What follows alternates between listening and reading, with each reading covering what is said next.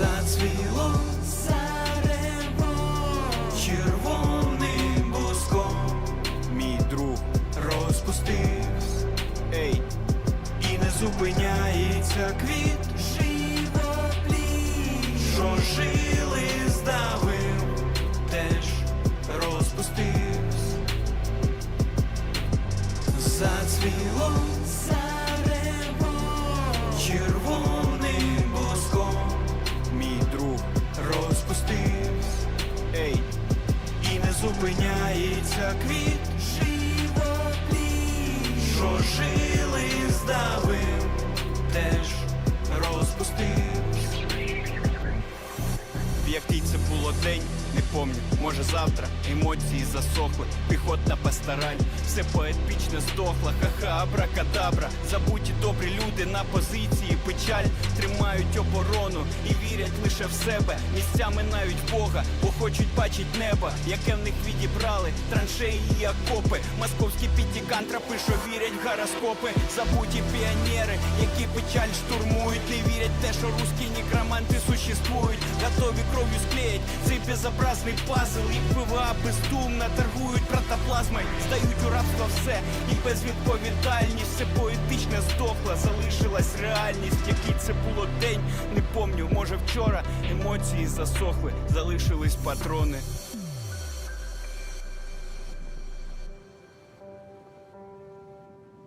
Зацвіло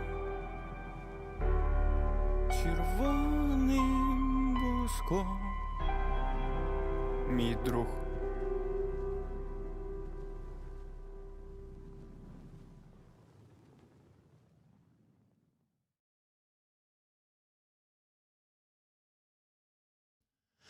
Hi rollers, I'm about to show myself. Here I am. Good to see you all there. And yeah, this song, you heard it before because I was playing it in the beginning of one of the Sunday streams before, maybe even 2 times.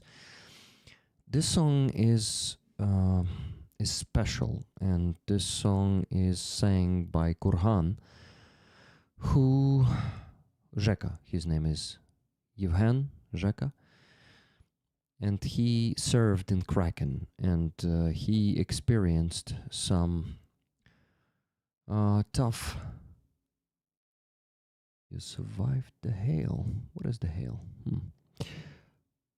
So basically this man has the experience of war, and he was in assault infantry, because in Kraken in the early days everyone was in assault infantry. And I wanted to translate this song to you because hail, ice shower. Okay, thank you. Hail, that's how you call it. So yeah, basically, I think this song is very deep and very metaphorical, and it has a lot of war in it, of this war in it, and this is why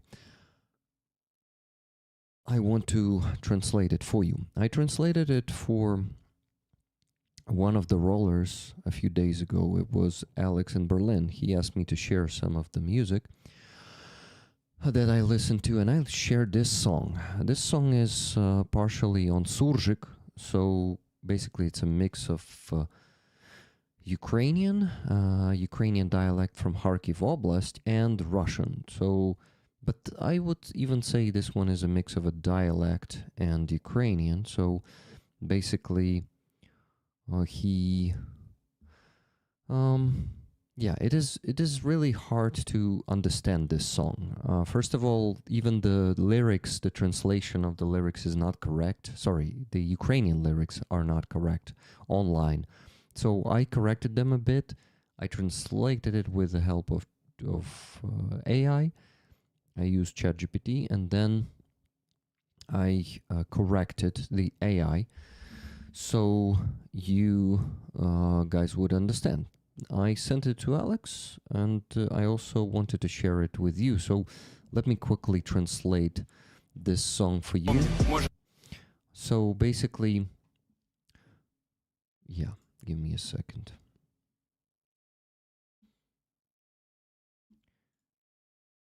So in the beginning, he sings these words. It blossomed when he sings Zацвело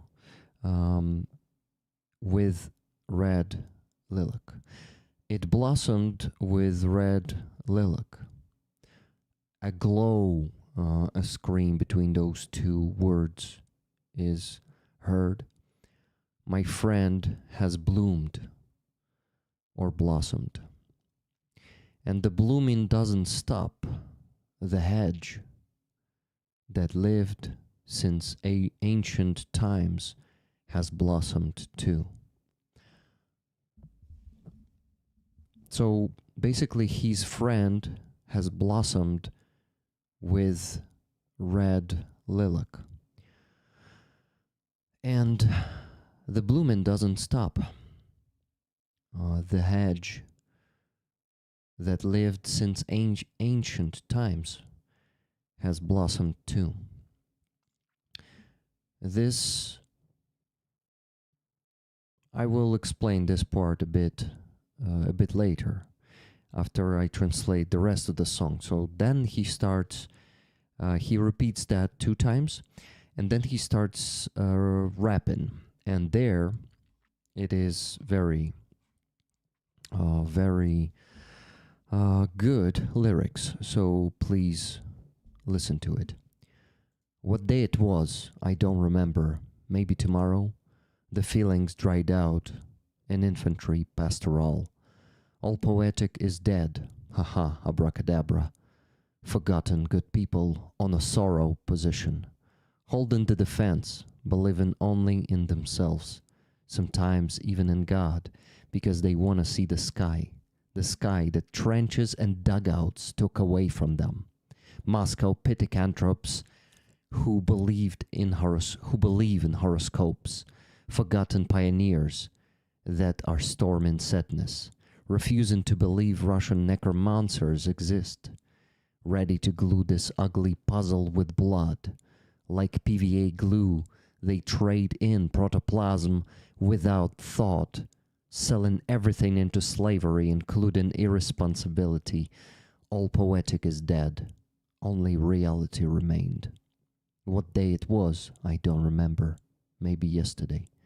The feelings dried out. Only the ammo remains. And in the end, he again says, it blossomed, my friend.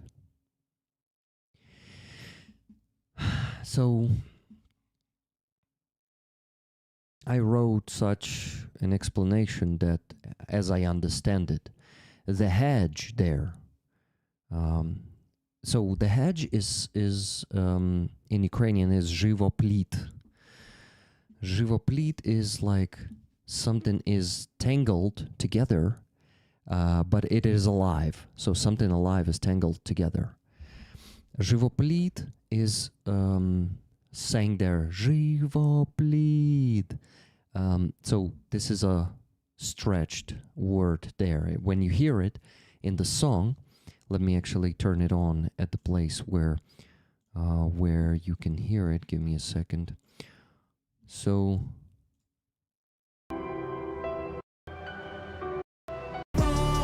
Червоним буском мій друг розпустився, ей, і не зупиняється квіт. here, listen. Живопліт. Живопліт. So, yeah, this hedge, this живопліт, it represents the, well, it is a metaphor for all the defenders, plants or flowers that tangle together, the defenders. They are connected together through the centuries to protect our motherland, Ukraine. They also bloomed, which means bled out for Ukraine since ancient times. The other more brutal meaning of blossoming of his friend might be him literally exploding on the eyes of Zheka. He went through such experience during his service in Kraken. His brother-in-arms got his leg blown off in front of him.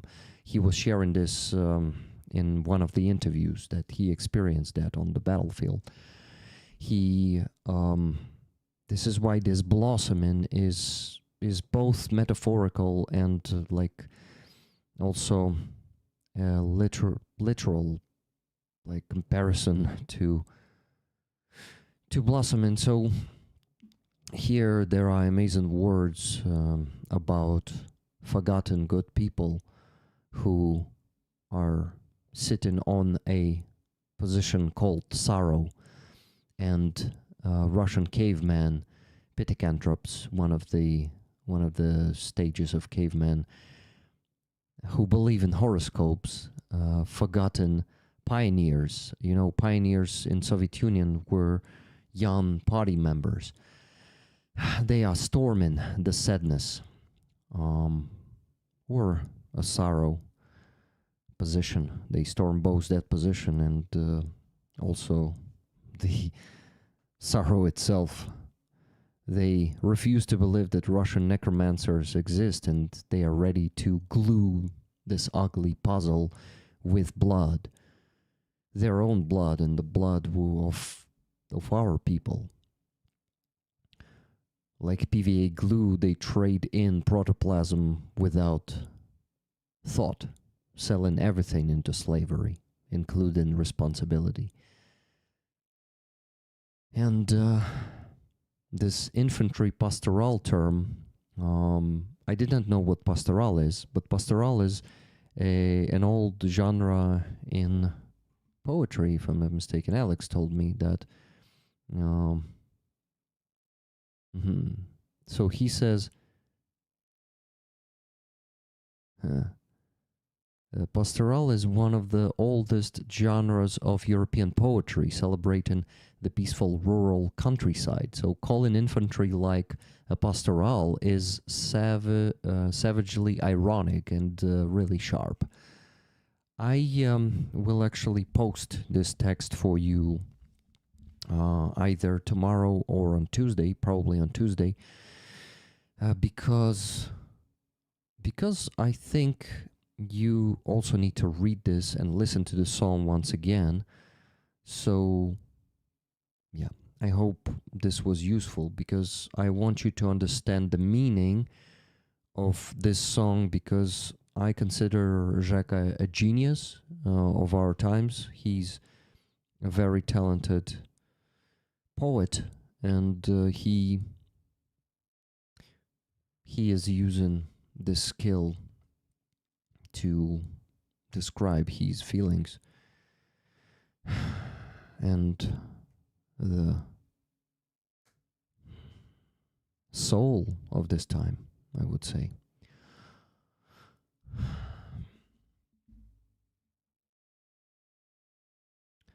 Thank you guys for the gifted memberships. That is from Jordi Fella, 10 of them, and thank you JPH 1957 for becoming a stinger here on YouTube, and Cats, thank you for 5 gifted memberships in the beginning of the stream. You know, guys, I have good news about the raffle tickets, because Michael, Aussie Bin Chicken, made a big donation right before the stream. It was an hour and 20 minutes ago, 1 hour and 20 minutes ago, so not right before the stream, but before the stream. Oh my god, Rick always has to be precise, guys. But anyway, he donated $1,000, and he said this: "Keep fighting, mate. You are loved and respected by the rollers and all those people you have helped over the previous years. Tickets to anyone who donates memberships." So guys, I need to get to the goal of the memberships. I calculated how much I need, but it's too much. to get to the goal already on this stream, it would take 642 of them, which is insane. But I will not go for it. This is too much to ask, so I'll go for the 400, the usual goal lately, and the first 100 of them will get the tickets for the raffle of the flag, of the amazing flag. So I will begin with Cats. Cats will get 5 memberships for her 5 gifted, then Jordi Fella 10, and Martin Bissig now 10. So guys, please buy them if you have the means to buy them, and of course if you have the wish to buy them, because having the means is not enough. It takes 2. You need to want this, and this is not the priority. The biggest priority is to reach the goal in fundraising, is raising funds for Ukrainian army. That is the biggest priority.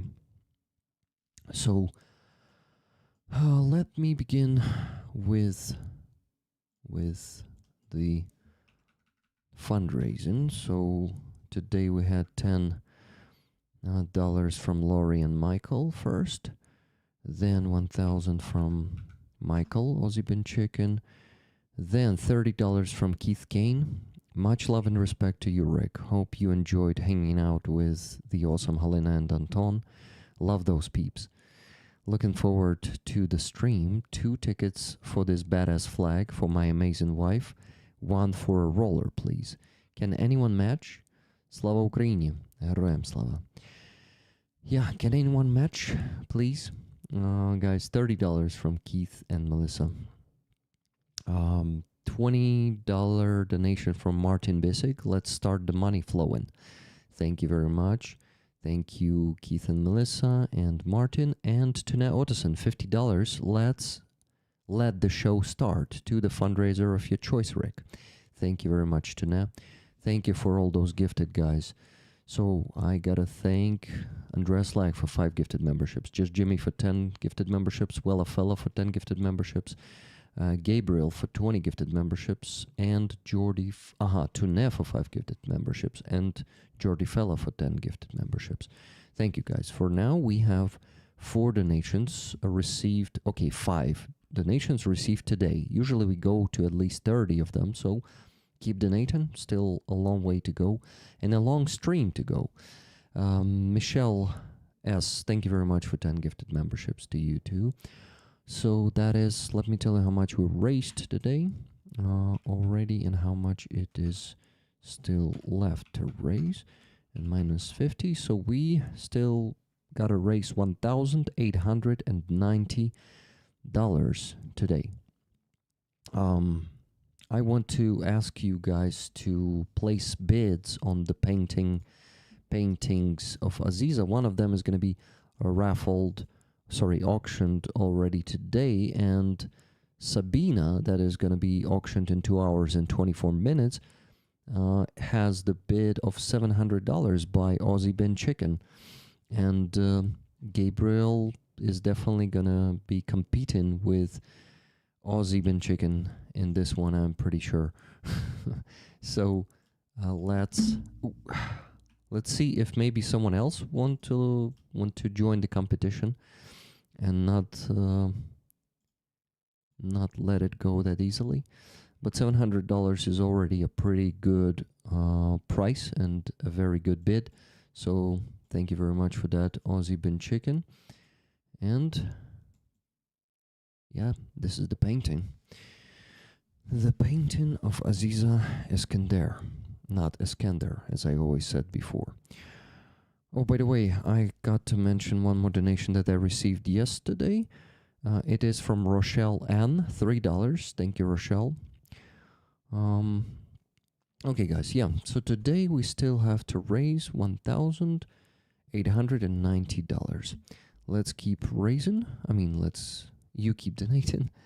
Let's keep getting to the goal. And okay, let me now quickly work on the gifted memberships to see how much is left to get.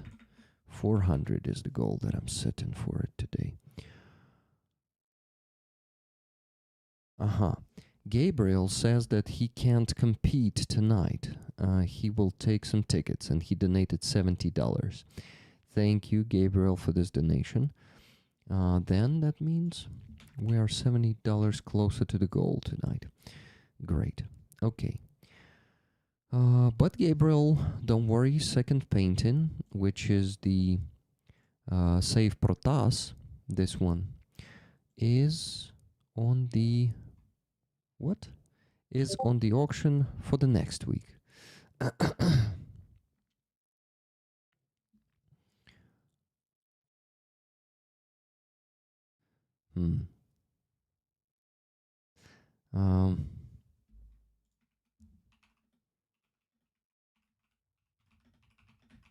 Give me a second.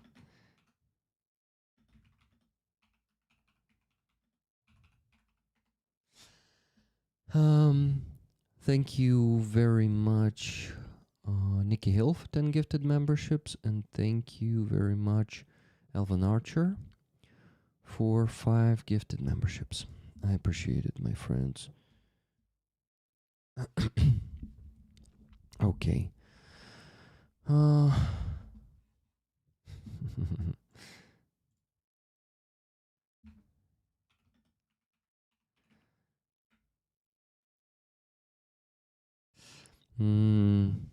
Okay, so yeah, guys, sorry. I need to focus on this task right now and give you those free gifted, not free, but gifted memberships for the no, free tickets for the gifted memberships. Yeah, that's how it works. Or not free, just tickets for the gifted. Cats. Sorry, guys. Today I don't feel the best mentally. This is why I'll be sighing a lot, and maybe we'll see how it goes, but this might be I don't know, maybe harder to listen to me. Okay, cats, 5, then Jordi Fella.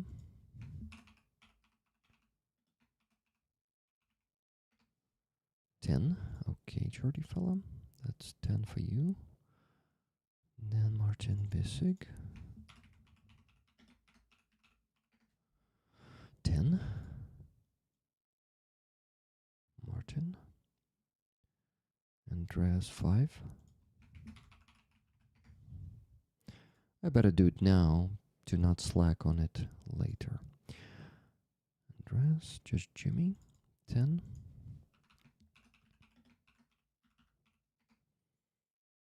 Okay, just Jimmy, 10 for you. After Jimmy, Wella Fella. Wella Fella, 10. Then Gabriel, 20.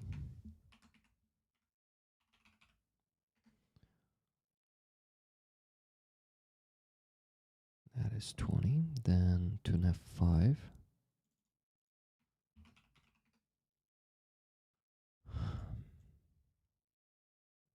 4, 5. Then Jordi Fella.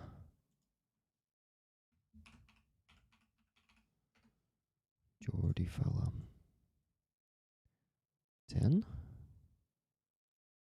Yeah, okay. And Michelle, 10.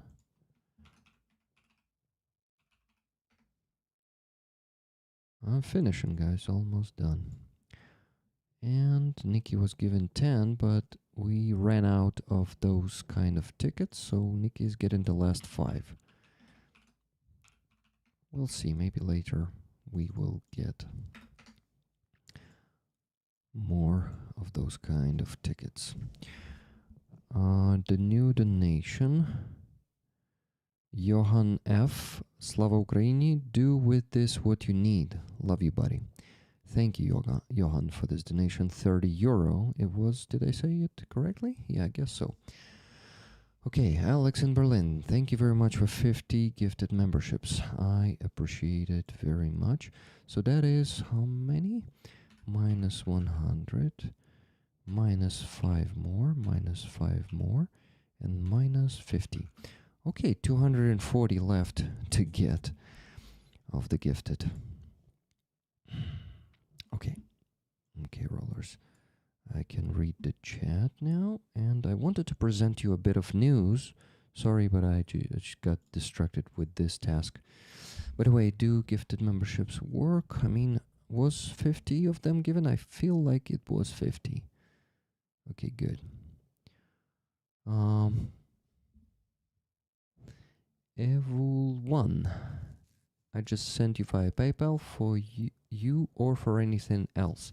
On PayPal only for fundraising, so this will be used for the army.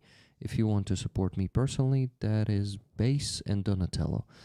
There are both one-time option, one-time donation option, or the subscription. Yes, Johan, thank you very much for that. So yeah, this is a donation. You get 3 tickets for the raffle of the amazing flag. Today, as the whole week, we're raffling the flag. I mean, today is the last week of the week we're raffling this flag. So guys, today with your donations on PayPal and also, of course, on Base and Donatello if you cannot donate to PayPal, but PayPal is priority, you are getting the tickets for the raffle of this beautiful flag. Let me show it. The flag is fantastic. 66th Brigade, company that is called Steel Riders, and Black Widow Company. No, I said company. Battalion is called Steel Riders, and Black Widow is a company inside of that battalion. So give me a second, I will show it to you.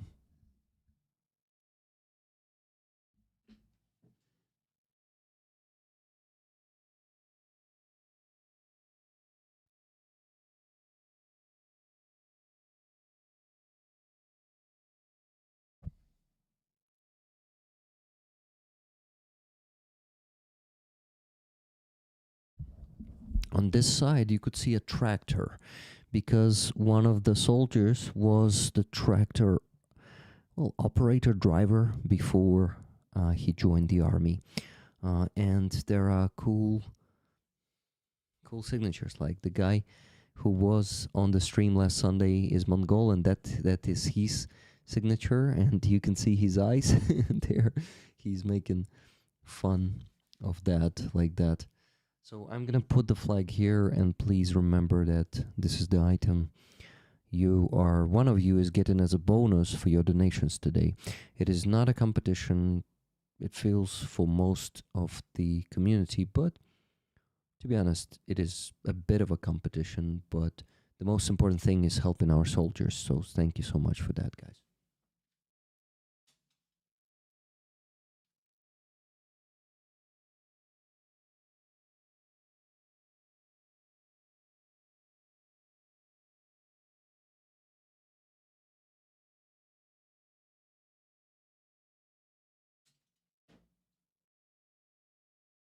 Not that easy to put it there, but luckily I did it. Awesome flag indeed. One more donation, this time from Wella. Donation for the defenders. Hugs and all the best to you. Tickets 50-50, please. So, Alex, are you there in the chat? Alex asked me to explain that pioneers, Soviet young party members. So in Soviet Union, there was this term, pioneer. And it did not mean just the person who steps first into some field or onto some land. Pioneer was basically like so in Soviet Union. Yeah, the flag is fallen and covering the light. Let me put it put it back before I continue explaining.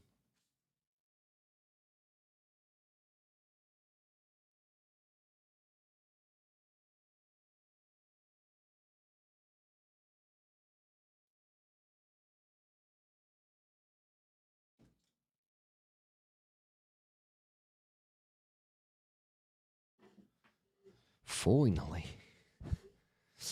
Okay. Okay, so pioneers. In Soviet Union, the kids in school, they had to join the party already in school, meaning the Communist Party of Soviet Union.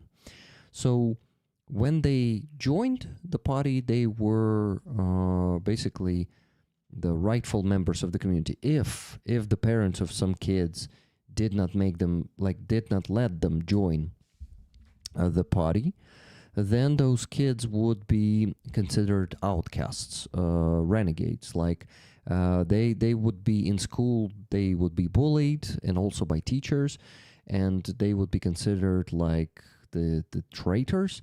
Of course, they would not be prosecuted or something, but they would definitely not be the rightful members of the society. So pioneer, basically every kid in Soviet Union was a pioneer, because without that, they would be doomed to be excluded from the society.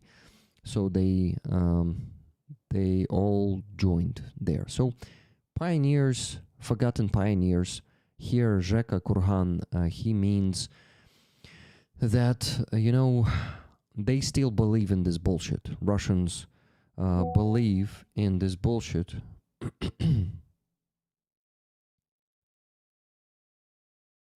Give me a second. Serhii is messaging me.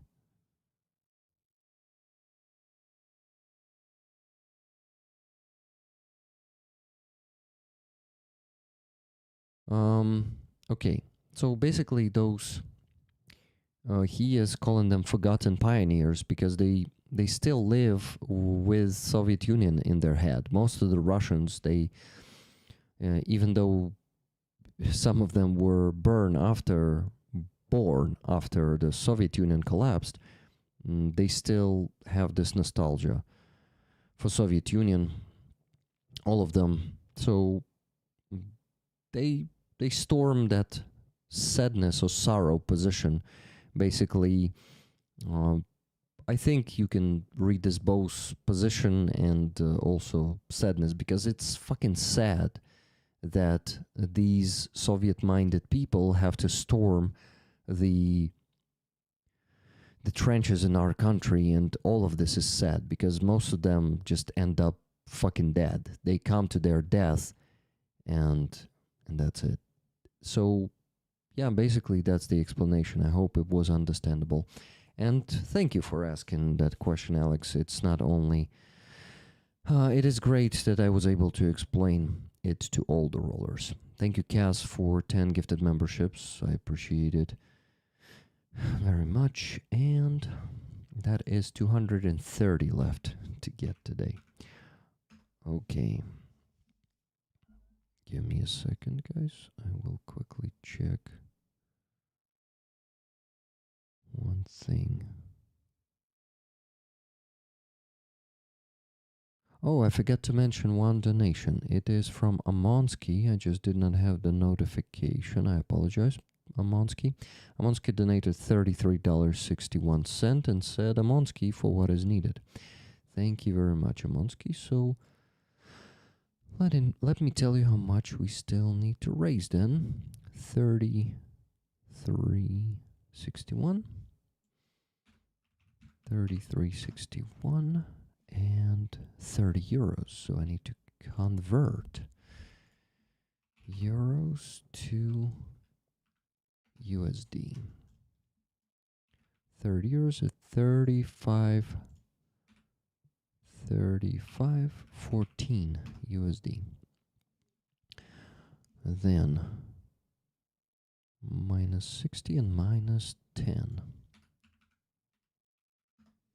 $1,681.25 left to raise. Thank you, guys. One more donation that I did not mention yet. This was the last one 4 minutes ago from Alvin Archer. $10. One ticket, please, Rick, for that amazing flag. Love and best wishes to you, rollers, and our guests arriving soon. Yes, guys, today we're going to have 3 Ukrainian defenders joining us. Ros, you know him. Serhii, He is, well, you kind of know him. You've seen him on one of the videos. He unfortunately cannot show his face, so he will be hiding his face today, but you will hear him talking. We helped him and his guys from 92nd Brigade a lot already, and right now one of the fundraisers, the big one, the repair for 92nd Brigade, is for for their car, and this is a big and expensive repair that I called Serhii to explain why exactly repair this car with big sum of money, then get another car. And basically his explanation will be understandable. I basically gave his words to you on Wednesday stream. If you watch that one, you should know what stands behind this decision, but I am sure hearing this from Serhii and talking to him and basically having him as a guest is great opportunity. So yeah, please stand by. Soon they will join. Okay, so it's a reference in this indoctrination of the youth, which only leads to death and sadness. Exactly. Forgotten pioneers, that is what it is about. Thank you. Also, great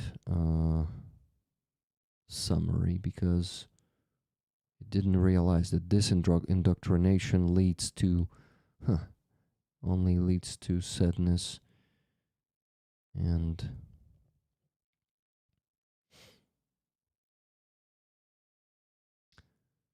death. Yeah. Thank you very much, Evil142, for 20 gifted memberships. I really appreciate it.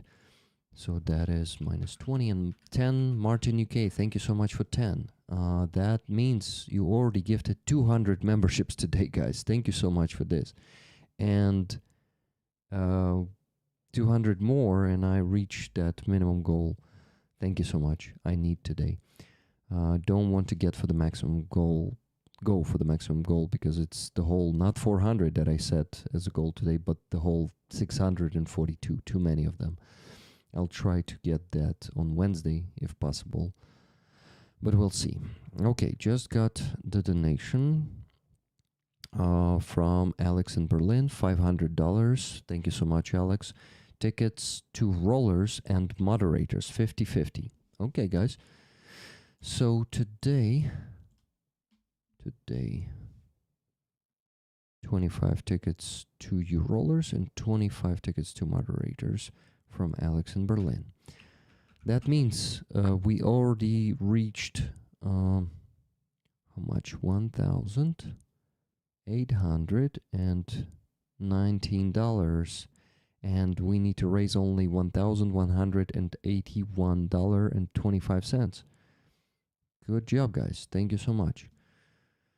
We're heading to the goal very fast. Thank you. Miriam S., thank you very much for 20 gifted memberships. That is 180 left to get to that goal today. Thank you.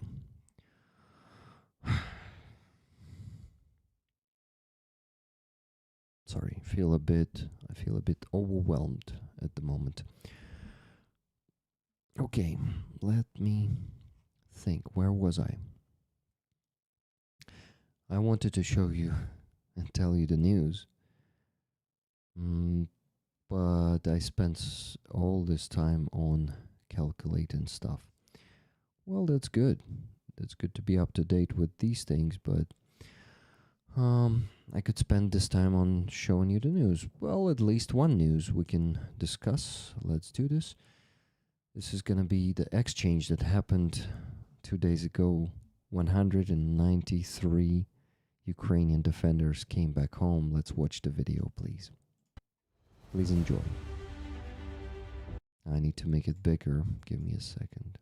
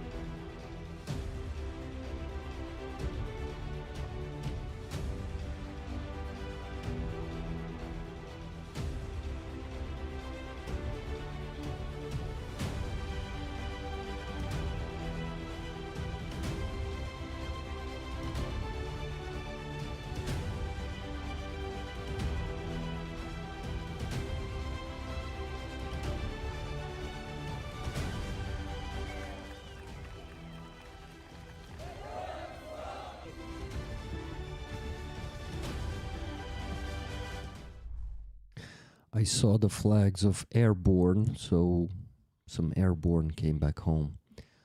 Good news. Here are the photos of the guys who came back home. And this is great news.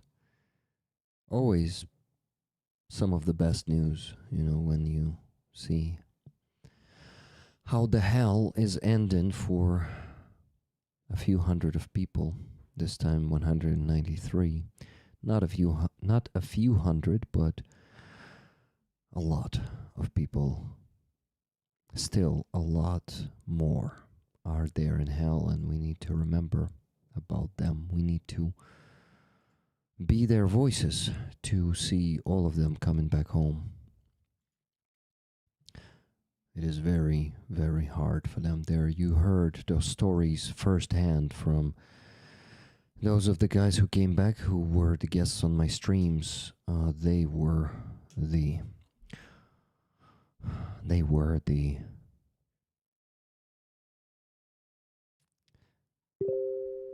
hell residents, if I may say so. I'm happy for them. I'm happy for their families. They became who? They got their loved ones back home. Yes. Evil142, thank you so much for 20 more gifted memberships, and that is 160 left to get. Great. Thank you, guys.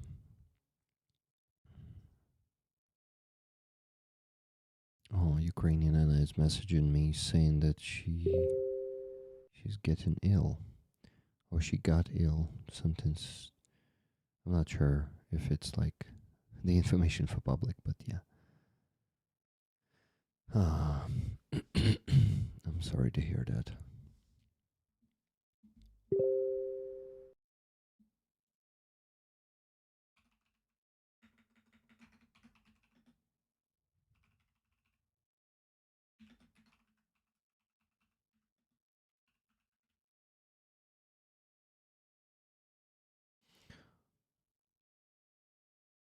Let me quickly respond to Anna.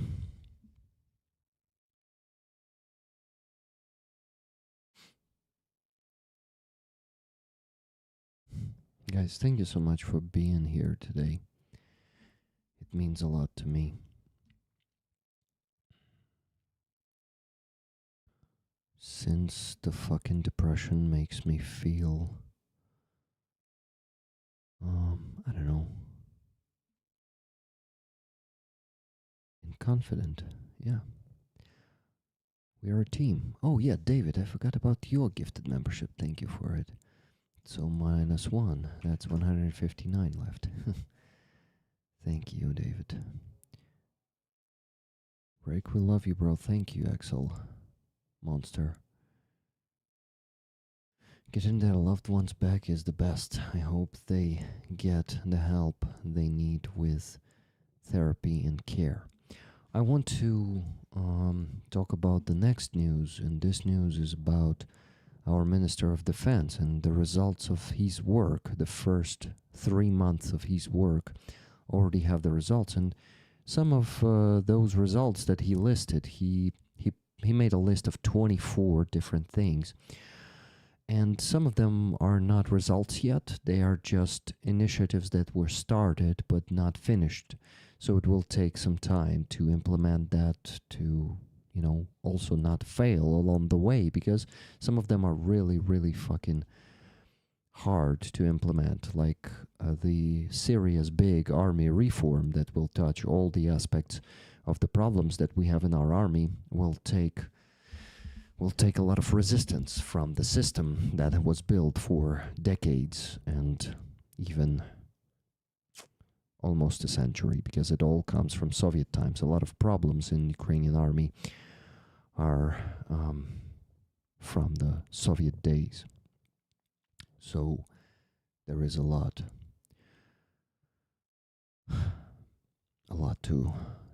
to fight with.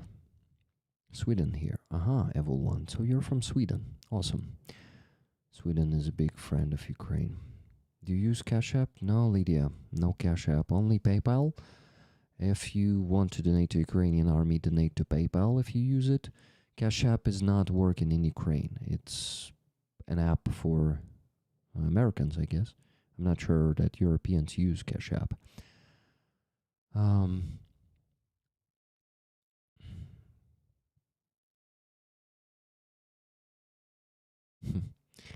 Okay, what am I missing? It feels like I'm missing something. So these 24 points of the results of our Minister of Defense is what I don't have the time already to read for you, so I'm gonna read it in about an hour.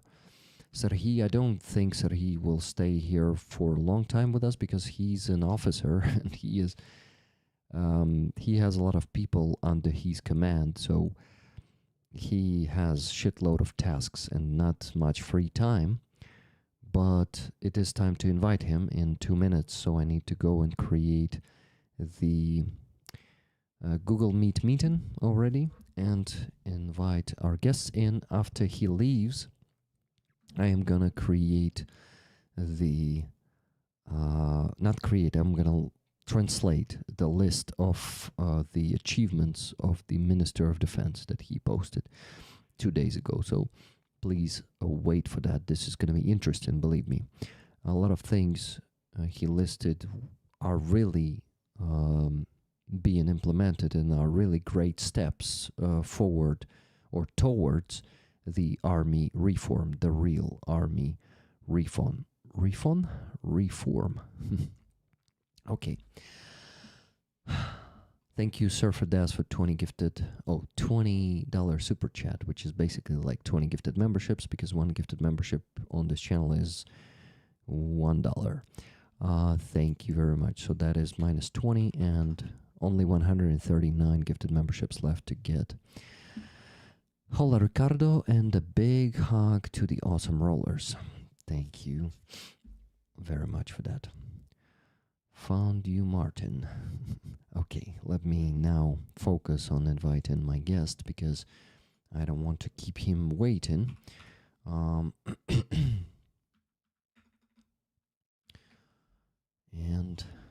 let's invite not just him, but Ross together with him.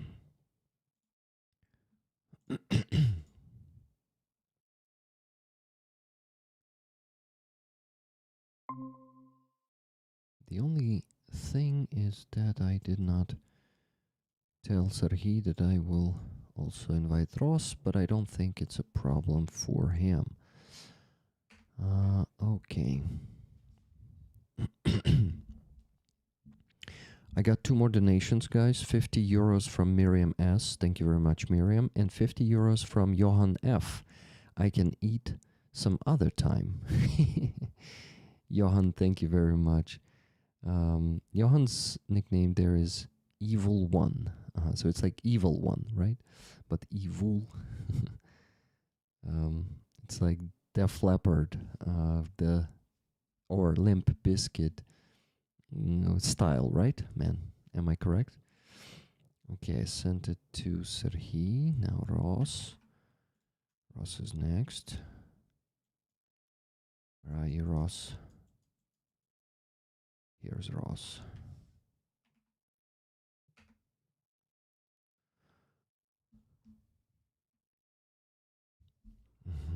Send it to Ross, send it to Serhii. I can do it right away. I can send it to Aziza. And Fuzzy in 1 hour. We agreed that Fuzzy will join around 11 p.m. Okay, so 100 euros to USD. Let's do this and see how much I need to minus from the goal. $117.12. So that is... guys, we almost raised $2,000 already. $1,064.13 left to raise today. So 2/3 is almost done. Just 1/3 remains.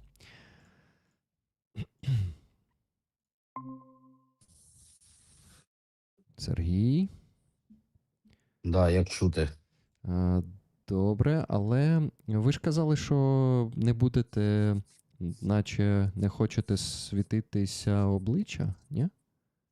Та да, ну я зараз це шукати, коротше, ми зараз збираємося на сумках шукати балаклаву. Я то зараз гляну. Гляньте, я вас поки що на екран не виводив, тому що, щоб не було цей... А хто там, друже, це іноземці, так? Так. А, так тоді, ну, нормально. Да? Окей. Я думаю, що вони не співпрацюють, люди там з того цього. Це наші такі, да, це наші такі. Okay. Guys, Serhii decided to show his face after all. Окей, а те, що ім'я повне видно знизу? Отут. Так. Бачите? Ну, да. Я можу обрізати, Ага, це так, плюс, давай. Okay, guys, let me work on showing Serhii. I guess, yeah, I guess it is, yeah, perfect. Now you see Serhii. So, Serhii, Serhii, я вас не попередив, але ще доєднається мій знайомий Ростислав, він також військовий, він військовий психолог. Якщо ви не проти, він з нами також побуде тут. Ні, не проти. Поспілкуємось, ви познайомитесь з ним також. Hi, Ross. Hello. Good to see you. Бажаю здоров'я. Бажаю. Glad to see you too. Do you hear me well? Yeah, Perfect. we hear you well. I was worried about the quality of connection. It's pretty good. Okay. It's pretty good. Good connection. Okay. So, Serhii doesn't speak English. Сергій не говорить англійською. Сергій, а розуміння англійської на скільки відсотків? Трохи розумію, відсотків 20-30, я думаю. 20-30. Ну, нормально. Це теж непогано. Зараз, секунду, я всіх розміщу на екрані, бо автоматом це не відбувається. Мені трошечки треба над цим попрацювати. Декілька секунд. І можемо поспілкуватись нормально. О! Ми вже в ефірі, да, нас чути. Так. Окей. Да, Рос. Yes. You wanted to say something? I want to say hi to all rollers. Long time since we've met. I missed you guys and thank you for the opportunity. I'm glad to be here again. Good to have you here I hope again, you Ross. remember me. Of course they do. Сергій, ви ж пам'ятаєте, що рік-ролери – це члени спільноти. Так. Ось. Тому, коли ми кажемо просто ролери, то ми звертаємось до спільноти, якщо що. Плюс. Okay. We started a big fundraiser for Serhii and his guys just this week. And you can see at the bottom of the screen, you can see a progress bar. We're raising 468,000 hryvnias for the repair of the car. And I know Serhii doesn't have much time here for us today. He needs to go... Serhii, секрет, що ви збираєтесь Зараз робити? секрет. Ми збираємо, нас перекидують просто на інший напрямок, і я, можна сказати, на сумках. Ну, ми можемо це сказати, що ви передислокуєтесь, да? Можемо перекласти. Так. So Serhii and his guys are moving to the other direction, to the other place. And this is why they are basically sitting on the bags, as we say here in Ukraine. It's basically preparing to move from one place to another. So they are sitting on the bags, and Serhii, скільки приблизно часу у вас є для нас? Півгодини, хвилин 40, я думаю, є. 30-40 minutes, that's what Serhii has for us. Якщо комбат дзвонить не буде, я надіюсь, не буде. If the battalion commander will not be calling him. He hopes for that. So I wanted to invite Serhii here, so you finally meet him, guys, and you also can ask your questions in the chat. Please do that. And I want him to talk about this fundraiser and why he decided to repair this truck instead of getting another one. Сергій, кажу, що в принципі, як ми з вами і проговорювали, і запросив вас сьогодні, щоб ви розказали, чому саме таке рішення було прийняте, машину цю полагодити, а не отримувати ще одну, щоб її потім не лагодити. Я то розумію. Братику, дуже гарна нагода. Чому? Тому що буквально ось десь дні 3-4 назад нам передали Mitsubishi L200. З-за кордону пригнали. Коротше, все там, передали, дзвонить нас заступник по озброєнню, каже, хлопці, там вам L200 передадуть Mitsubishi за кордону. Я, коротше, машина справна, каже, все там перевірили. Я кажу, пацани, як будете їхати, каже, виділи 2 людей, щоб поїхали. Я виділив 2 людей, кажу, хлопці, як зазвичай, да, Ярик, ти знаєш, да, там прапор, все, сфоткатись. Кажу, хлопці, беріть з собою трос. По-перше, трос, кажу, обов'язково запаска, щоб була, домкрат і ключі, набор ключів. Вони, та вона справна, це Михайлович каже, вона справна, все, говорю, Михайлович, ні разу. І доїхали вони сюди, коротше, виставили на ремонт, десь біля $5000. Паливна робиться, ходова повністю по кругу. Я кажу, за весь час це я воював 14-15 рік і з 21-го дня 22-го року. Жодна машина, яка заїхала за кордону до нас, я не знаю, я не хочу там ображати декого людей, люди допомагають, усім велике дякую, всім велике спасибі, але я знаю, які є недобросовісні ці продавці за кордоном, особливо це такі регіони, як Польща, Латвія та Литва. І ми знаємо, які там перекупи, як вони там з пробігами скручуються. Тобі ж я до чого веду, щоб довго не затягувати. Жодна машина до нас не заїхала без дешевого ремонту. Всі ремонти були дорогі. І у нас ця конячка, вона жива, слава Богу, осколками ще не побита. І у нас десь ось тільки забрали джака нового. Пам'ятаєш, Ярослав, я на джаку приїжджав? Так. Коротше, у нас таких 3 джака було. Один увалила FPV-шка, і буквально він ось виїхав тільки з ремонту, і FPV-шка знову увалила. В цей же день, перший день виїзду. Сергію, давайте зараз трохи паузнемо, і я перекладу те, що ви зараз розказали, тому що плюс. вже багатенько було. So basically, Serhii started with a story about the L200, Mitsubishi L200, that was brought a few days ago, 2 days ago, and he said to the volunteer who was bringing it, you take the лебідка, да, ви сказали, цей трос? Не лебідку, да, просто трос звичайний, щоб якщо що, хтось міг потягнути. Okay. Нас же було, коли ми забирали машину, то її тягнули. Росе, не знаю, я не пам'ятаю, до речі, ми на ти чи на ви, Рос? It doesn't matter. Давай на ти. Окей, Росе, не пам'ятаєш, як трос перекласти можна англійською? No. Треба дивитися. Basically, guys, Serhii said, take the rope. We call this maybe a winch. But winch is like лебідка, це більш складне. Rope? Rope, cable, wire. Wire. Well, I think rope, the one to basically тягнути. Oh my God, drag another car with that. So basically, because why? They put that car they brought that car to the service, and the repair is going to cost $5,000 for that car. And this car that is going to be repaired with your donations, guys, it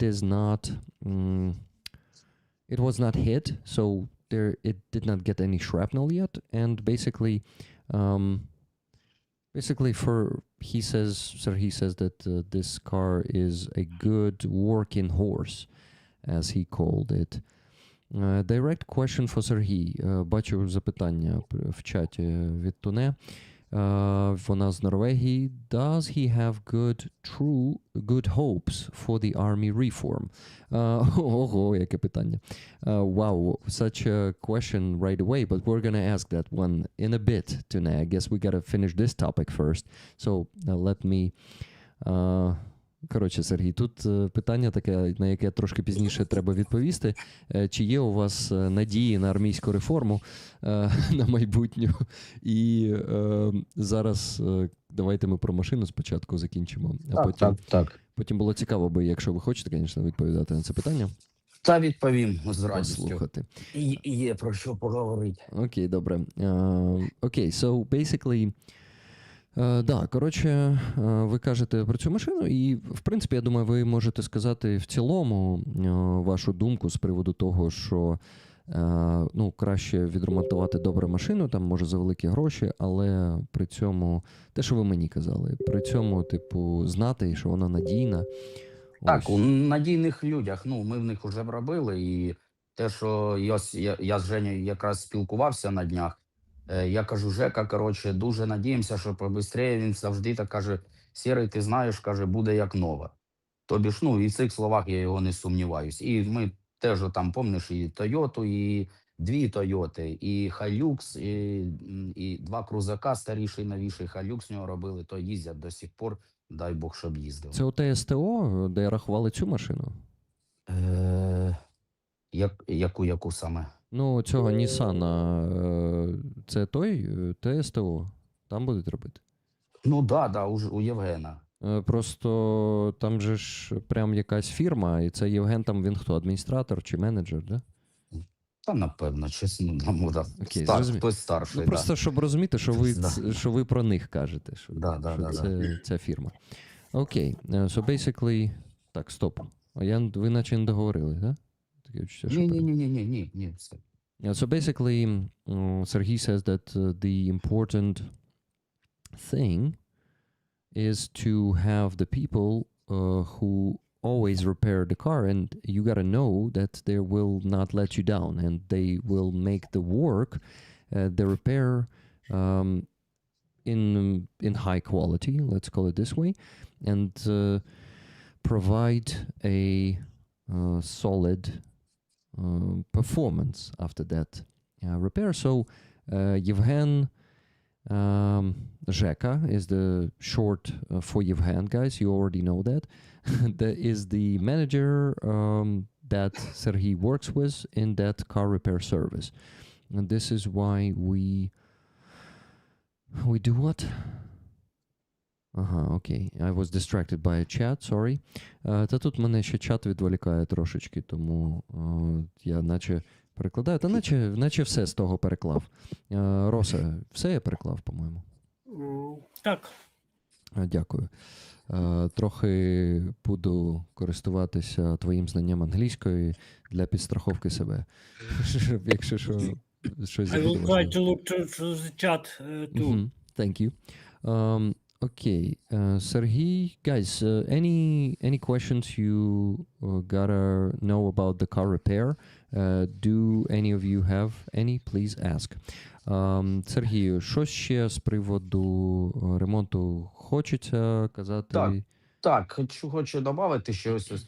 Те, що теж казав, як розмовляли, Ярослав, це коли є машина, на якій ти вже їздиш, так, допустимо, машина, яка вже обкатана саме тобою, там, і ти її знаєш. Ти знаєш там кожну деталь, яка повинна бути десь, яка непригодності якоїсь. Тобі ж, навіть коли машина вже, і коли ти її ремонтуєш, ти знаєш сам, на що звернути увагу. Тобі ж навіть самі СТОшники, майстри, вони не завжди можуть звернути увагу на те, що знаєш ти. Чому? Тому що вони її не обкатана машина, є обкатана машина. І оцей Євген, коли він дає, він каже, на машині після ремонту покатайся, обкатайте ще. Може, десь щось ще вилізе. Ну, це як... я йому пишу не те, що я йому кажу, перевір те, що треба зробити. Я йому пишу список, на що треба звернути увагу. Там в мене є список, я йому подаю. На що при ремонті машини, що мною було там виявлено під час їзди на цьому авто. А також моїми хлопцями, які на ньому їздили. І коли приганяється машина, вона тобою не обкатана, ти поїздом там вилізла, припустимо, там паливна система або форсунка. А там, крім цього, може ще ЄГР, і пішло-поїхало, щось по електроніці, ти просто цього не знав. І Мгм. воно вже ніби машину відремонтував, гроші вкинув, забрав, а воно вилазить те, що вилізло нове, бо машина не була обкатана тобою. Mhm. So it is important to there are like two types of cars, right? There is a car that you already drove before, like for example this Nissan Navara that is going to be repaired with this money. So in this car, when you already know the nuances of this car, you know the like kind of weak spots, and when you're driving it, you're able to hear or see some malfunctions.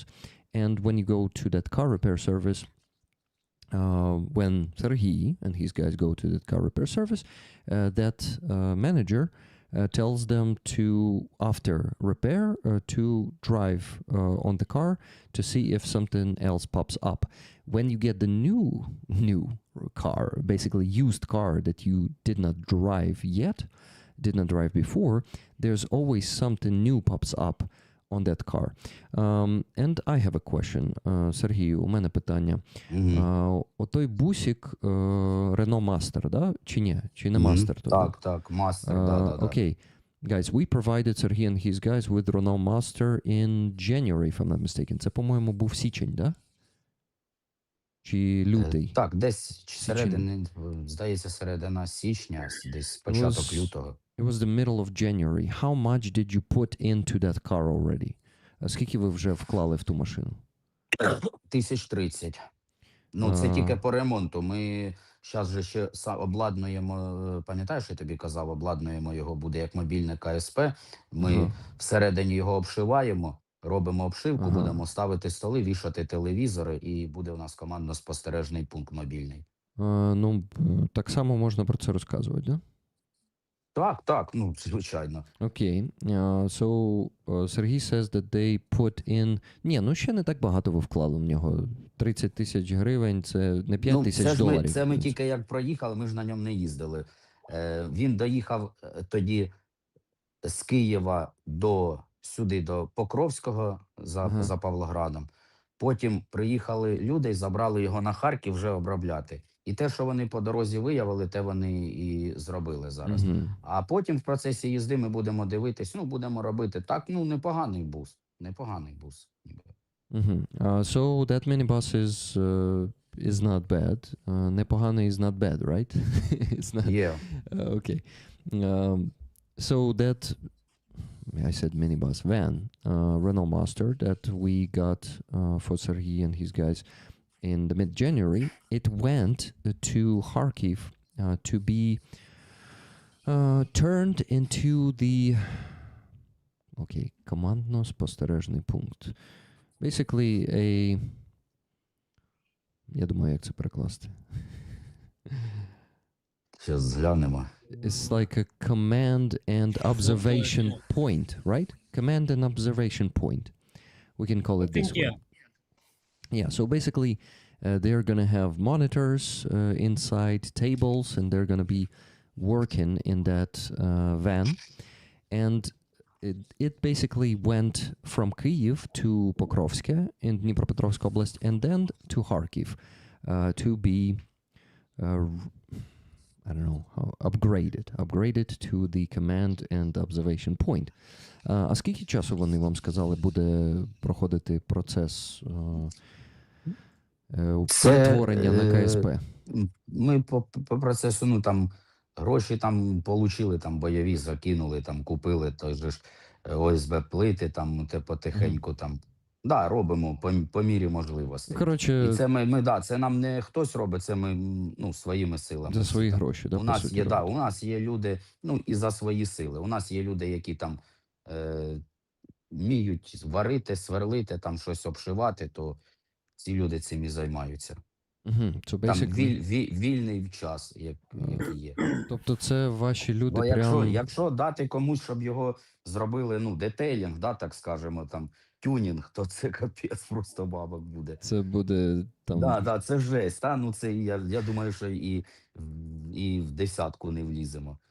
Ну Якщо да. такий тюнінг, як ми хочемо. А ми потихенечку так оце скупляємо, там Ага. взяли те там, то і робимо. Okay. So basically, Serhii says to turn it into the command and observation point, it takes a lot of time and resources and work, because they have their own engineers who are building that command point themselves, and also they need to put a lot of money into it.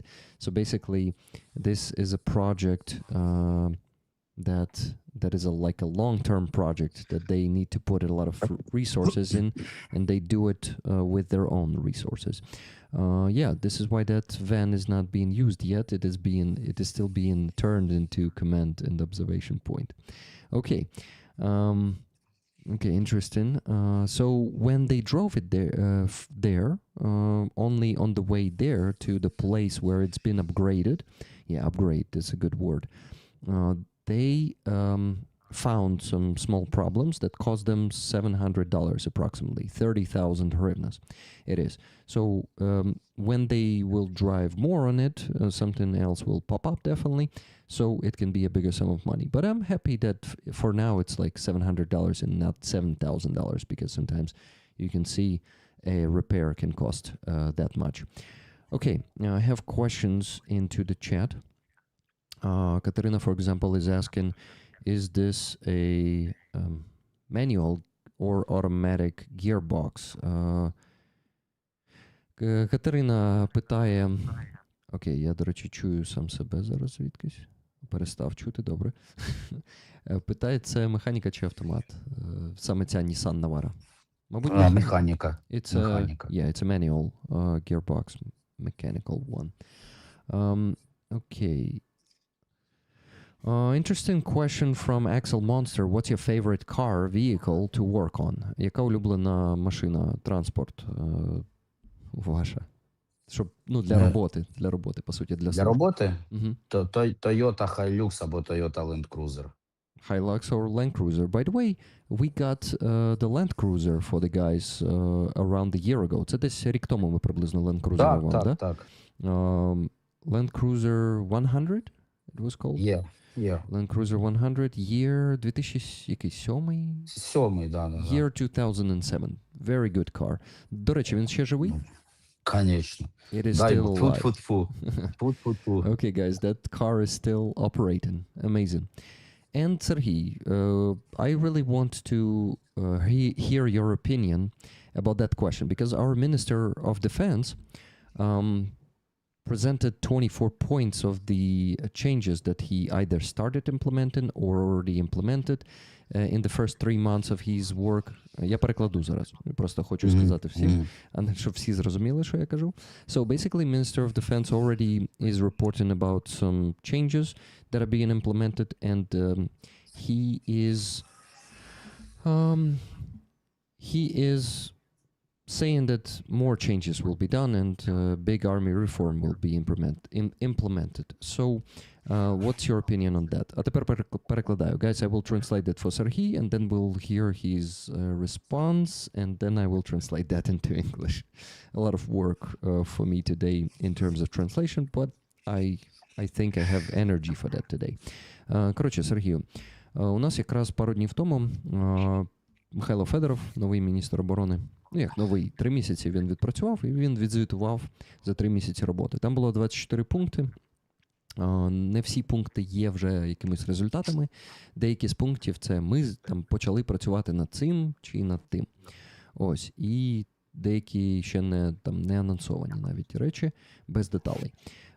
Так от, він, коли ще тільки заступив на пост міністра оборони, він на Верховній Раді, на трибуні, коли виступав, вимовив 2 слова, які до нього боялися вимовляти, і це якраз армійська реформа. Він сказав, що ми проведемо армійську реформу. Про армійську реформу, про її необхідність, в принципі, активісти і деякі військові говорять вже, мінімум 2 роки, може, 1,5, якщо так бути чесним. І Що ви думаєте з цього приводу? Я закінчив свої питання. Ну, дякую за питання. Про ті реформи, які я чув, ну, про ті, які він казав, це, напевно, перш за все, це реформа в плані мобілізації Угу. і в плані нових контрактів, як казали. Угу. Чому? Щось, ось вже почався рік, вже 4-й місяць нового року, вже 4-5 місяців майже нового року пройшло. І за ці тільки реформи все говорять Мгм. і говорять. Воно ж що передбачають ці нові контракти? Нові підписання контрактів передбачають по новим умовам. Це так, як я це розумію, як Мгм. я коли вільний час читав. Це підписання контрактів з більшим грошовим забезпеченням, не самим забезпеченням, як бойові виплати якісь, а з самою основною заробітною платою, яку платять вони. Ну, тому що дійсно не всі бригади штурмові, не всі бійці отримують там по 100 тисяч, навіть взяти штурмова бригада, не всі бійці в штурмовій бригаді отримують по 100 тисяч. Є підрозділи тилові, є люди, які виконують завдання, 2 дні виконують, ну зараз нема вже, зараз в зв'язку з активністю ворожих FPV на позиції заводять там на більше, 3 неділі, місяць і пішло і поїхало. І так далі. Відбула, там, давайте візьмемо 2 через 2. Получається, людина 2 дня на бойові виїхала, 2 дня не виїхала. Це за місяць, там в неї, грубо говоря, хай 15 на 50% за місяць вона була. Тобі ж получила вона за місяць 50 тисяч, а не 100. Плюс зарплата. Получається, виходить, якийсь там міністр, помічник міністра, там, ДБРовець якийсь отримує більшу заробітну плату, ніж людина, яка навіть якщо взяти людина, яка повністю не виїжджає на бойові, там в тилу люди воюють. У мене багато вже побратимів, я з тобою розмовляв колись, Ярославе, ти пам'ятаєш, які списали, пам'ятаєш, я тобі за Михайла розказував, якого 24 контузії з 82-ї бригади, мій друг, з яким ми виросли з дитинства. Він зараз в ПВО працює, він був ТЦК, він мені розповідав, інколи чому ТЦК себе так ведуть, коли починаються зніматися зйомки, після яких слів, коли починається провокація і коли вже починають себе так вести. Це він мені каже, коли людині там з 24 контузіями якийсь ухилян стоїть, каже, чуєш ти, каже, криса тилова, каже, я зараз тебе там, і не будемо називати ці слова, які він йому казав, там про людях. І він каже, криса тилова, це він кому каже? Мені каже, йолки-палки. А потім каже, коли я його вже вдарив після цих слів, він каже, Люба, знімай на телефон, як мене б'ють. Коротше. І от в плані цих, я вважаю, що в плані реформ мобілізаційних заходів, я вважаю, що просто люди, які там, для мене ухилянт не той, який не служить, для мене ухилянт той, який нічого не робить для того, щоб для наближення нашої перемоги. Я завжди кажу слово перемога, тому що ми тут не просто так знаходимося. І ми на своїй землі знаходимося. І для мене мобілізаційні заходи, я думаю, що люди, які нічого не роблять, якось я вчора дивився, мені так противно дивитись, коли в Одесу в спортзал, може, бачили, ТЦК заходить, а ті з вікон випригують. З вікон випригують спортсмени. Коротше, з 2-го поверху. Я одне, щоб хлопцям дивились, кажу, погано, що не 5-й або не 6-й поверх. Коротше, цьому дураку проще розбити голову, і як трусом, чим навіть теж поранення отримати, як захищаючи батьківщину. Це, я розумію, що це там і ПСО, це так все преподноситься з боку як російської пропаганди, так і, є люди і добрі, і погані, як і в ТЦК, так і в ЗСУ, так і в поліції, і скрізь. Це людський фактор. Я скільки як був там в відпустках якісь по гражданки ходив, скільки до мене не підходило ТЦК, до мене завжди вічливо. Підходили, вічливо просили щось пред'явити там документи, і коли вічливо спілкуєшся, ніколи ніхто не бикував. Я вважаю, що тут треба просто як кажуть, ну, кислород, да, перекривати кислород.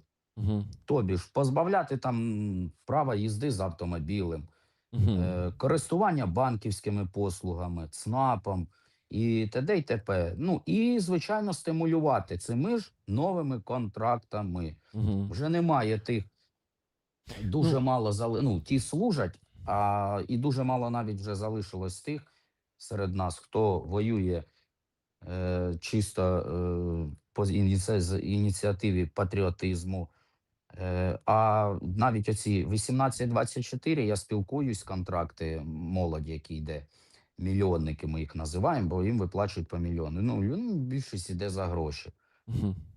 Ну, багато з них тут уже розуміють, хто такий кацап, Угу. і тут в них з'являється патріотизм. Я багато таки розумію. Тобі ж потрібно стимулювати. А чим стимулювати цих людей зараз? Ну, звичайно, грошима, напевно. Ну, Сергій, 20 тут є тисяч – це проблемка. не зарплата. Да, от чому проблема, що ну, тут проблема ще в тому, що у нас же ж не вистачає грошей, і у нас був ще заблокований цей 90 мільярдів допомоги від Євросоюзу пакет. От він був розблокований, і тільки перші виплати будуть десь в кінці червня. Ну, тобто, а проблема в тому, що взагалі впровадити ці контракти без грошей неможливо. І ну, це великі кошти, щоб платити всім достатньо грошей, з одного боку. З іншого боку, 20 тисяч – це просто не те, що смішно, це ганебно і бляха, величезна неповага до тих, хто віддає все державі. І от мені треба перекласти багато чого, що ви сказали. Ще, вибач, друже, переб'ю. Знаєш, що ще ганебніше? І, знаєш, таких верх цинізму. Це то, коли собі депутати підвищують отам надбавки. Пам'ятаєш, було, да, недавно? О, там да. Да. І в цей час, запитуючи Верховної Раді попереднього міністра оборони, він каже, ні, підвищувати зарплату військовим не передбачається. Угу. No. Ну, це в цей час, коли підвищують ці надбавки, грошове забезпечення нашим. Можна ж завжди сказати, що депутатів їх там декілька сотень всього. Я розумію, це головна отмазка. Тому це ж невеликі гроші. 200, а вас мільйон. Це ж невеликі гроші, да. Guys, basically, Serhii was talking about the mobilization, conscription. He was talking about the methods that are being used, and he, for example, he set an example, as an example, his brother in arms he is not in the 82nd Brigade anymore, so basically he served for a long time. He got 24 concussions, contusion, concussion, shell shock, we call it differently, with you guys, and basically he worked in the TCK. TCK is the Territorial Complectation Center. It's the draft office, basically the guys who are going around the city or standing on roadblocks and conscripting people. So that guy from 82nd Brigade formerly, he was transferred to that service. So basically he had a lot of combat experience. And he says, yeah, I hit one guy when he started swearing at me and calling me a rear rat after what I went through. Some dude who was draft dodging, who started a conflict there when he refused to go with them. He started insulting the... А який позивний у друга з побратима з 82-ї бригади? Міха. His call sign is Micha. So when that Dodger started insulting Micha, Micha punched him, and then that dude said to his wife or girl in Russian, take out the phone and film how they are beating me. So all of these situations are, I would say, usually provoked. And Serhii says that all the times when he was in the city, in the civilian clothes, and when Tetseka were approaching him, they were always polite to him. That's first. Then what he said, how to motivate people to serve. All this mobilization and conscription can be done with like motivate. Okay, people should be motivated with money. Our Minister of Defense mentioned the contracts for the soldiers, both for the soldiers who can be like the newcomers who's going to be joining the army, and both for those who are already serving as mobilized or as volunteers. They would also be able to sign the contract and get a much higher pay than, for example, 20,000 hryvnias, which is a shameful $450. That's what most of our soldiers who work in the rear, because the biggest part of the army works in the rear and not on the very front line. Desertion from Це у кого було дезертирство тільки що? That's so man. We could hear that. Sorry. It's okay. So basically, we have these contracts announced, but it's not moving anywhere. So he says that how much time passed already? 5 months after that was announced, and nothing happens. This was not implemented, and the problem is money. I said to Serhii as my argument that that $90 billion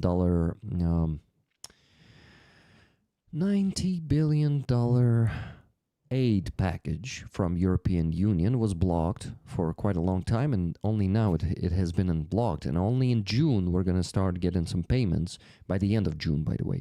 So potentially those contracts might be financed from that. What Serhii also said, he said that he's talking to the guys who joined by the contract 1824. We have these contracts for young people who are still until the age of 25 years. Conscription in Ukraine starts from 25 years old. If you're 24 or younger, you're still not being conscripted. So there's an option for those guys to join through these contracts, 1824 contracts, and Serhii says that they call them millionaires, or no, actually. Я просто мільйонник, це ж не те саме, що і мільйонер. Я думаю, як перекласти мільйонник. Ні, Я просто це слово.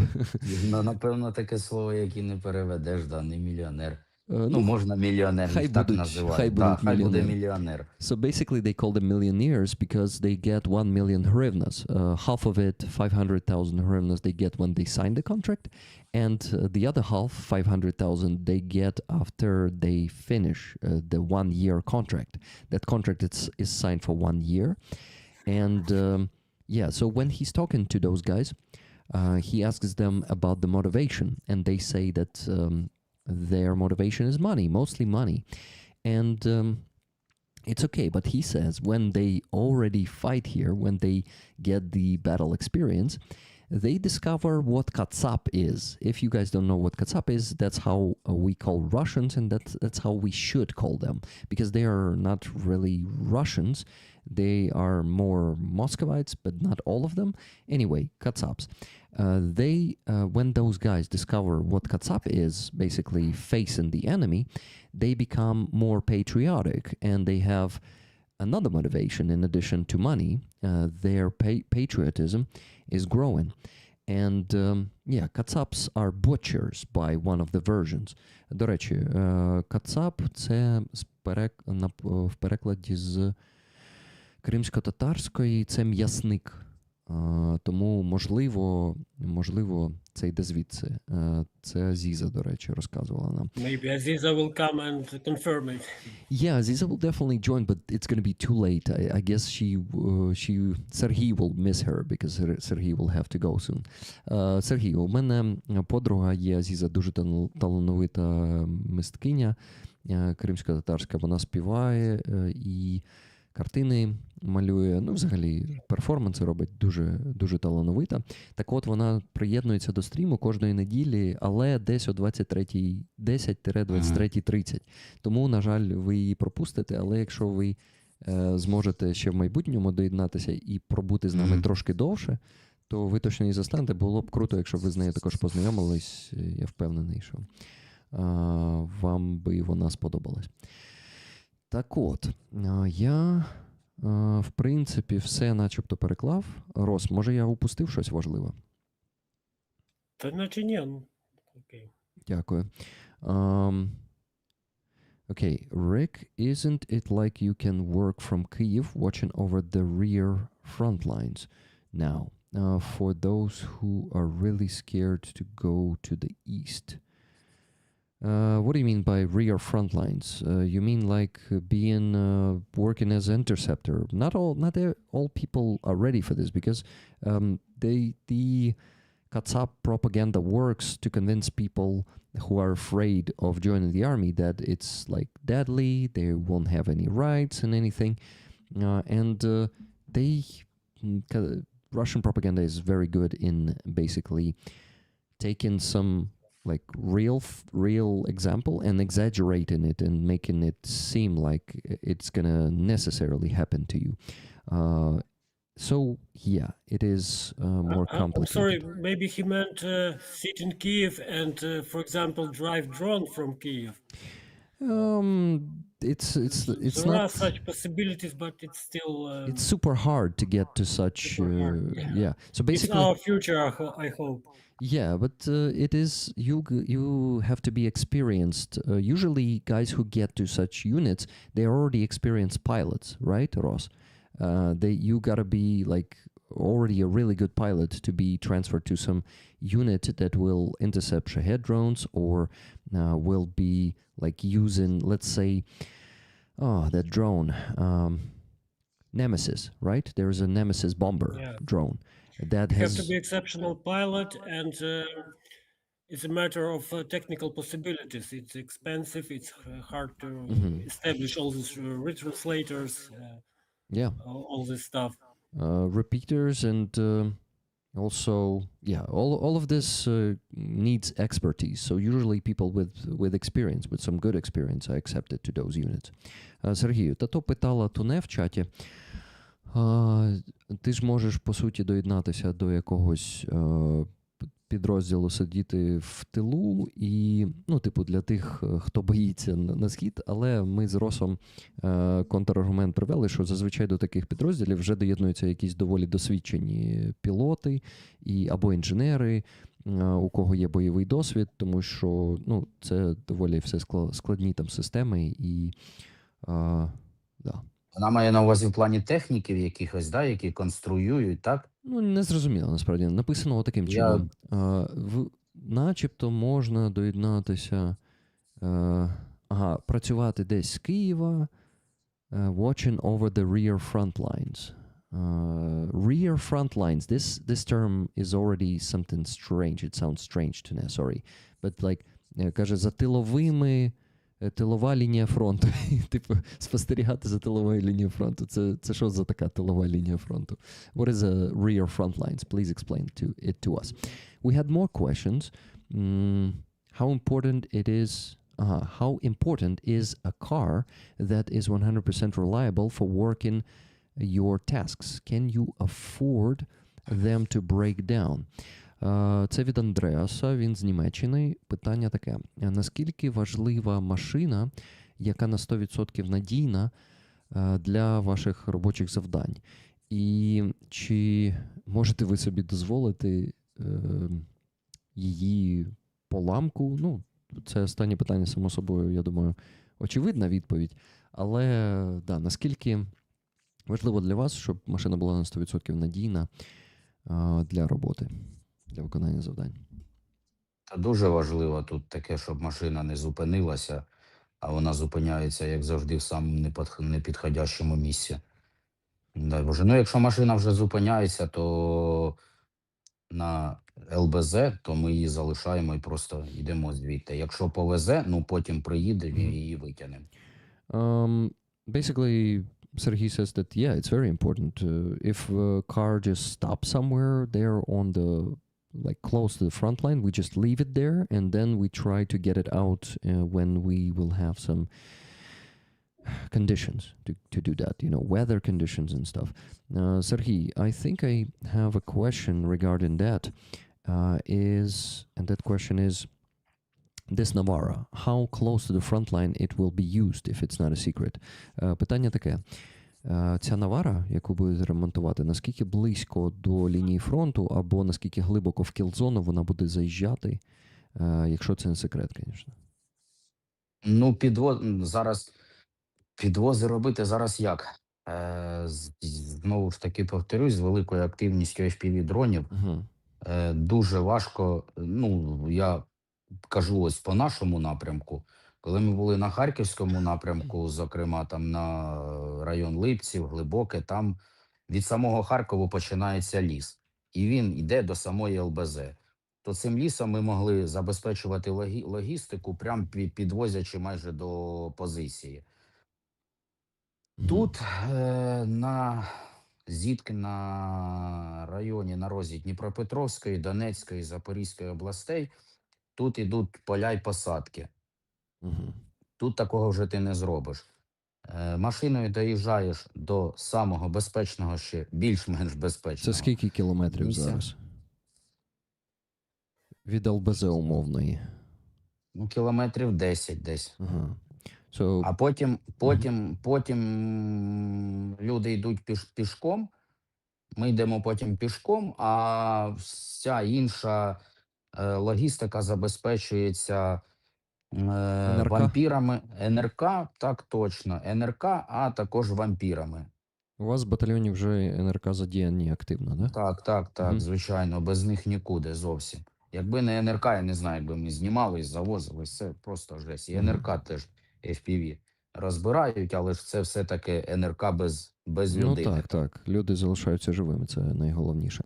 So basically, Serhii says that it is different from direction to direction, how deep we go on these cars.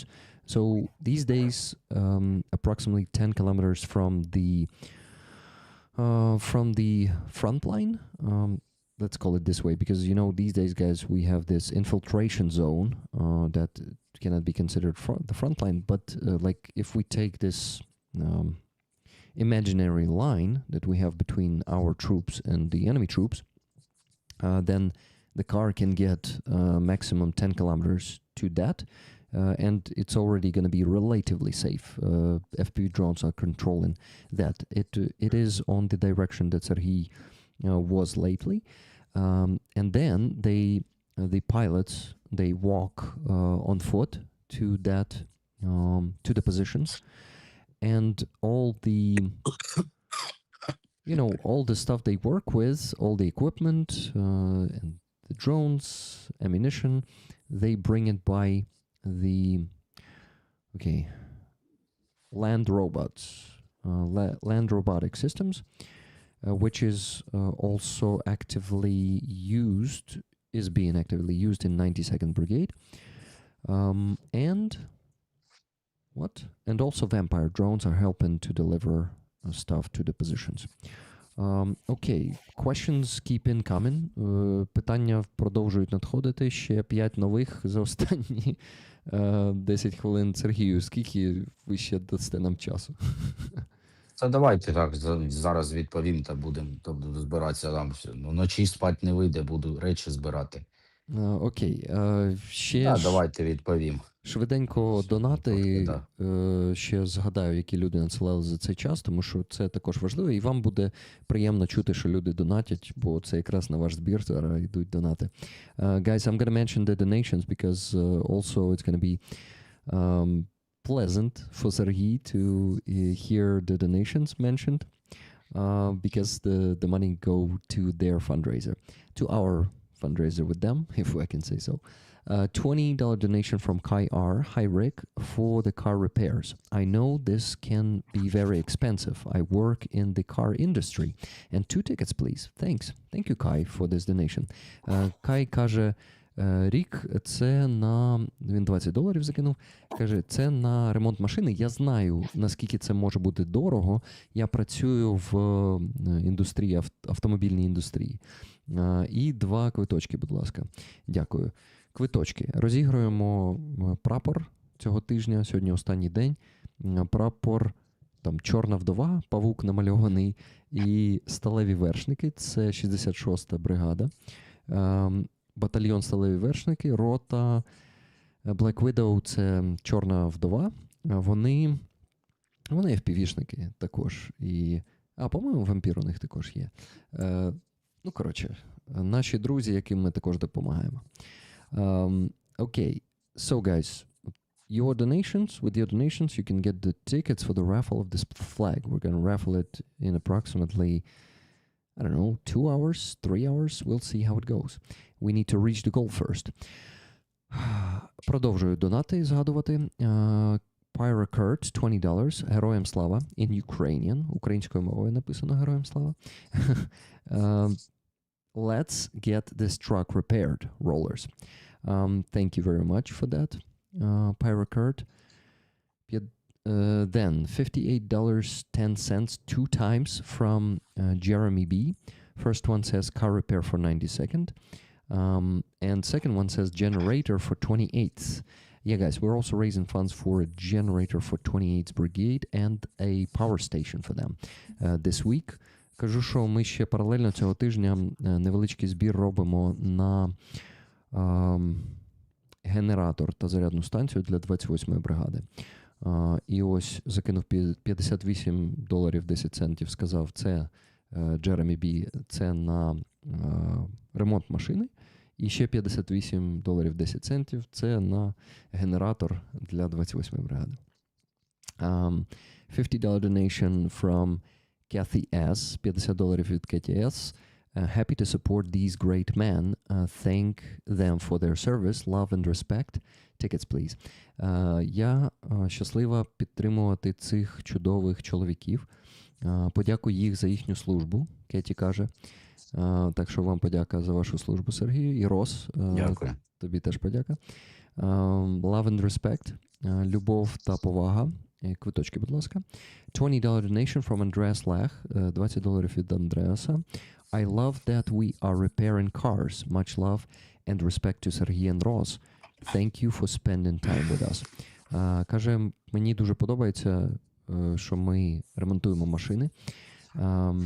Багато любові та поваги Сергію та Росу. Дякую за те, що проводите з нами час. Дякую вам, Сергію, за це. Також і від мене. Дякую вам. Okay, guys, thank you very much for those gifted memberships and super chats. I will get to them when I finish asking Serhii questions. So, так що переключаюсь на питаннячка тепер. Okay. That food shortage was due to bad commander or... Це питання стосується... воно звучить так. Та проблема з їжею була через поганого командира чи, з якоїсь іншої причини. Ви, мабуть, чули про історію 14-ї бригади, що солдати сиділи без їжі та води. І, не знаю, якщо хочете коментувати, вашу думку про це можете прокоментувати. Я можу сказати одне, що я не знаю, як там було насправді, що там було. Я не був, як кажуть, не бачив. Я можу сказати, що в нашій бригаді такого немає. Ми за свою бригаду можу відповісти. Сергій, нас забезпечені всі люди, ми забезпечуємо логістику, робимо ці самі навіть водичку, все, нас просять там. Допустим, у мене батальйон безпілотних систем, нас просить інший якийсь там батальйон, любий там батальйон, рота, реба, просить закиньте там моїм хлопцям, там вампірам, то-то, все без питань. поцепили, передали, скинули. Mm-hmm. Точно так же і на свої позиції ми закидуємо. Тобі ж в нашій бригаді я за таке не йшов. Serhii says that in 92nd Brigade, he knows that they don't let that happen. They always supply guys with food and water. They deliver it on vampire drones or on land robotic systems. So basically, in their brigade, such things do not happen, at least that he knows of. Сергій, блін, в мене є ще таке питання, швидко запитаю. Може, якщо коротко відповісти можете, дайте відповідь коротко, будь ласка. Що думаєте з приводу такої ідеї, враховуючи, як зараз розвивається війна, і як поле бою контролюється повністю FPV-дронами, я почув вчора чи позавчора ідею, не факт, що її взагалі реально реалізувати, і чи є в ній сенс, але враховуючи, як піхота, типу наша, просто виявляється оточеною, там і сидить, як от з 14-ї бригади ці хлопці, вони сидять, по суті, в оточенні, але тримають позиції. І, ну, є така думка, що без піхоти, по суті, взагалі неможливо, але є думка, щоб, типу, взагалі прибрати піхоту з переднього краю і контролювати повністю дронами цю територію, і типу як щось, ну, подібні якісь ініціативи ведуться в Міністерстві оборони, розробляється якась така концепція. Чи реально, на вашу думку, взагалі це? Ні, я думаю, нереально без людського фактору. Я думаю, нереально. Мені колись один знайомий, друг навіть, Олексій. І я пам'ятаю, перед повномасштабним вторгненням, я вже в АТО воював до цього, ти знаєш. І я йому говорю, кажу, Льоха, буде наступ з боку Кацапні. А він, та ні, Серий, який наступ, да, ну, будуть обстрілювати ракетами, які люди вже не воюють. Я говорю, та ні, Льоха, війни без людей не буває. Люди будуть, хтось повинен займати території і займати позиції. І як от зараз, да, там, як кацапи, ми також там, да, десь просуваються. Це там, ну, шляхом інфільтрації, да, там затягнулись, інші зайшли, там 2 зайшли, закріпились. Ті 2 зайшли до них, підтягнулись. Вже 4, ну, люди, людський фактор завжди повинен бути присутній. Тримати позицію повинен бути зв'язок, як мінімум. Повинні бути розбиті секрети, ну, глазати, де й тепер. Без людського фактору тримати, ну, це навіть не сіра зона, да, сіра зона, ну, це навіть не сіра зона буде. Туди буде хтось затягуватись. Ну, так. Туди буде, ну, знаєш, як кажуть, як мінімум, хто прапор повісить. Ну, так. Ну, і, типу, якщо ми будемо берегти своїх людей, то кацапи все одно не будуть берегти своїх людей, і ця зона по-любому буде ними контролюватися. Тому я розумію вас. Я, в принципі, такої ж самої думки, просто хотів, щоб ви це озвучили. Ти ж бачив, я тобі відос скидав там перед Паскою наш, так? Ну, то 5 хвилин нарізка. Так. Ну, це одна з. Тобі ж їх, вони будуть перти. Оці всі кацапи, яких ми ліквідували, вони йдуть пішком, вони йдуть на квадроциклах, на мотоциклах, але вони лізуть. Вони лізуть, ось одного ми поймали навіть за лісом, да, ми навіть і не знали. Нашу бригаду виводять з цього напрямку, нас змінила тут інша бригада. І трошки провтикали. Зараз то таке. Швидко перекладу це. Guys, I basically asked Serhii, is it possible to not have infantry on the front line and make it controlled only by drones? Serhii says that he thinks it's impossible, and without the human factor, without human out there, it is impossible to control the territory. And I basically said that Russians, they don't value our people. And if we pull out all the infantry from the very front line and from that infiltration zone too, which is, the current type of front line, Then the Russians, on the other hand, they will keep putting their men there because they don't care about their men. This is why they will be controlling that zone 100%. Even if we're going to have our drones there controlling it completely, you cannot control all 100% of it. And infiltration will keep happening. So I agree here with Serhii, and he says, remember, I sent you the video. So Serhii sent me the video. It's like 5-minute compilation of them eliminating the occupiers. I did not show it to you because I know YouTube doesn't like that kind of videos, so I can only mention it now.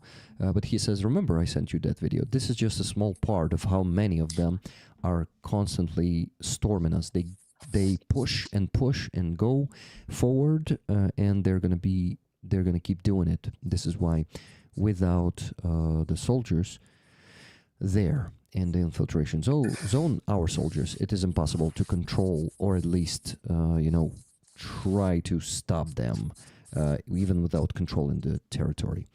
Okay, the question from Smiley, you are human? Smiley, you are human. Okay. Do they do fight simulators and training for the drones? Easy question. Тут можна однозначною відповіддю так чи ні. Тут точно так, я знаю. Чи використовуєте ви симулятори для тренування на дронах? Yes. The answer is yes. Andreas Lech asks a question. Do infantry veterans get the benefit to get these workplaces in the safe rear? Yeah, Andreas, I can answer this question. After they survived years of insane combat. Yeah, exactly. That's how it happens. Usually their physical health is making them unfit for some frontline work, frontline service, and they just are being transferred to such rear positions, safer positions. I think the obvious example was the friend of Serhii from 82nd Brigade. Так, питання було більше уточненням того, яке ми обговорювали щодо людей, які працюють там десь в тилу, будь то дистанційне керування дронами чи будь-які тилові посади. Андреас питав, типу, що ветерани піхотних боїв отримують, як в пріоритеті отримують ці посади. Я підтвердив йому, що зазвичай таке відбувається. Правильно, що я сказав? Так. Так, звичайно. Question from Evul 142. Rig, it is still 48% towards 92nd, or has it increased? So, how I do it, you send me the money today to the PayPal. Then on Wednesday, I do the stream where I donate the money from PayPal to the jar. So that will update on Wednesday. Evil One, thank you for that question. It's good to explain that to people who are new here, who are discovering how it works. Andres Lech asks next question. If I understand it correct, you trust a car that you repaired more than a car that was just donated, because you know it better. Interesting question. Андрес питає, якщо він правильно розуміє, то ви довіряєте машині, яку ви полагодили, або для вас полагодили, більше, ніж машині, яка була задоначена, типу нова. Ну, як нова, ви зрозуміли. Так. Кажеш, той машині, яка вже була обкатана, тобі ж нами. Так, що ми повністю вже знаємо, які в ній є проблеми. Exactly, Andreas, exactly. You're right. They know that car precisely. They know the potential or like chronicle problems with that car. They trust that one more. Favorite primary weapon system for the both of you? Okay, good question. Хороше питання обом вам. Так, яка ваша primary? Це типу як пріоритетна? Ну, улюблена. Коротше, улюблена система зброї. Це, я так розумію, це може бути і стрілецька зброя, і там будь-яка інша. Кожного з вас. Мгм. Ну, я більше FPV, дрон на оптоволокні. Улюблена збройна система. Я FPV. сам же, ти знаєш, я літав ними, я тобі Мгм. розповідав. І я розумію, це сама ефективна зброя зараз. Ну, зараз ви вже не пілотуєте, немає на це часу, я так розумію, да? Ну, так, так, Чисто, так. ну, бо я так розумію, чисто як хобі ви б могли продовжувати це робити, якщо б був час, да? Ну, я вмію, так. Я це робив і що ж, ну, по посаді, поняв, вже не цей. Сергію, а питання, ви до цього. Коротше, коли ви ж точно і в стрілецьких боях брали участь. Так, До речі, після 22-го року також брали в стрілецьких боях участь. так. Тоді там яка була улюблена зброя саме в стрілецьких боях? Саме автомат Калашникова. 74-й чи який це? Да, да. So, АК-7, АКС складний. окей, тепер перекладу. So Serhii says that his favorite weapon system is FPV drone, fiber optics FPV drone, and he was piloting them before, and he enjoys that. And right now he's a commander. This is why he doesn't have the time for it. His subordinates now are the pilots. And I asked him, if you would have time for that, would you do it for fun? He said, yeah, for sure. And I asked him, when you took part in the like rifle fight, gunfight, what was your favorite system? He says, good old AK-74. Ross, your turn. What was your? Yeah, my favorite weapon. As an officer and as a psychologist, my favorite weapon is my brain.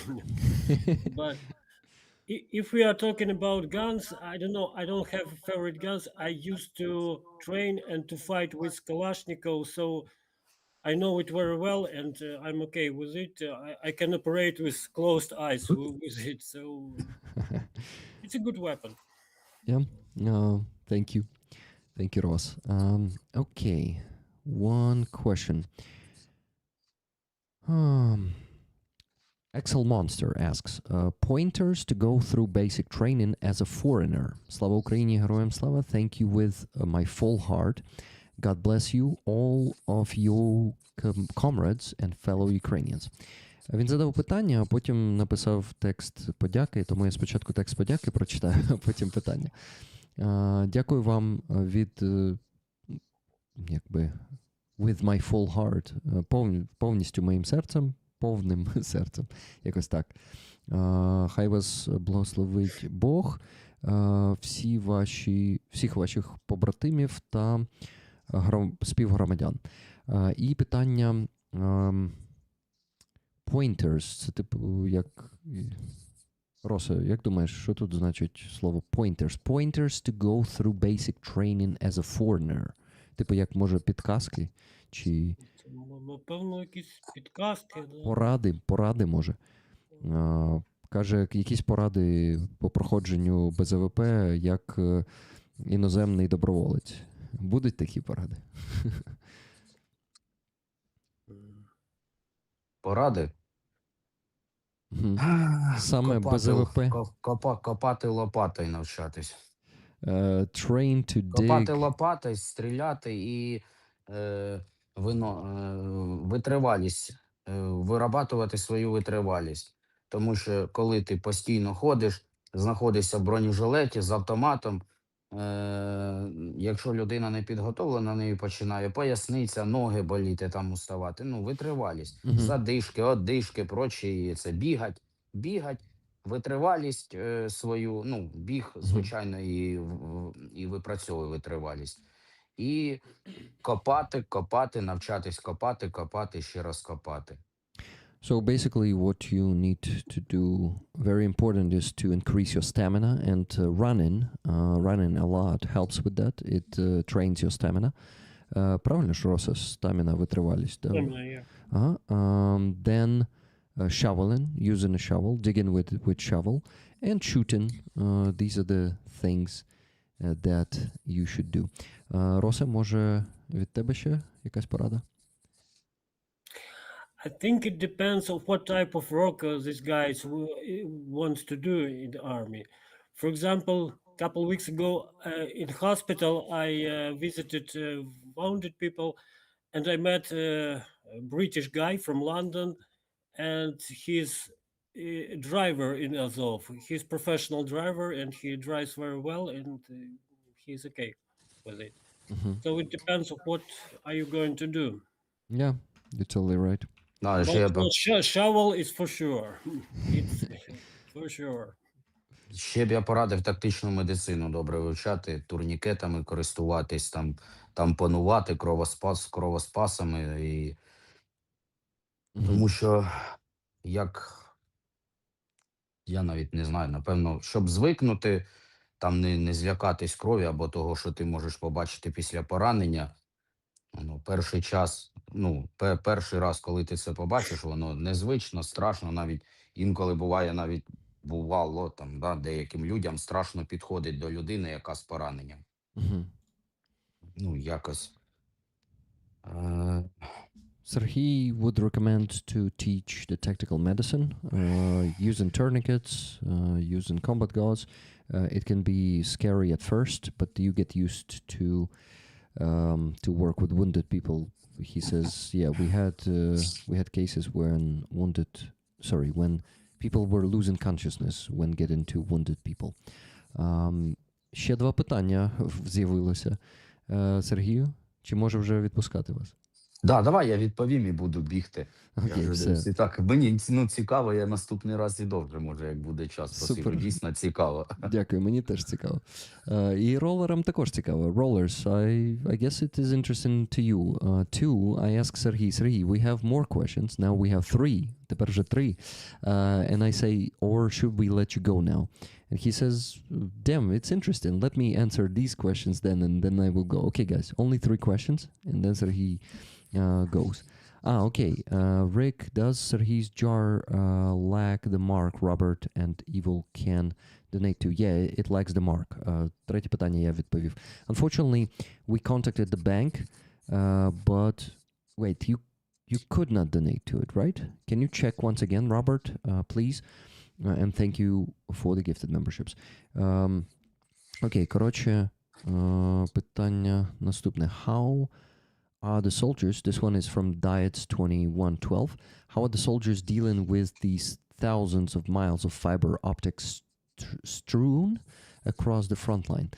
Як військові солдати справляються з тисячма мілями оптоволокна, яке тепер засіює всі поля і посадки? Чи є це якоюсь проблемою, чи є, наприклад, там проблема пересуватися через це, чи ще якісь, можливо, з цим пов'язані проблеми, про які ми не здогадуємось? Звичайно, є проблеми пересування в плані, вона в ногах запутується, коли вона лягає на землю. Ми так по відкритій місцевості намагаємось не ходити, ми ходимо в посадках. Коли дрон лягає в посадку, то вона на верхівках дерев. На деревах. Да. І любу нитку, яку я бачу перед собою, я намагаюся її ламати. Тому що є така у нас поговорка, так як сказати, у нас є, що своїх дронів не буває. Приказка. Да, приказка, своїх дронів не буває. Да, тому що ця нитка, вона може вести зараз до активного дрона якогось, да? Звичайно. Це може бути дрон, який пролетів через тебе і летить зараз уразити якусь автівку, свою. Але це може бути як і наша нитка, так може бути нитка і російська. Окей. Все ж таки ви дочекалися Азізи. Круто. Познайомитись. Окей.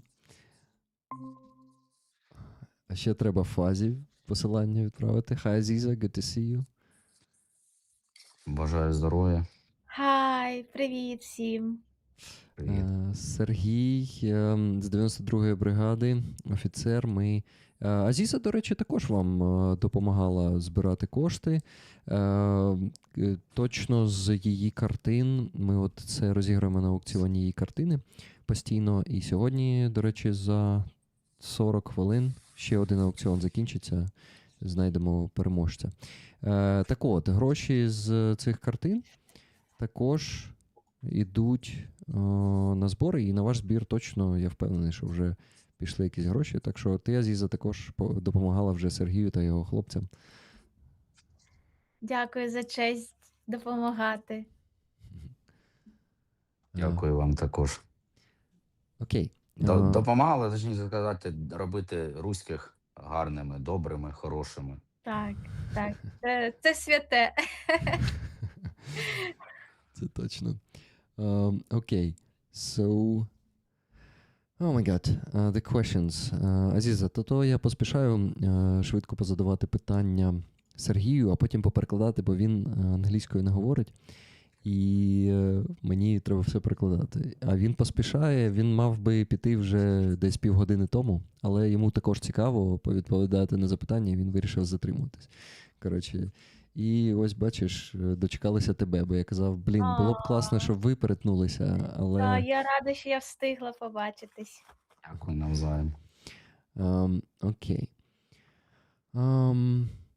Я не переклав, да? Точно, не переклав. Okay, fiber optics. Basically, Serhii says when you go on a field, and we don't usually move on the fields, we move in tree lines. When you go on the field, it can, your legs, your foot can stuck in this. You can be tangled with it. And usually when we go in the tree lines, when Russians use drones in the like they usually fly above the tree lines, and there's less fiber optic that is under your feet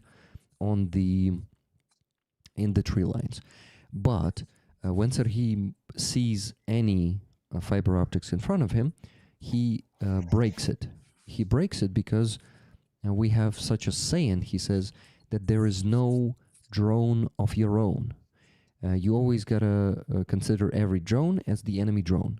This is why you gotta break that thing, because it might still lead to a working enemy drone. Even if it's gonna be our drone, you never know. So it's better to take a chance and potentially save someone's life if it's an enemy drone that is aiming for one of our guys or their vehicles. So he tries to break all the fiber optics that he sees in front of him.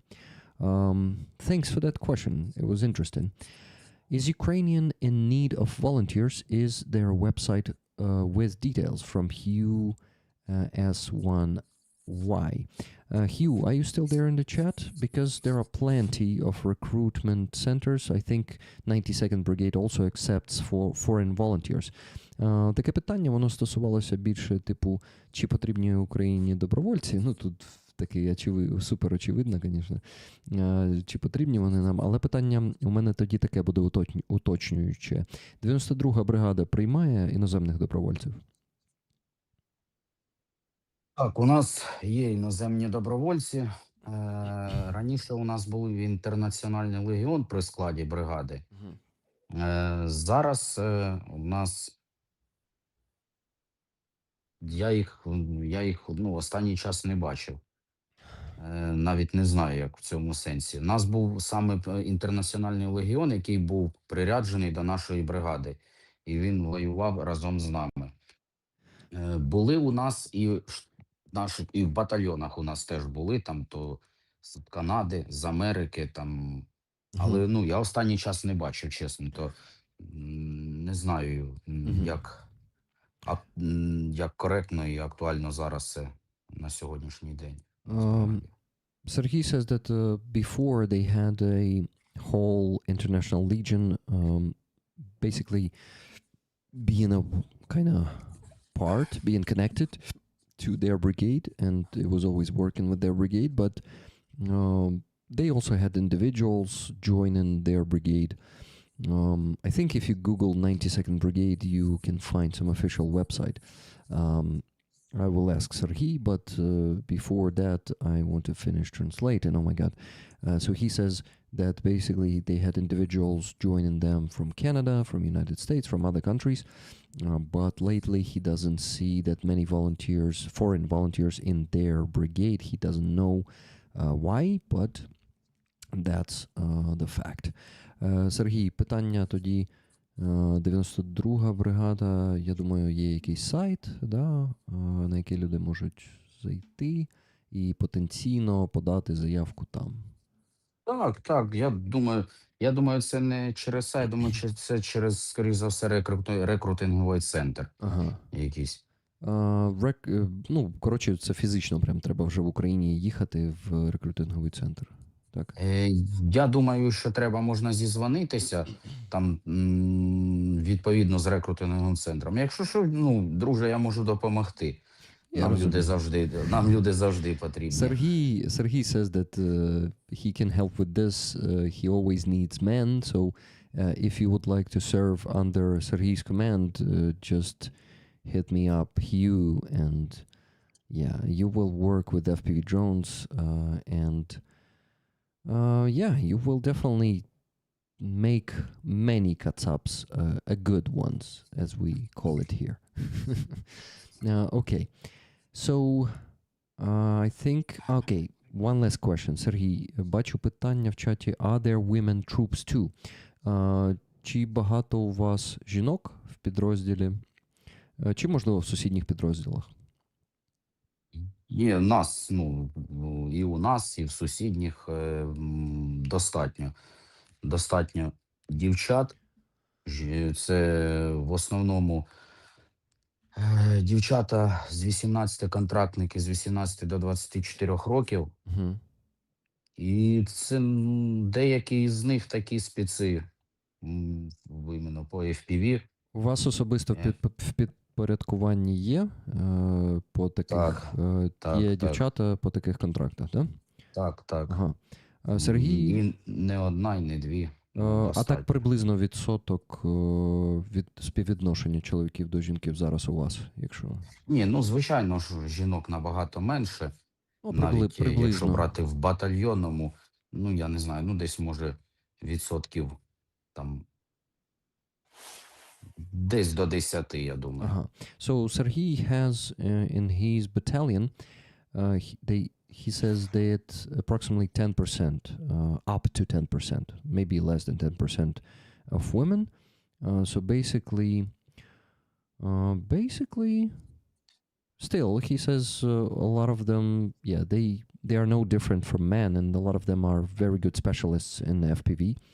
And Serhii and his battalion, by the way, guys, give me a second. I think this will not turn on, but I needed to do this, and oh my god, I almost forgot. I'll be back.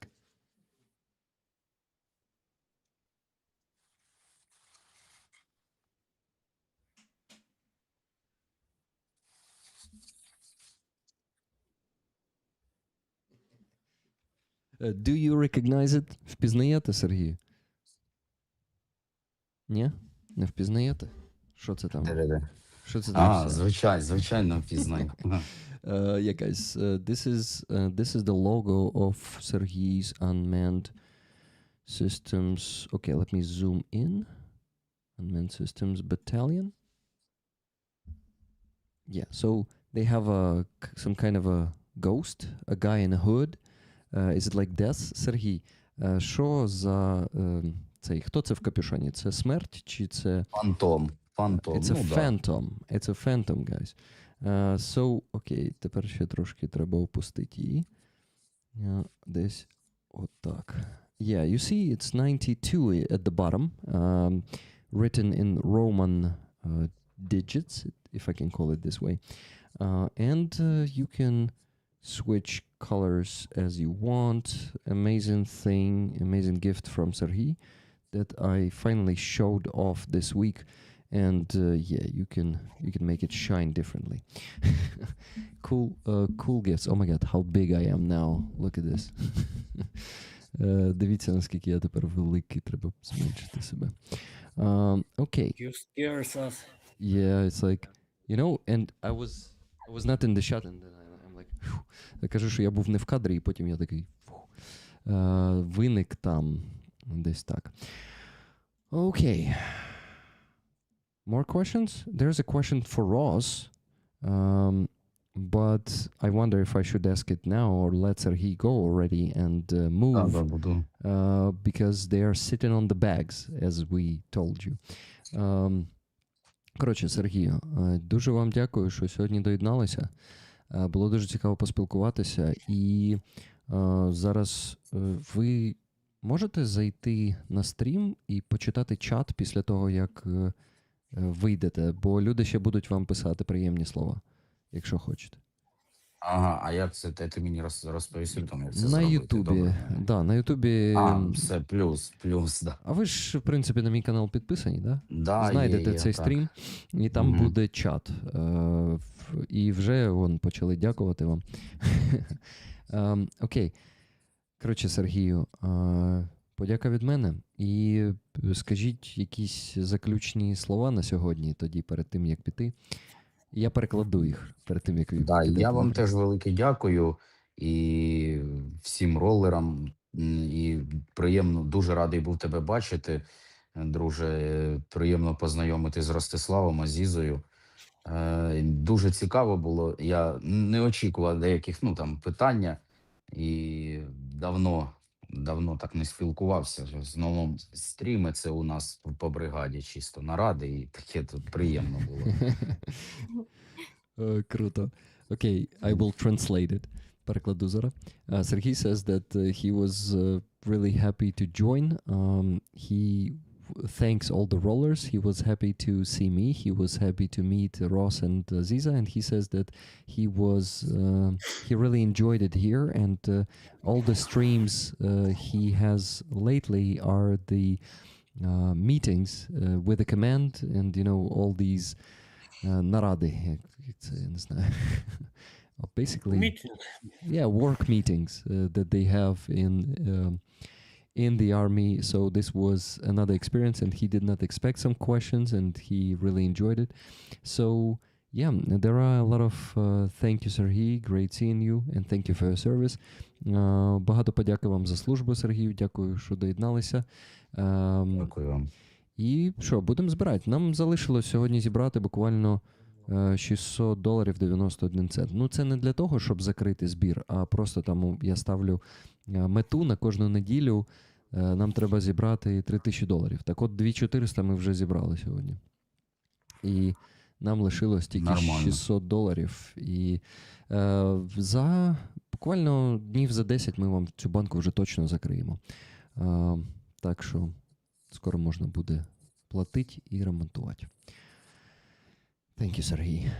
Дякую, Все, Сергій. і вам дякую велике. Слава Україні. Героям слава. Дуже приємно Так. познайомитись. Дякую навзаєм. Сергію, ще live long, prosper and donate. Кажу, живіть довго, процвітайте і донатьте, я ще додаю до цього. Так точно. Все, друже. Все, ще побачимось. До зв'язку. До побачення. Oh, shit, I forgot to invite Fuzzy. I had to invite him how much time ago? I actually did not forget. The problem is I can do so much at the same time. So I hope Fuzzy is okay with this and he's gonna join and he has time for it. Ross, the question for you was this from Andreas. For Ross, how are you holding up? I hope you are okay. Good question. Yeah, thank you for this question.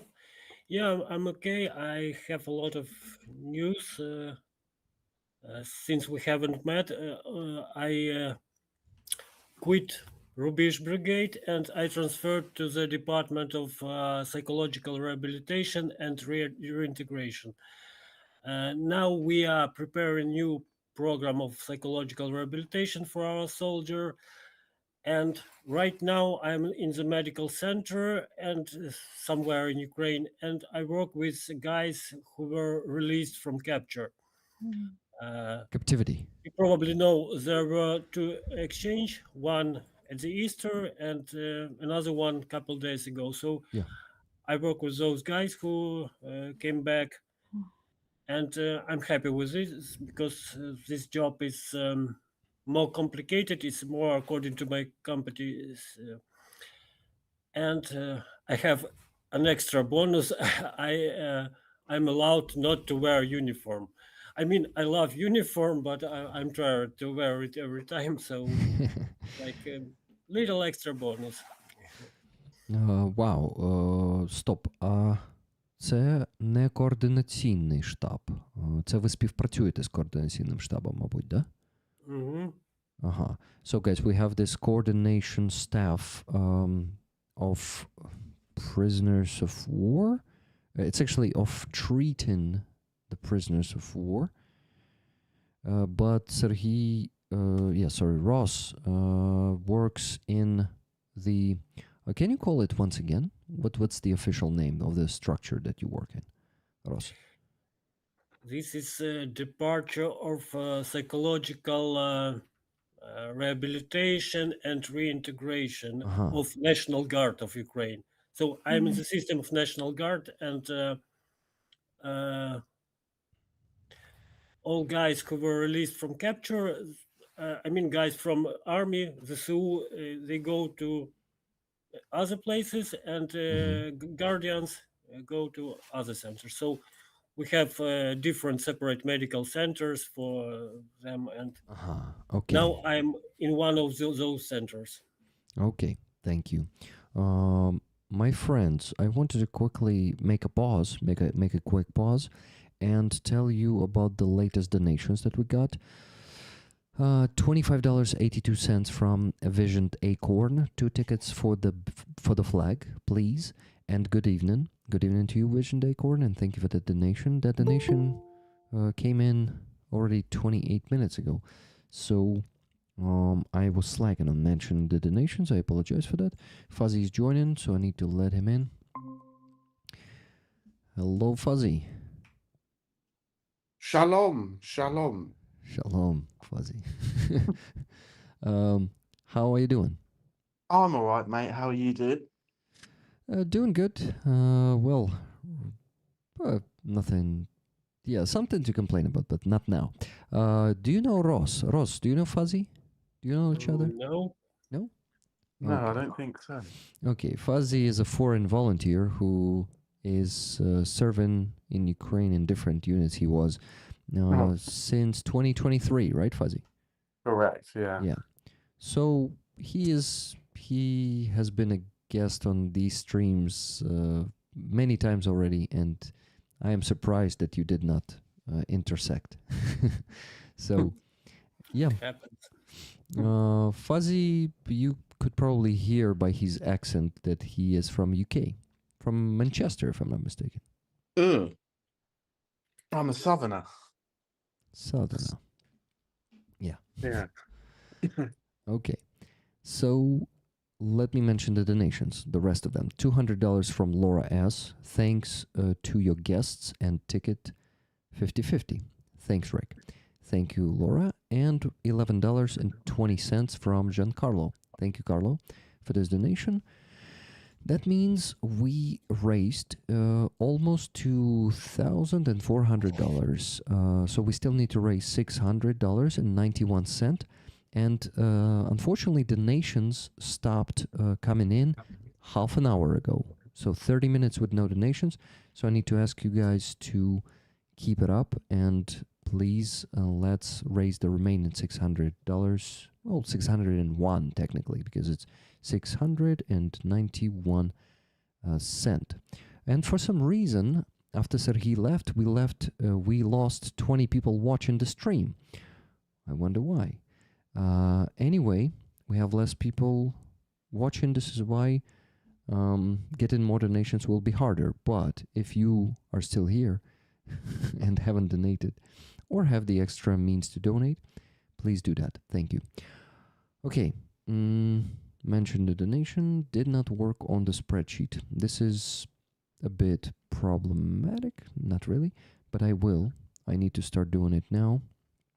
And I need to ask some questions. I need to ask my guests some questions, and you guys should help me with that. Thank you. I think I got a bit tired after such a session of asking questions and translating. Translation basically usually takes the most energy, takes a lot of focus, and it is not always easy to keep up with that. But I think I managed. That's good. Okay. Give me a second. Evil142 says, I can't donate. It's refusing to transfer money. Have you tried PayPal? Because you already donated to PayPal 2 times. Those jars directly, those links, monobank links, they usually don't work for anyone. Like, I mean, they work only for 1% of people. So you need to donate to PayPal. And on Wednesday, I will transfer those money to the monobank jars because it works for me. I'm a Ukrainian. It works for every Ukrainian. For foreigners, unfortunately, it is blocking the payments. Any more questions for anyone? Yeah, good question, guys. Let me see in the chat if we had more in the chat in Discord. Yeah, I actually asked all the questions today. Wow, I even succeeded in that. And thank you so much for the gifted memberships, guys. Let me mention those I did not mention when we had the conversation. Cass, 5 gifted memberships. Thank you for them. Pyra Kurt, 10. Evil 1, 200 Swedish kronas. Boobity Boop. A funny one. Thank you. Thomas Pettersson, 10 gifted memberships. Robert Johnshart, 20 gifted memberships. Thank you, guys. Dr. Lexus Jr., 10 gifted memberships. Thank you very much. And Martin Lai, 20 gifted memberships. So basically, to reach the goal of 400 gifted memberships, I gotta get only 44 more. That's really awesome. Thank you, guys. This is fast today. Okay, what do I need to do? I need to ask Ross. Would that, yeah, how? What you can share, Ross? Wait, Ross. I need to ask you another question. I need to ask you how much time you have with us. I'm not. I cannot say for sure, but I had very hard day tomorrow. So you better go to sleep probably at midnight, right? Yeah. Something around that. Okay, thank you. And Fuzzy, how much time do you have with us? About 25 minutes. So both Ross and Fuzzy are staying with us for about 25 minutes. Ross, yeah, I hope, yeah, I can keep speaking English. I hope it's okay that I talked to Serhii for so long and almost did not include you in the conversation and did not ask you questions because I feel bad. You have only 20 minutes with us, and for 1 hour and 40 minutes, I was talking mostly to Serhii. I hope it's okay. It happens. You had to translate. It takes time. It's okay. Yeah. Maybe I'll try to stay for a bit longer period. Okay, thank you. We'll see, because I'm a bit old and I prefer to go sleep early. Fuzzy. It's not about the age, but it's really good if you will have a difficult day tomorrow. Yeah. Oh, It's you cheered me up. it's better indeed for you to go earlier if you have a hard day tomorrow. How when do you have to wake up tomorrow? Around 7. Around 7. Okay, so yeah, we better let you go to bed earlier. Fuzzy, I know you have a long day tomorrow. Hopefully, Yes. hopefully not a stressful one. Hopefully not. It should be pretty deal with it. Like I'm not fucking doing it, am I? Okay. Quick question to you, Ross. The new work you're doing, are you already like fully engaged in the process, or you still learning some procedures and getting into the job? No, I'm fully engaged. Okay. it didn't take a lot of time me to enter to this process. I'm quite experienced therapist, so it's not. Okay. It doesn't take me a lot of time to learn some specific. And Ross, a great question from Andreas. Rick, please send Ross to bed and ask him if he likes to talk to us next week or so. I'd like to spend some time to dive into topics. It's a great question, actually. Ross, what about next week? What if you just join us next week and we have a proper conversation with you? Serhii is not going to be joining next week, so I won't have to translate. What do you think? I think it would be perfect. Okay. Good. Then I'm going to send you to bed exactly in 18 minutes at midnight, okay? Okay. It will pass very fast. Okay. So, Ross, but if you can describe in general what you do, what your work is, what your new work is with the captives, with former captives that came back from Russian captivity, because it's very interesting. We would be awesome to talk about this more next time and dive deeper, but maybe at least in general to hear from you right now. Yeah. So I think everybody can imagine those people who spent years in captivity with this torture, with these fucking jailers, and it takes time and some effort for them to reintegrate back in society, to renew their personality, their self-respect, etc. And that's what I do, and other psychologists, we help them to reintegrate, to renew their self, their ego, to become agent again.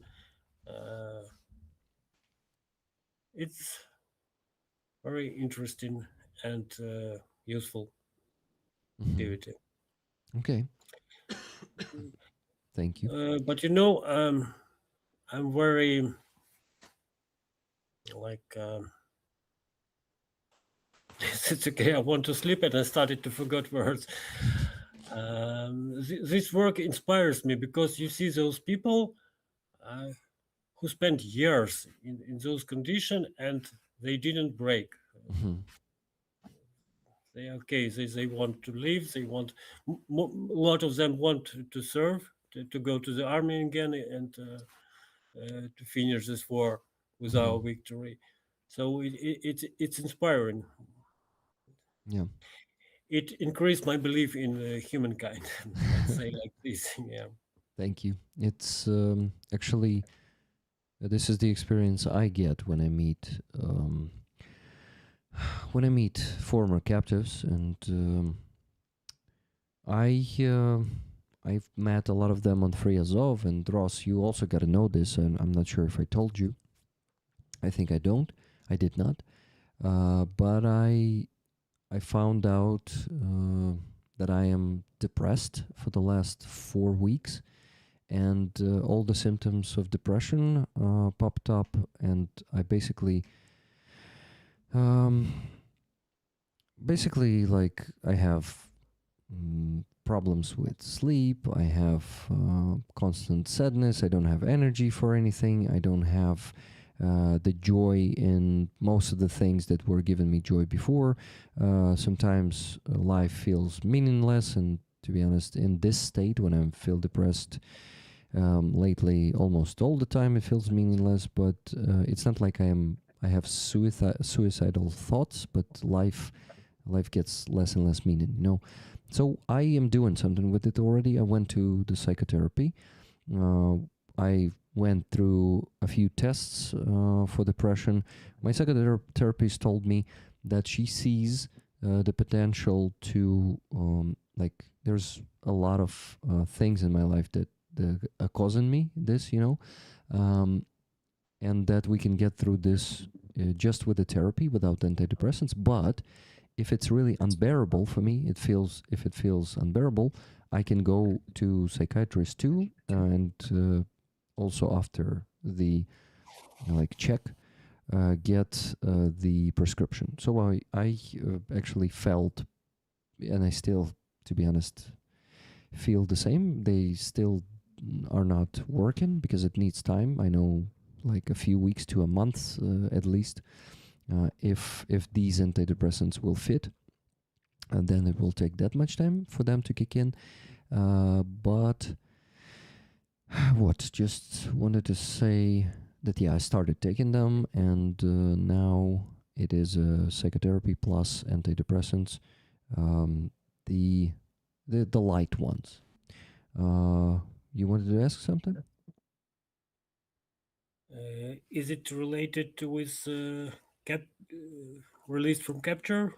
Because we started to talk about this, and then you entered with depression. Yeah, the problem is I feel huge resistance for the last 3 weeks to go to Free Azov. And I started thinking that it might be connected to that. Because, when I talk to people who went through captivity, or to the families of the captives or missing in action, they say terrible, they share terrible things and very, a lot of pain. And I usually don't, I don't think I always react react at all to it. Maybe I'm just kind of freeze into it. You know how it happens, right? Sometimes you just freeze your feelings or your reaction and not really. So I don't know. I need to dig in and see why I am resistant to go there. But there's a simpler explanation. I go there, and it's like a huge amount of energy that I need to spend there to, first of all, approach people. I'm usually approaching new people and starting a conversation with them. And in depression, I have super small amount of energy, and I start feeling overwhelmed, in the beginning of the conversation. And that's the first thing. Secondly, I need to listen to the stories, to heart stories. Third thing is, it's like going out of your comfort zone. In a few hours after I wake up, I still don't have any strength because waking up is hard lately. I need to go there, and it's it is a lot. This is why I unfortunately put it on pause. I feel a bit guilty about it, but I deal with my guilt. It's okay. I understand that it's irrational, and I can accept not feeling guilty about it. But yeah, just wanted to talk about this with you. Probably I should just say this to you on the next stream and not spend this time on this right now. I just talked for 10 minutes. I don't know. But yeah, I don't know, Fuzzy, did I tell you this? What about your depression? Yeah, and about the Free Azov part. Did you know? You didn't really mention it was related, but you did mention, obviously, that you was just very tired with work and fatigued as such. Mm-hmm. So you learned something new today too. Okay, good. Okay. Thank you. Ross, anything you want to say or ask? Just following up these topics, when I used to be soldier, my first military experience, I remember well that my biggest fear was to be captured. Mm-hmm. I wasn't afraid to die. I wasn't afraid to be wounded, maybe a bit, but I was afraid to be captured. So now, when I work as psychologist, I thought it would be very difficult for me, but no, it's okay. I can withstand with it. I can't tolerate this emotion. And what you were talking about is general problem, because most people feel guilty when they face to capture it, and they had a lot of they have a lot of fears to even to listen about this information. So you have to have big container to withstand this emotion. Yeah. And for depressed people, it's general thing that they devaluate their needs, their wishes.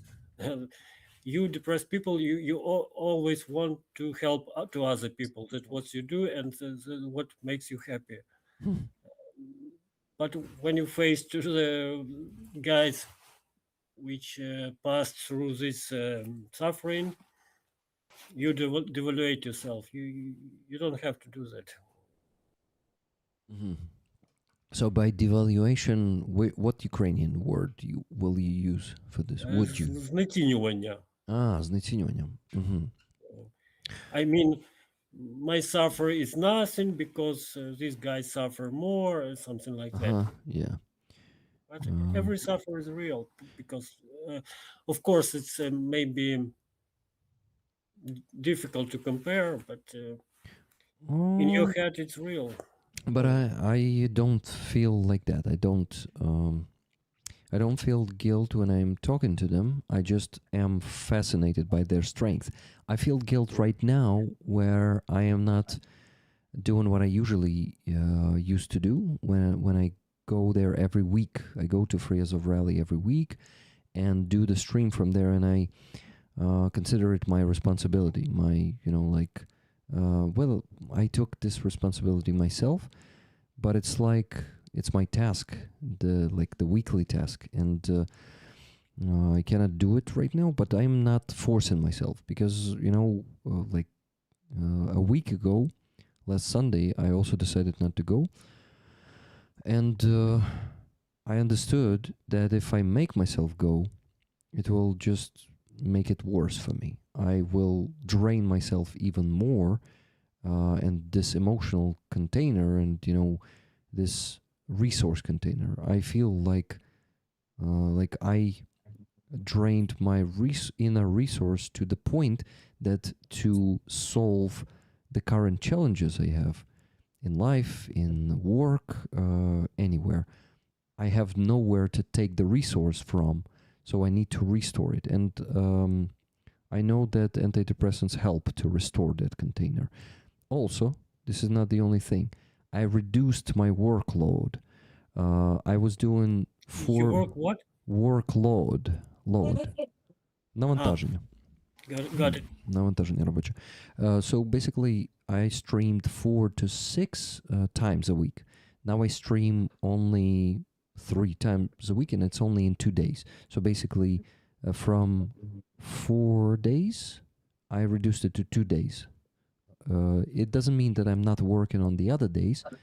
I'm working, but it's still much less work when I'm not doing that many streams. And I also can even rest for a few days a week, because before that, I'm not sure I ever got the real rest. So yeah, doing something, taking measures to not, go deeper into depression, and to try to rearrange my working schedule somehow when I get that resource back, and do something, find the ways to not burn myself out again as I did before. That's perfect. Thank you. Fuzzy, Yo, bro, how you doing? your turn. Sorry that Bro, I'm just chilling. I know that you're chilling. Would Are you depressed? Fuzzy, No, I'm not. are you sure, Fuzzy? I am sure. I was a bit miserable a couple of weeks ago. Well, weeks, months ago, for a while, but I'm all right. Yeah. Okay, you're right now. You got out. Yeah, I'm fine now. Yeah. Okay, good. Fuzzy, what's the update for the last week? How's the work? Did you get some new updates at the Land Robotic Systems Initiative? Yeah, so I travel. Let me start. Check this shit out, yeah?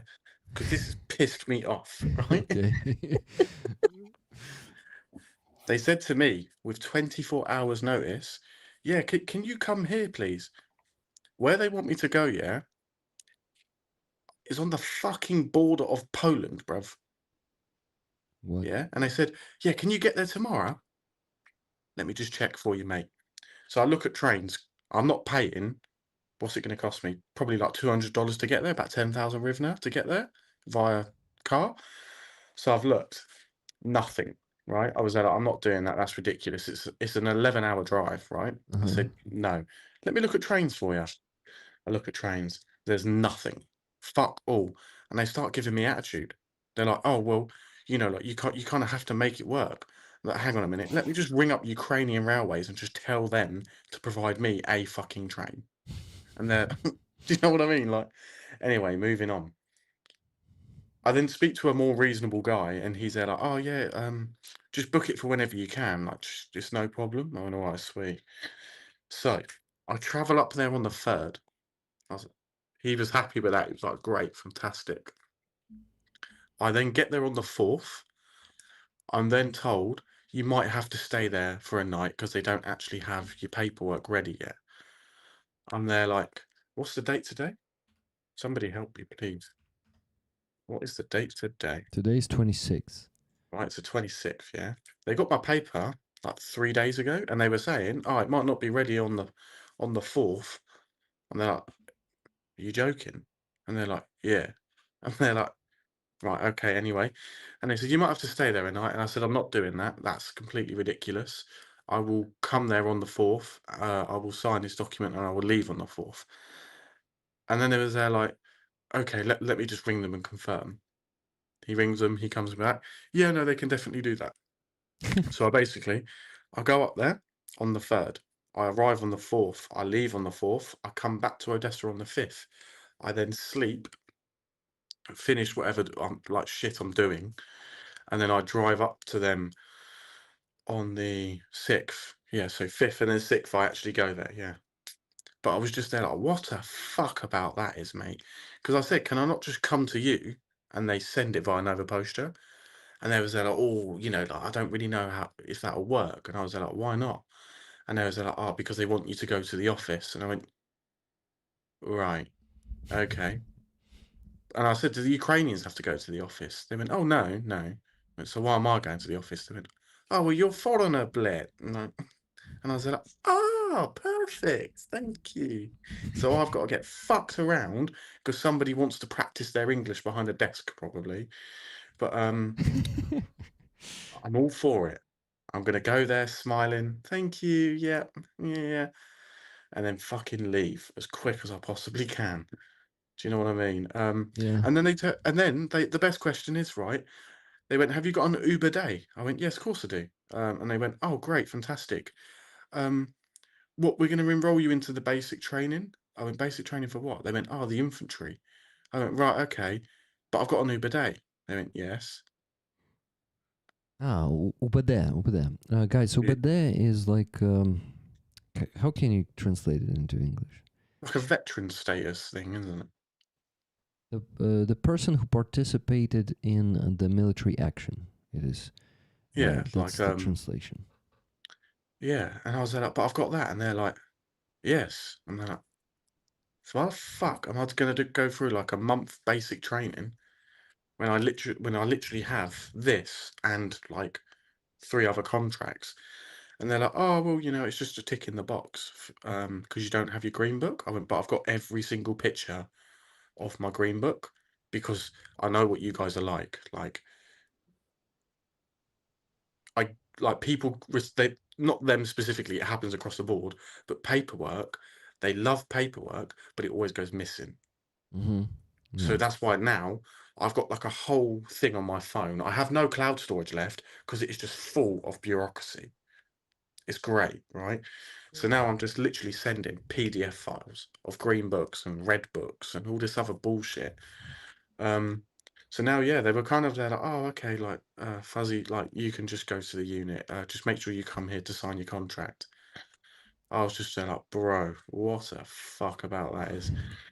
But they just couldn't give me a straight answer for a while. It was like, I think in total it was probably about 4 or 5 hours actual worth of phone time to just be told, yeah, just travel up there for 10, like overnight on a train, sign your contract and you can leave, because we don't want to send it via Nova Posture because that would make too much sense.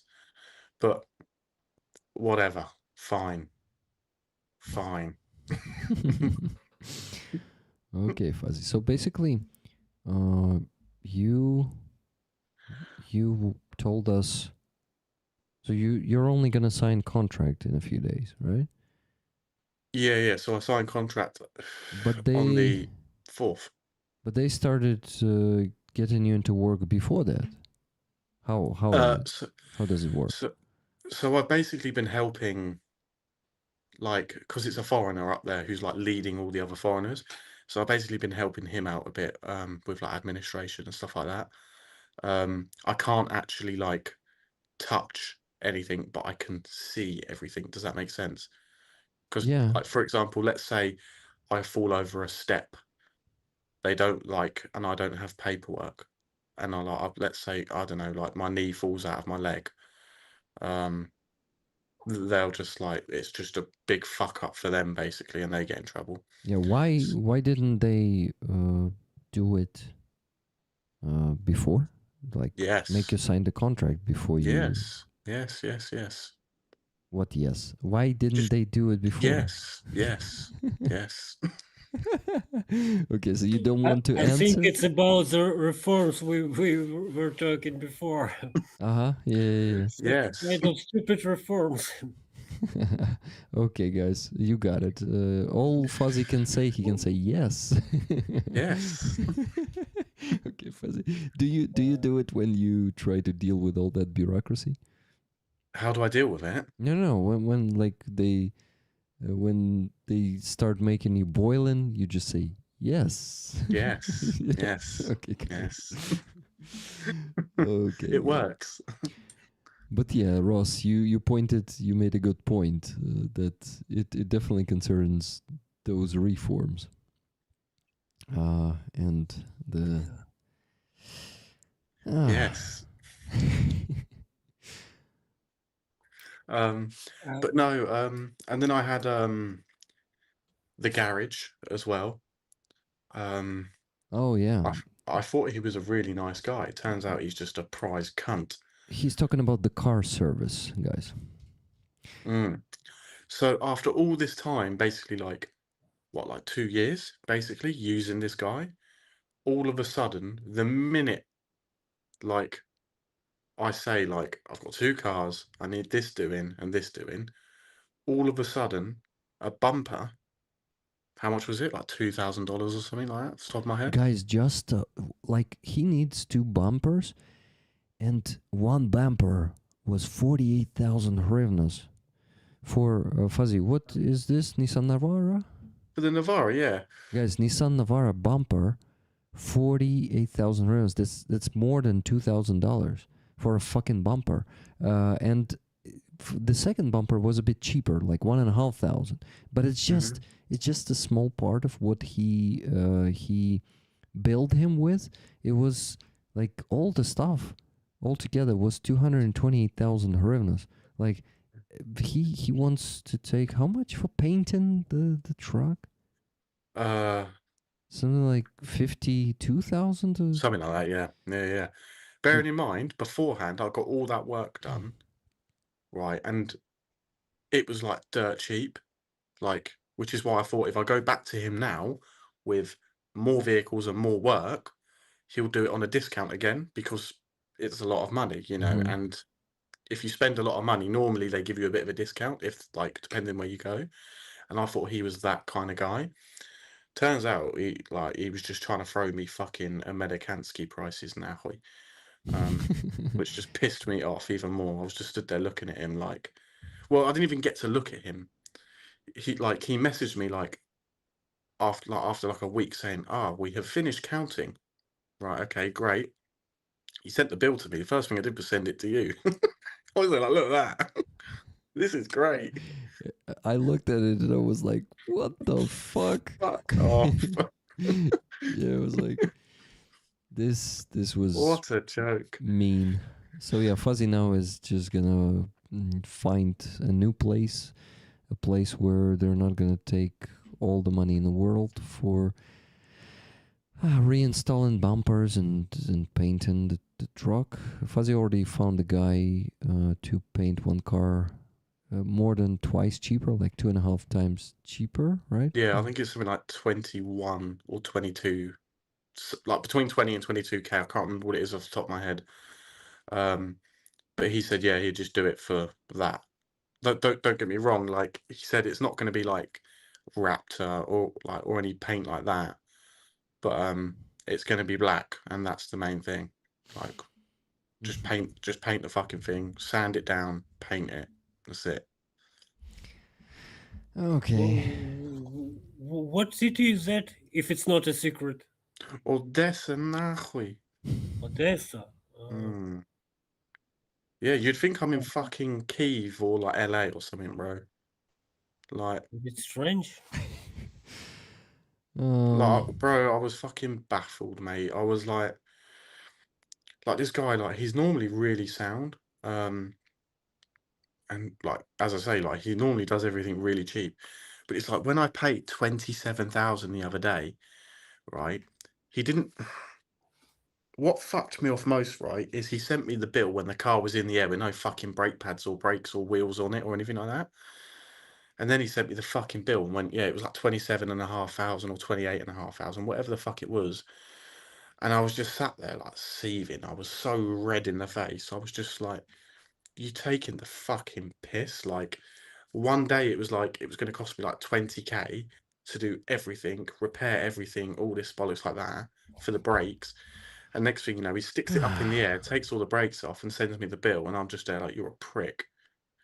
So basically, that part that cost you 28,000, how much would it cost before? He said between 15 20 to do all of the work. All the work, was it the work that cost 28, or was it just a part of all the work? What do you mean? Like, I'm confused now. Like just the brakes? Just the 28,000. How much would it cost? From 15 to 20? Yeah, before he got it up on the lift. Yeah. Yeah. So he said from 15 to 20. Then he lift up the car. So let's take the minimum 15,000. He lift up the car, take the wheels off, take the brakes off, and he says 28. So he fucking doubles the price of that when the car is already lifted. Yeah. And if you say no, man, this is too much, he would still charge you. Yeah, of course he fucking would. He would just give me the car back with no wheels on it and be like, fuck off. But yeah, he would put on the wheels, right? But for taking off the brakes, taking off the wheels, all of that would also cost money, right? So you would lose money if he wouldn't replace stuff. Mm-hmm. Yeah. He would still which is why I was pissed off. Like, let's be real, right? Don't get me wrong. Like, I had all the brake discs, the pads, the drums, all this bullshit done. But even then, like, when I was in Kharkiv, I think I got the NAFO truck done, and the team paid for it, like all of us. And I think it came to, I think it was like 13,500 for the exact same job. When was it? That was in when was I in Kharkiv, bro? It was when I got the NAFO truck. When was that? 23 or 24? 24, I guess 24. 24. There you go. Yeah. So 2024, it's logical, Fuzzy, that these days it will definitely cost like at least 20, because in 2024 prices were much lower. So I think 15 to 20 is an okay price, but 28, this man turned into a big piece of shit, really. Yeah, bro. What a cunt. Do you know what I mean? I was like, So I won't be going to him anymore. As I said, I'm going to do some shopping about now, because, like, as I can get, the main thing is, right, is I get the car because the location it's going to be stored at, it needs to be painted because it's going to be hid in like, I don't know how to describe it. It's not like a garage, but it's like a bit of the wall's been smashed out and like people are parking their cars in there. It's like a building in a village, and basically people are just parking their cars in like smashed up buildings. Mm-hmm. So I just want to paint it black, throw it in there, and then just throw a load of rubbish and shit on the top, so it's like hidden. Mm-hmm. But yeah. Okay. I have a great comment in the chat. Rick, send Ross to bed. We need him back next weekend. Yeah. Ross. I'm gonna be main star next week. Yeah.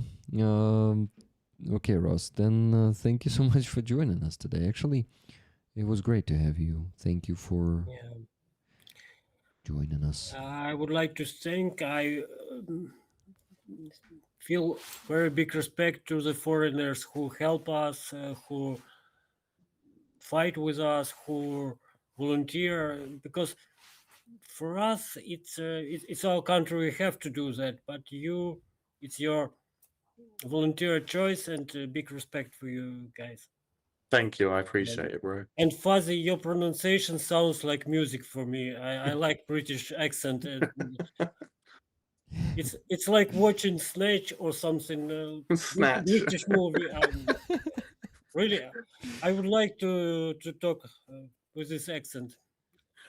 Bro, move to London, 3-4 years, you'll speak like a cunt like me, don't worry. Just move. Maybe in the future. For sure. Okay, guys. So see you next Sunday. All right. Yeah. See you next Sunday, Ross. See you. Thank you so much. Thank you for joining us. Thank you too. Good night. Bye. Good Bye, Ross. night. Bye. Night.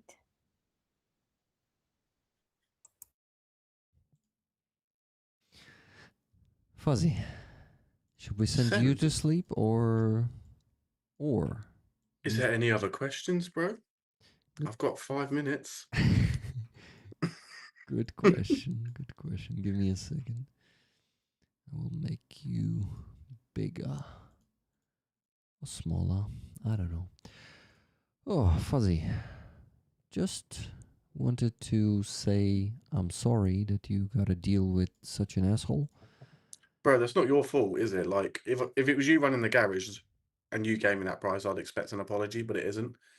Like, No. I'm not apologizing. I just feel sorry because these assholes, they treat both Ukrainians and foreigners like shit. But bro, the worst part is, right, is there's people in there that are in the army that are working on their time off, dishing out these prices as well. The fuck are you doing, bro? Just fucking bill me for the parts or something, bro. Just stick the cunt on. Like, fuck knows. So, yeah, Fuzzy, here's a question from Andreas. Are you going to get some basic training by the UK Army now? No, I'm not. Thank God. It's a joke, right? I didn't get the joke, though. No, I don't think so. You don't think it's a joke? I don't know. Why would you get the basic training by the UK Army now? It sounds like a joke. Fuzzy, do you have a Union Jack with you? The question from Surfer does. Definitely not. No. Union Jack? What the hell is that? The Union. How do you not know what the Union Jack is? It's like our blue, white, and red like cross flag. Oh, so your flag, your British flag, is called Union Jack? Yeah, it was called the Union Jack because obviously like the old Navy and stuff like that. I'll show it to you, bro. It's on hang on. I can Google it too. That's all right. I'll just save you the job, mate. There you go. Okay. Yeah, just the Union Jack, and then obviously you get the England flag. You were showing it to me, and I was checking the browser. Can you do it once again? Yeah. There you go. That's a unit. So you call British flag Union Jack? Wow. Yeah, so it's the Union Jack because it was to do with the Navy. Believe it or not, I hear it for the first time. Maybe not for the first time, but yeah, maybe I just forgot. Okay, Union Jack. You don't I have. used to have one, but not anymore. Okay. It's only supposed to be called Union Jack when flown from a From a ship. ship. Uh-huh. Yeah. But I Okay. think they changed it now. I think they did change it. I can't remember. I'm not very good with history about the flag. Okay, guys, let's talk about donations for a bit. Aziza, congratulations. One more painting was sold today. This time, Sabina, Crimean Roma, for $700 Wow. by Great. Aussie Bin Chicken. Wow. Aussie Bin Chicken sent $700 17 minutes ago, and he said, painting. Love the painting, Aziza. Awesome. Thank you, Great. Michael. Thank you so much. Thank you, Michael. So, guys, we have a bit of a problem. For the last hour and 11 minutes, we got 3 donations. Okay, it's not a problem anymore because thanks to Michael's 700, we'll reach the goal. But it would be awesome to go a bit over the goal today because of the second fundraiser I took in this week, the one for 28th Brigade. So if we want to close that, we would. It would be awesome to raise a few more hundreds of dollars. But if we cannot, it's also okay because we reached the minimum goal, and that's the most important thing. So 15 Canadian dollars from Julia Fira. It was, let me tell you, at 11:46, and 8 minutes ago we got a donation from Kathy S. Great stream, great guests. Tickets, please. Thank you, Kathy, for this donation. Thank you very much, guys, for the gifted memberships. Alex in Berlin, thank you so much for the last 50. They actually got me to the goal of 400. But guys, if there's anyone there who wants to gift the memberships this month, okay, let me see how many of them. It's 242 minus 6. This month, to get to the average income, I need 236 more. I decided to not be so brazen and not set the goal of 642 today because fuck, that would be too much. And I set the goal of 400. We reached that goal, so that means to get to the average income, I will have to ask you to get 236 gifted memberships on Wednesday. And on Wednesday, it's basically impossible because on Wednesday, we don't have that many people watching as today on Sunday. So on Sunday, that's my last chance. So if we get a bit more, not setting any goals anymore for today, it would be awesome. It would be easier to either get or not get to the average income this month on Wednesday. But I should try. Why not try, right, guys? You know, I could be silent about it, humble about it, and shy to ask. But luckily, I'm not shy to ask, and I'm not shy to ask for donations. And I think that also, one of the reasons why I managed to do a good, successful fundraising with you guys, of course, with your help. Behind every goal, we have an even bigger goal hidden. Exactly, Andreas. but yeah, no pressure here. We can stop here. Let me tell you how much we raised today on PayPal. So Canadian dollars, I minused it. Now $700 by Michael and $30 by Kathy. I hear myself from your phone, Fuzzy. So if it's possible to, I don't know, did you just mute yourself? That's all? Okay. So guys, we raised $3,140.05.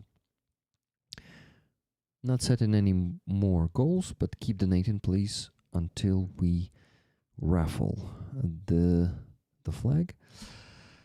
Fuzzy, what do you think? Do you have... you don't have the time. You need to go to sleep because it's going to be a hard day tomorrow, right? What do you need me for, sir? What do I need? I probably need you just to stay for 5 more minutes. I want to step out to the bathroom because I've spent 3 hours on the stream without taking a break.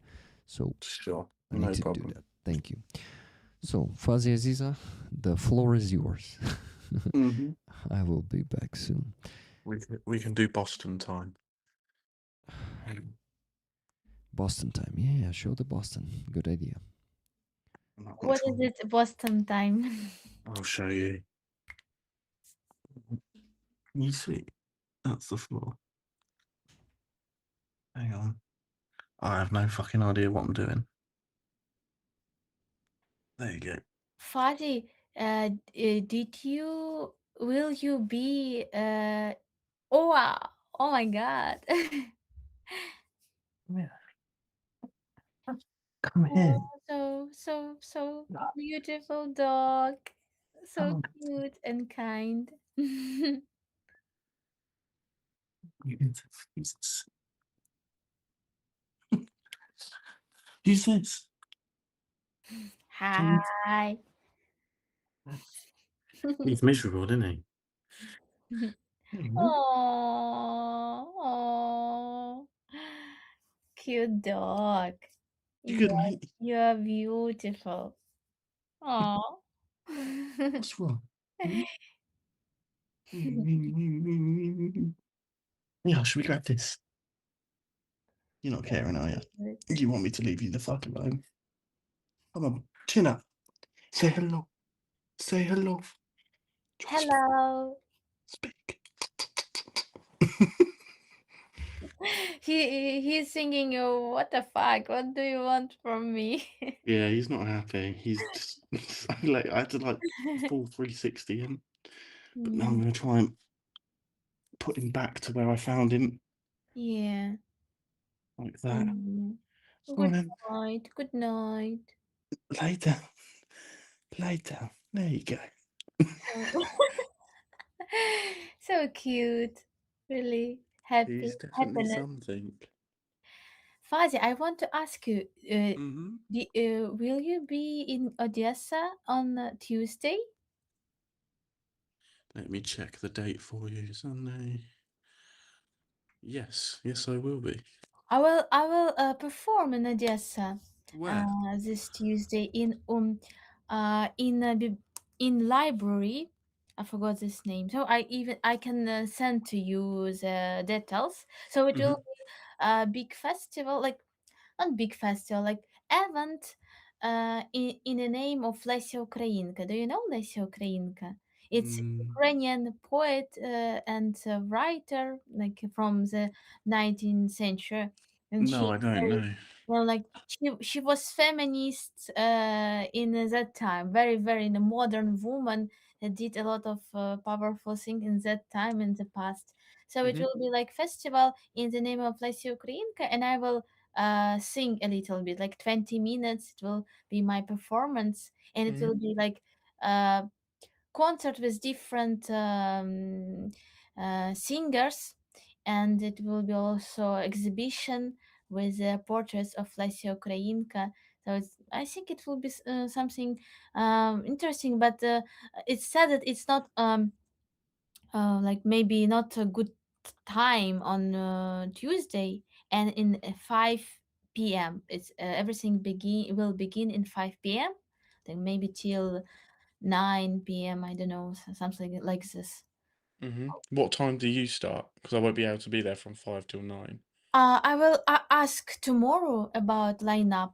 So probably I will be maybe a little bit later, in the middle. I think Sure, in the yeah. middle. It will be Akolitsa. Do you know the singer Akolitsa? Ukrainian singer. So we have a Ukrainian singer Akolitsa. She's from Odessa region. So she Odessian singer, and she's pretty popular, much more popular than me. Um, so it will. I probably she will be headliner in this festival, in this event. So so it will be probably something interesting. I hope. I don't know how, but I hope it will be interesting. I Oh will, yeah, for sure. and I If you will, let me know like times and yeah, stuff like that. yeah. Um, Oh, and we can meet. exactly. Yeah, yeah, for sure. If you let me know times, Okay. I can let you know more accurately. Obviously, I can't be there from 5 till 9. Yeah, That's of just course. I can because obviously understand. I have to basically So, just try and yeah, pack and and you sort my have a life lot of out. And your your work and your problems.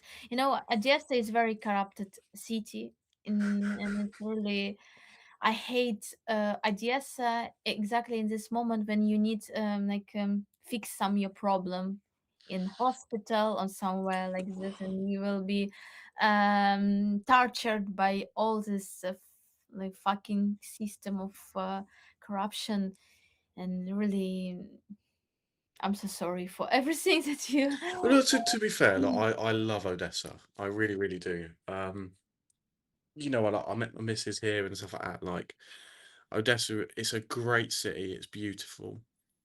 But Yeah. once you start,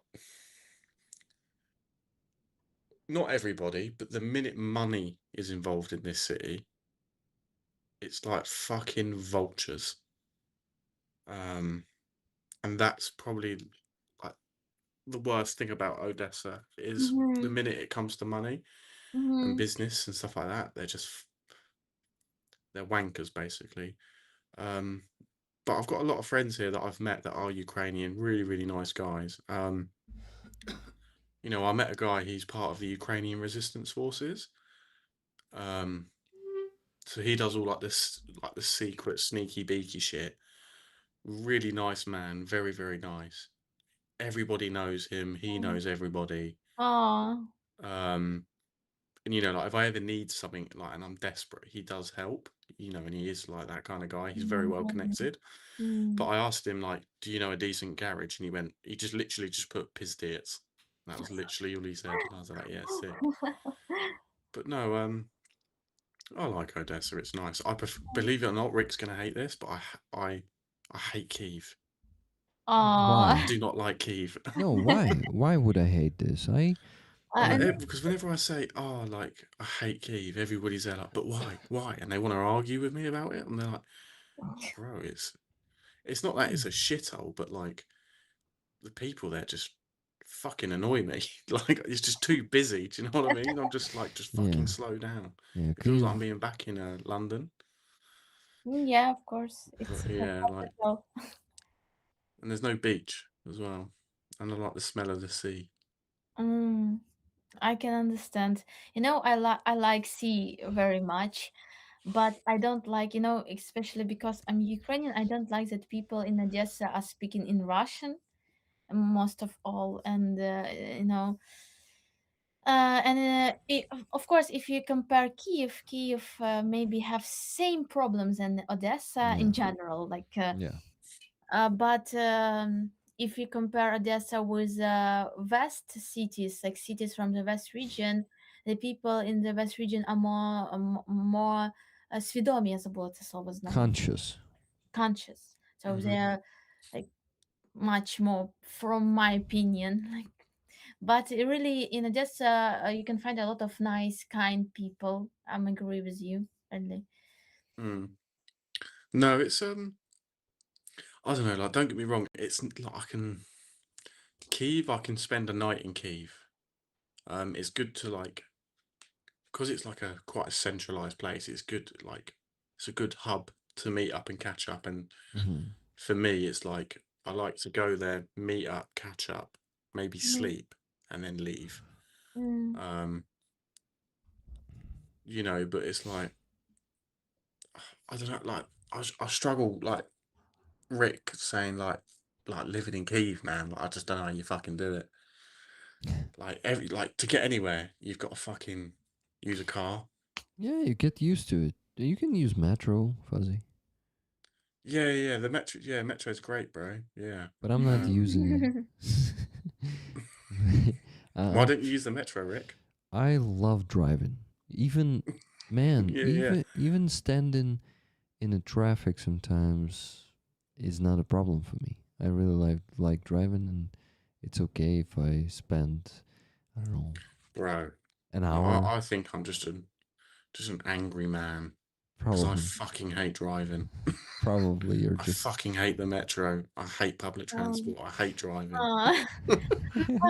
Probably you're living in the center of Odessa because public transport in Odessa is holy shit. It's really hell, you know. Odessa marshrutka is like, oh no, I've never been on one. I I've don't never want ever to been on live one. in this world anymore.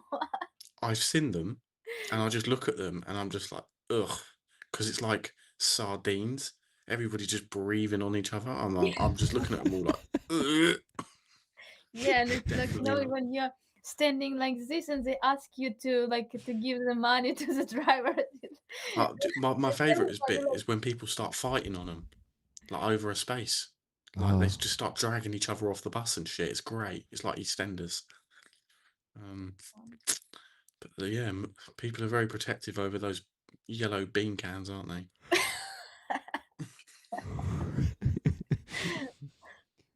oh. But yeah. I've heard Aziza swear so much. Joe Major says, Aziza, I love it. I love I can swear how you. only in English because I don't like I don't feel it like bad words, like you know, like funny words from but English language. but you even swear in English very rarely. So this is a joy, like a pleasure to my ears today. It's like a Oh, music to my ears. Thank you for swearing. I you know, mean, I'm so sorry that I like remember recognize I forgot this was. So do you see this news about Emma Antoniuk? That she makes the interview.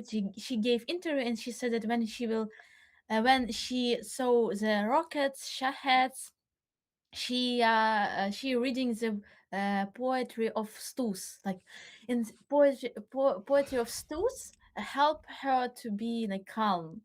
And like in that moment I think about myself that when they rocket I is he or like shahed, everything that I can say is like swear word, one word yeah, in Ukrainian, like nothing more. Like and when it's very very near with you, and it's like you can hear the sound, like I don't know. It's like hard to say another word in this yeah, moment. exactly.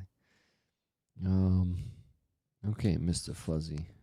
You can stay with us all night long. I would prefer to have you with us than not having you with us. But I don't want to hold you here for too long if you need to go to sleep. Bro, I can't hear you. Yeah? What about now? Check, check. No, like you're really quiet. How do I... Bro, I fucking hate technology, bro. Here I am. Yeah, Yeah, let's go to a fucking ground robotics Unix and I can't even use a fucking iPhone. you're an angry man indeed. And that's cool. Being an angry man gives you more opportunity. Try now? Huh? Check, check. There you go. Yeah, Much I told you better. what. And I Look at started my face I on that started fucking hearing screen, myself now. Rick, can you ask Fuzzy what is the origin story of his call sign? Yeah, Alex doesn't know yet. Fuzzy, what's the origin of your call sign? Oh, I've got a hairy ass, mate. Probably the hairiest bum in NATO. In NATO, you said? Yeah. NATO mercenaries in Ukraine Yeah, with loads of us. with fuzzy S's. Yeah. We're really shit mercenaries because we don't get paid a lot. Yeah. Fuzzy is a cool kid, Tunis says. Yeah. I wondered about driving laws. Are there any if there's a war going on? Not on the front line, of course, but Oh no, there is. There is. Tell Oh us. yeah. Tell us. Bro, somebody that I know who was in my team in Black Sheep, he was speeding. He was doing like I think it was like 60 miles an hour, going like past one of the checkpoints, and the police officer told him to slow down, otherwise he will be fined. And he was just looking at him like, "Do you know where we've just come from, bro?" And he turned around and said to in one of the old teams that I knew, the guys, they lost their like their number plate for the car because the car got hit by arty or something. And they turned around and said, "Where's your number plate?" And these are to the blokes when they was in when the boys they were in Backnut. He said, "Where's your number plate?" And they've obviously come from Backnut. And he's gone, "Back there."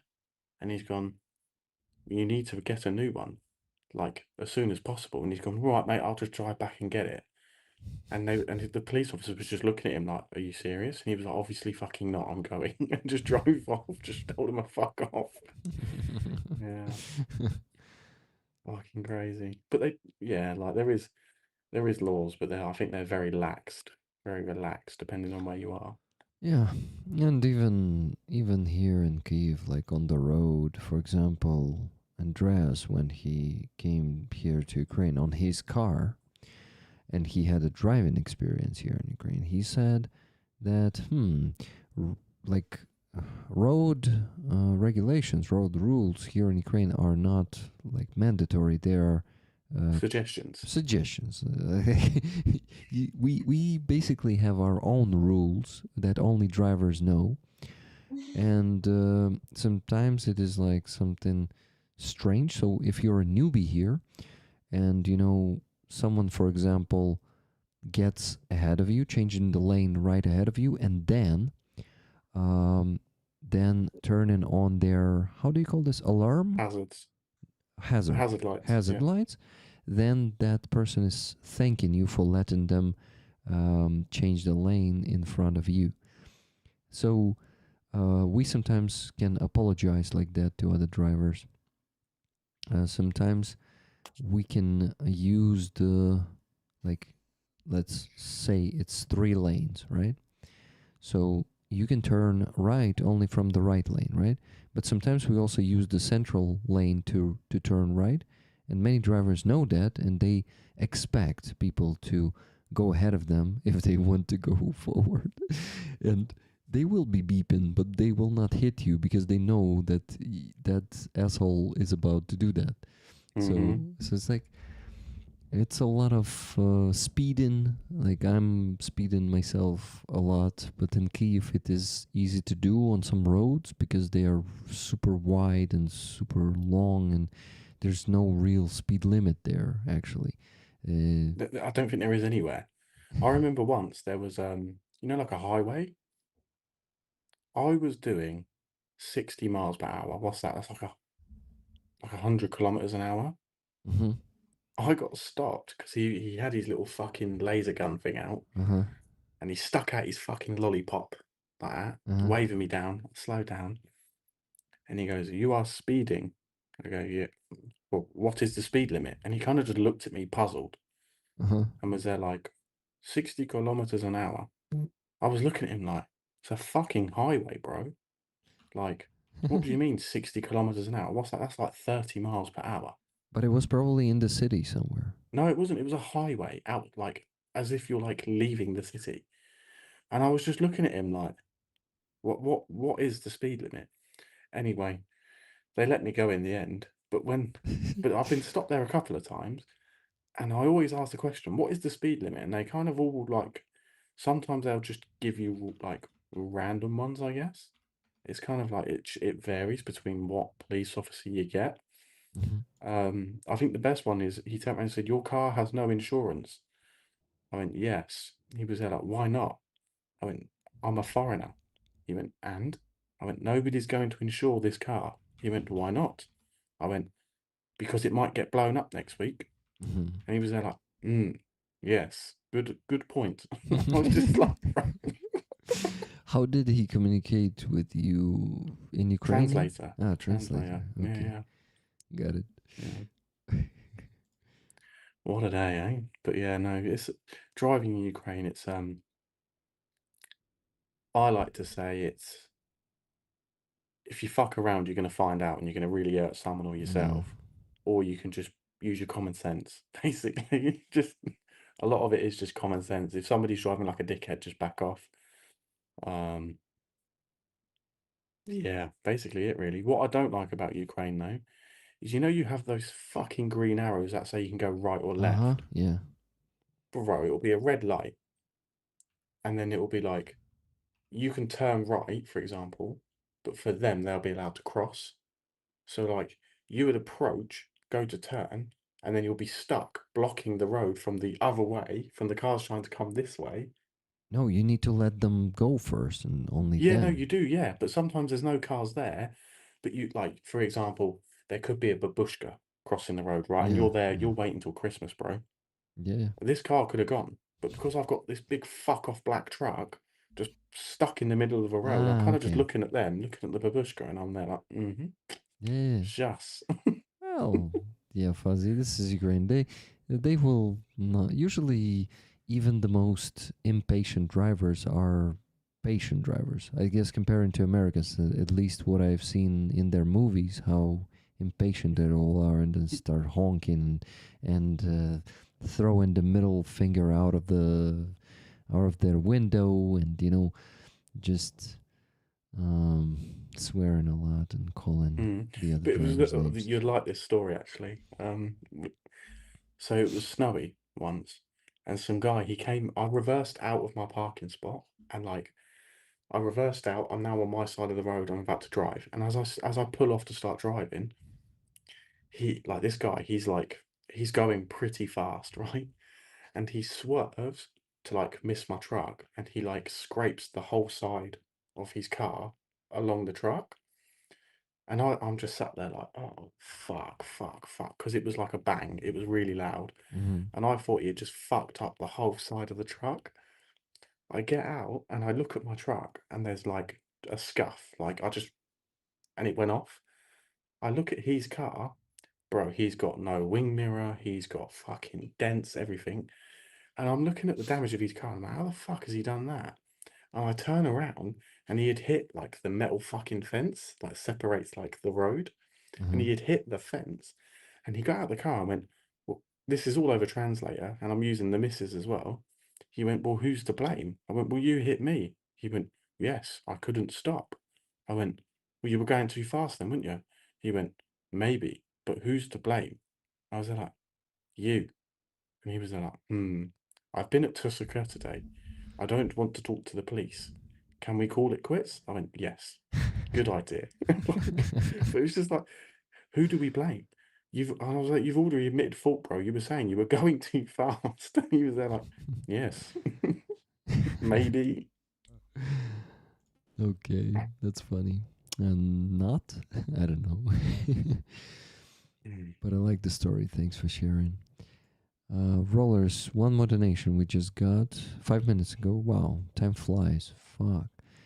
Adrian donated $100 and said glory to the heroes. Thank you so much, Adrian. Awesome. That means we reached $3,240.05 today. Thank you guys. Good job. We went over the goal by $240.05. Yeah, but keep donating, not setting any new goals. Just want to close both fundraisers. Nah, that's gonna be too much. We'll have to raise another $2,000 or $3,000 to close both fundraisers on Wednesday. That is gonna be too much. But okay, Odessa Oblast, but not Odessa, right? Or Odessa too. Fuzzy, you're not in Odessa? Are you in Yeah, I Odessa? am. Yeah, I just don't care. Hang on, let me go and have a look. Yeah, it's good Oh, actually. there you go. It's just started. I mean, There it's you go.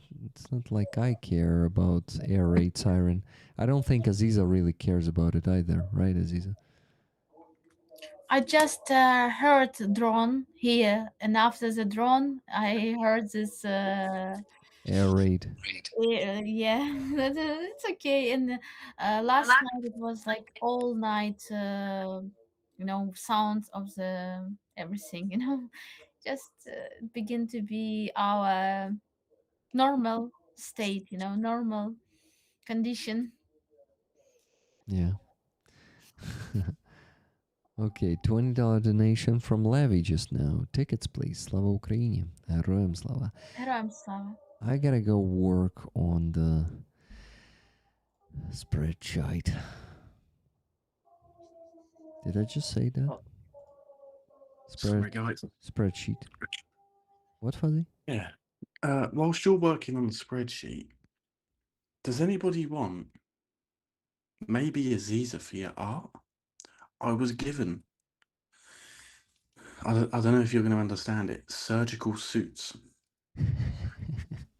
Fuzzy, you think you should give it to Aziza for art? What about, how many of them do you have? I got a fucking box full of it, mate. It was like 100? I think so, yeah. So guys, some assholes decided to give They're not art songs, but come on, man, you gotta be an asshole to give this to Soldier, like okay, some assholes gave Fuzzy surgical suits, and he told me he asked at the medical point, right, Fuzzy? You asked like at the stabilization point. yeah, I did, yeah. And they said, no, thank you, we don't need this shit. Коротше, Азіза, вони дали хірургічні халати, оці сині, Фазі, цілий ящик. Типу, ну, куди він їх може застосувати на фронті? Куди? Хто дав? Та якийсь волонтер, я назвав їх мудаками. Тільки що, замість волонтерів. You gotta be an asshole to give this to Soldier.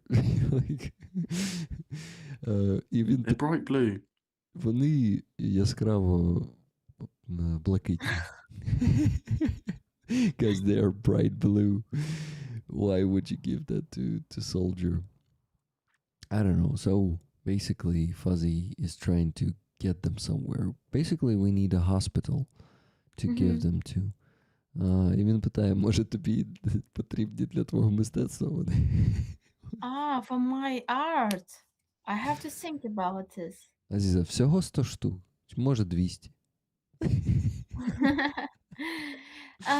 It's a good idea, but yeah, I can ask maybe somebody needs this, but if I will have big place for creation art, my Studio. studio, I really will work with this but exactly because I have no place in my apartment, I could not do it because it just my paintings can soon kill me, like fall on my head during I'm sleep. So yeah, It's like unfortunately, Aziza. because if I will have the studio, I will work with this. I will find a solution how to create something incredible. Like yesterday, I work with different artists, and one of the artists he creates his art на клейонці, на білій прозорій, як вона називається? Like a film? Yeah, I guess like a transparent film.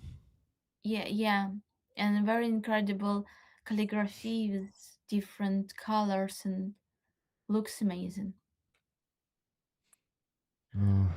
Rollers, we just got one more donation. $12.91 from Numpty Bumpty. Sorry, can't be there watching live. No problem.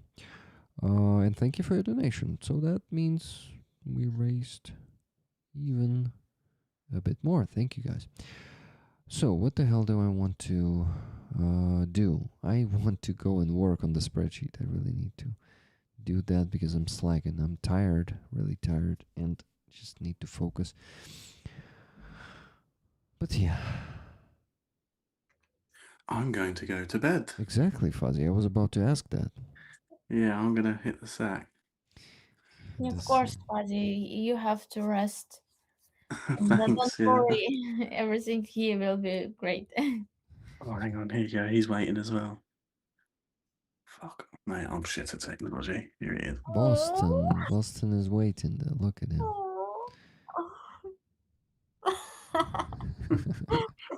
So funny. It is really funny. Thank you, Fuzzy. Thank you for joining us today. Thank you for having me again. I will speak to you all soon. Have a good evening. Good night, Well done, everybody. Fight night. Good night. Fuzzy, and have a good luck tomorrow with all the car stuff. Yeah. Yeah, I'll get you a picture when it's done. It should be done by at the end of the day, I think. Awesome. Thank you. Mhm. Good No night. problem. Take it easy, bro. Stay Bye. safe. Good night, Fuzzy. Bye. Bye. Aziza, me and you left. Hi. Almost 1 a.m. Ah, It's not late. It's like Aziza, absolutely amazing. Aziza, remind me, you're gonna be here in Kyiv on the 3rd, giving a concert. Yeah, I will have concert. Yeah, Fuck, on 3rd is Sunday. Sunday. Yeah, Sunday evening. What It will be time? Sunday evening. Yeah, What? it's just What time? I think 5 5? p.m. 5 is okay. I can make it there at 5. 5 till 6:30. I Aye, will create. It Aziza, will be big concert. easy peasy. Easy peasy. Easy Will be peasy. great. I'm gonna be there because I start this stream usually at 9 p.m. So I can easily get home back before even 8, right? Yeah. Yeah, Yeah. but we're gonna go eat somewhere after that, I guess. Or Okay. at least I hope so. because Super great. because So I would have to eat before the stream. I usually need to stay how do you call that? hungry. No, instead I need to not be Of hungry course, yeah. because I'm usually starving. If I starving during the stream is not good. Yeah, 100%. It just maybe, I just so that sometimes I think that when I'm singing, it's better to be hungry, not like full, not like Yeah, be more, more empty. empty. Yeah, Yeah, to because you can feel better the space. Like I think like this, but of course, if you're too much hungry, you cannot sing. You cannot do your work. yeah. You So see, here I'm not singing on this stream, so it's much easier. Talking, you can talk even when you're full. yeah, and sometimes when you are hungry or something, your brain doesn't work. So it's Exactly. also very bad because brain has to be clear and works Actually, work. my body works the way that if I'm hungry, after like 5th hour of being hungry, Mm-hmm. I start feeling like a bit dizzy, and I feel like I'm gonna lose consciousness right now. or something. Mm-hmm. So Oh it's, my God. but I'm not. It's I never lost it, but it's like I feel powerless. I don't have enough Mhm. power to keep going. Adrian says, "Hi all, just tuned in. Didn't know we already reached the goal. Awesome job, rollers. Thank you, Adrian. It's great that you donated, because going over the goal for the last few weeks, by a few thousand. Thank you guys. Yeah. Thank you guys for that. Gave us the opportunity to keep closing fundraisers very fast and like a lot of them. And this is why I kind of got used to it. And today I see, okay, we reached the goal, but what if we get more? But to be honest, I just need to chill, and it's okay 1 week. Yeah. We're just gonna get 4,500. I guess this week we raised about 4,500. But to calculate that, I need to do what? I need to focus on the spreadsheet. I need to work on the spreadsheet. So, wow, Aziza, it's beautiful. I cannot open because it's like I приклеїла квіти і вони повинні засохнути. Oh, okay. Aziza glued the flowers, and the glue has to dry. Dry? Yeah, dry. This is a second painting. So, sorry, I don't know, Ricky. You have to work on the spreadsheet, and Yeah, this is I don't why want. you talk. I'm gonna go work. I shut up. Okay. Talk, Aziza. So, I will be soon on the festival. In the name of Lesia Ukrainka. You know about this. I told you about this last week, and I told this Fazi. So it will be event in the name of Lesia Ukrainka, and it will be like performance of different singers. It will be ты знаешь околиці? Do you know? Work. Вообще не знаю, якщо що. I don't know околиця. Me too. I don't know околиця, but I heard this name, and then I like checked her page, and she has a lot of subscribers, and she has constant concerts, like tour, как сказать, туры английскую. So she has such a big system of her concerts in different cities with big number of audience. So, and she will be probably also in this concert, and I will perform with my what's new. I will perform with my new keyboard, Alex, or I call this keyboard Alex in the name of Alex Oh, really? from Berlin that That's cool. supported me and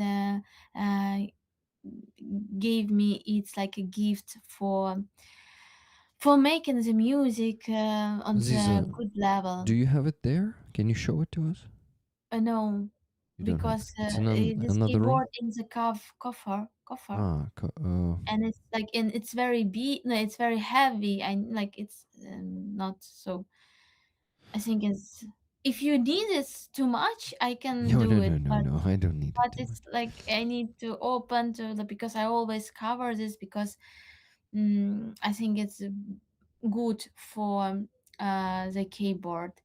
And when I will move, I hope I will move soon in another place when I can make my studio like constant studio. You know when because here I'm a create art too, and he like so never mind. So let's talk about festival. So I will it will be first time when I will play with a keyboard in front of the people, like it's live concert with a new keyboard, and I'm a little bit so I invite Fuzzy, and then I think Aziza, you invite Fuzzy, and probably it will be maybe not so good performance, maybe it's not good idea. Aziza, on Wednesday, on your stream on Wednesday, you had a problem with choosing the presets from the iPad. Did you manage to fix that problem? Yeah. Last time I managed it, so everything worked very good. Amazing. So I managed like I work with iPad and make it like connected with so everything work, and it's really when you did it it's really easy, you know. Yeah. Because when I saw video about how to work with Astrolab, and they said Astrolab is very like perfect instrument for the performance, so you can do a lot of things easy right on the stage, so really Amazing. very comfortable. So And then Astrolab is the and brand of the keyboard, right? yeah, Astrolab is it's like a name of this keyboard, and brand Arturia. Arturia is the brand. Yeah, Okay. and and when from the in the beginning I thought it doesn't it's not easy. Why they lie? It's like it doesn't. But really, when you work with this, it's and you make it so I'm not like perfect. I need to manage another things that I didn't manage, but I will do it. It's really easy. It's not. It doesn't. Is it? I hope everything will be alright. So and everything work good. So, but you know, problem is that I will never work like in the with concert in the concert place like with not in my with my headphones but with the person who will work with the music, so it's new experience for me. Of course I hope everything will be all right. So and also it will be exhibition of different artists that will create portraits of Lesia Ukrainka. And they said the organizer said it will be artists from all Ukraine. that will send portraits of Lesya Ukrainka for this event. And so I created the portrait of Lesya Ukrainka, like image of Lesya Ukrainka, and also organizers it. And another one you can create just about the woman. And so another one like this I created two, and it will be auction on this event. They will fundraise money for. I will translate this. Mm, there's for the анатомічні бронежилети для жінок військових. So anatomical body armor for women, military women. Right. Yeah, and so it will be also like charity concert that I really like and really happy, and I give these portraits, give this arts for this needs. Yeah, and yeah, it's really like I don't know, it's a small project, but sometimes I feel not in logical way that some event is very important for me, because the most important the sense, what do you want to share with the people, and for me it's like something that connect me with the future changes, and it's all for me also practice how I can be better in different situation.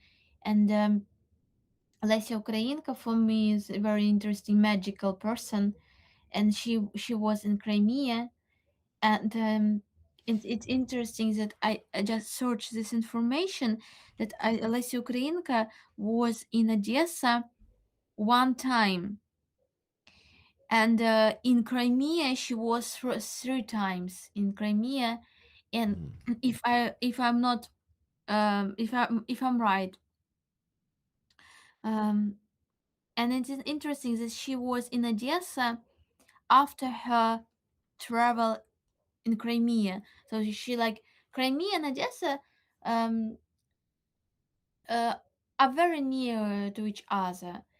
And in the past, Odessa region was a part of Ottoman Empire of Crimean Khanate. So it was part of Crimean Khanate before Odessa began to be Odessa. So it was like Haji Bey. And you can feel this connection of this region with the Crimea in many ways, and in the ways of colonization too, like how Catherine of the Second occupied this region and occupied Crimea too, and how it worked with human minds and with this understanding that so it's really interesting that I'm here because through this a lot of people begin to like identificate me, I identify me. and identify Identify me me. like Odessan artist or musician, or like, so they feel me like I'm from this region. And it's really interesting because I really I think that I'm more than Odessan. Like yeah, it's region where I now constant live, but in general, I feel myself like I'm from different regions and of course, I'm from Crimea. But it's interesting how you begin to understand the place where you live more and more, and so you can understand how you can be useful for this region, what you can say, what you can, and you can feel that really Odessa is much more, you know, close to Crimea, even with understand with for the people, with the people who can understand Crimea more because of the weather, because of the same background of Russian colonization. Um, for example, in Kharkiv, nobody knows, like nobody have a lot of, they have no Crimean hubs, they have no restaurants, they have no, so they are very very from Crimea. In the same moment, it's really interesting to be also part of the city with my new understanding, because I live in Kharkiv 5 years, but it was I just tried to be like everybody to manage my life. I was like 16, 17, so it was till 21 years old. So I Mm. was like, it was probably hard for me in that time to like to change this with my identity. It's more maybe change me than I change this place. And now I think that I have this feeling that I can change with my um with my knowledge, with my like instruments, tools, with my tools, Mm-hmm. uh, this city. But really, south of Ukraine and Odessa in special is begin to be like a part of me too. It's really, really interesting how to change. And I sent to you the photos from the event that was yesterday. So it was a very interesting um, experience. In Ooh, Aziza, the problem you is can there are you so cannot. many photos here. Oh, Okay, wait, wait, wait, I wait, will like wait. No, no, no, Aziza, wait, wait. I just open it in the another browser. Yeah, I don't even need to download anything. I will just open it there. So no, nothing to do for you. I'm gonna show them on um the just screen. you know what, remember that I told you that I was on the exhibition, and I was so in Odessa, and I was so like feel myself bad because it was like that place of art and culture, because artists are speaking in Russian, and their arts Yeah, are like not alive, like that art for the art, like beautiful, for example, paintings of the buildings of the Odessa.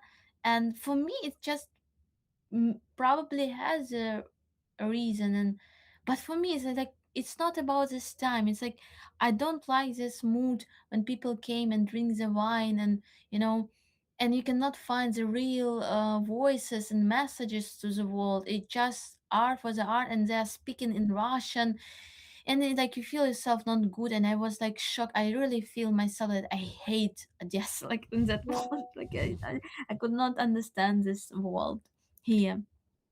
And it's interesting um that I met one person. Like first I met in the video, and it was interview with him.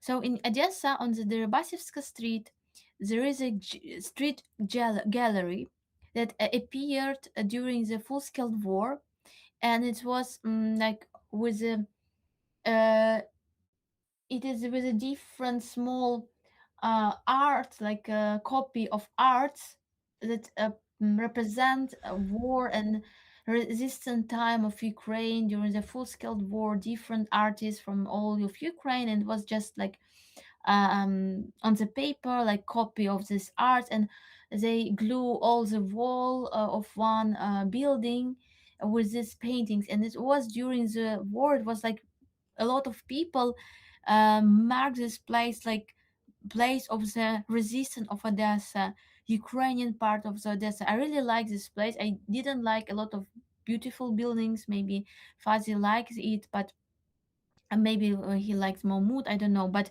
I really don't like this stuff outside. But I like this place of this gallery because it was like place that I can feel myself safe, because I feel that Odessa is Ukrainian city, is not the like Russian city or city of people who are waiting of Russia, or they don't care about nothing language, and that's all. And in the winter they cover this gallery with banner with celebrating of New Year, and it was really very very sad. We were shocked that somebody covers this, like covered with just stupid, reclama of Reklama is celebrating, advertisement. yeah, of celebrating New Year. I think it was uh, because it was a part of like New Year is a Soviet holiday. yeah, like and in New Year was a fuss, when the then they celebrate Happy New Year and Christmas, not like Christmas first Uh-huh. and then Happy New Year. It's like not important, but the words on this banner was exactly very very like Soviet style, and it was like a part of yarmarka that was in so it was like they built the park for entertainment for the children for in the New Year and Christmas, and these walls were like a part of this business, and so they covered this art, and everybody from us was like shocked. Well, how you can do it? It is a face of this time of the war, and so after the winter, they took these banners from these walls, and the curator так и буде англійською? Curator. Curator of this gallery appeared, and he said about this that we continue to work and we need to like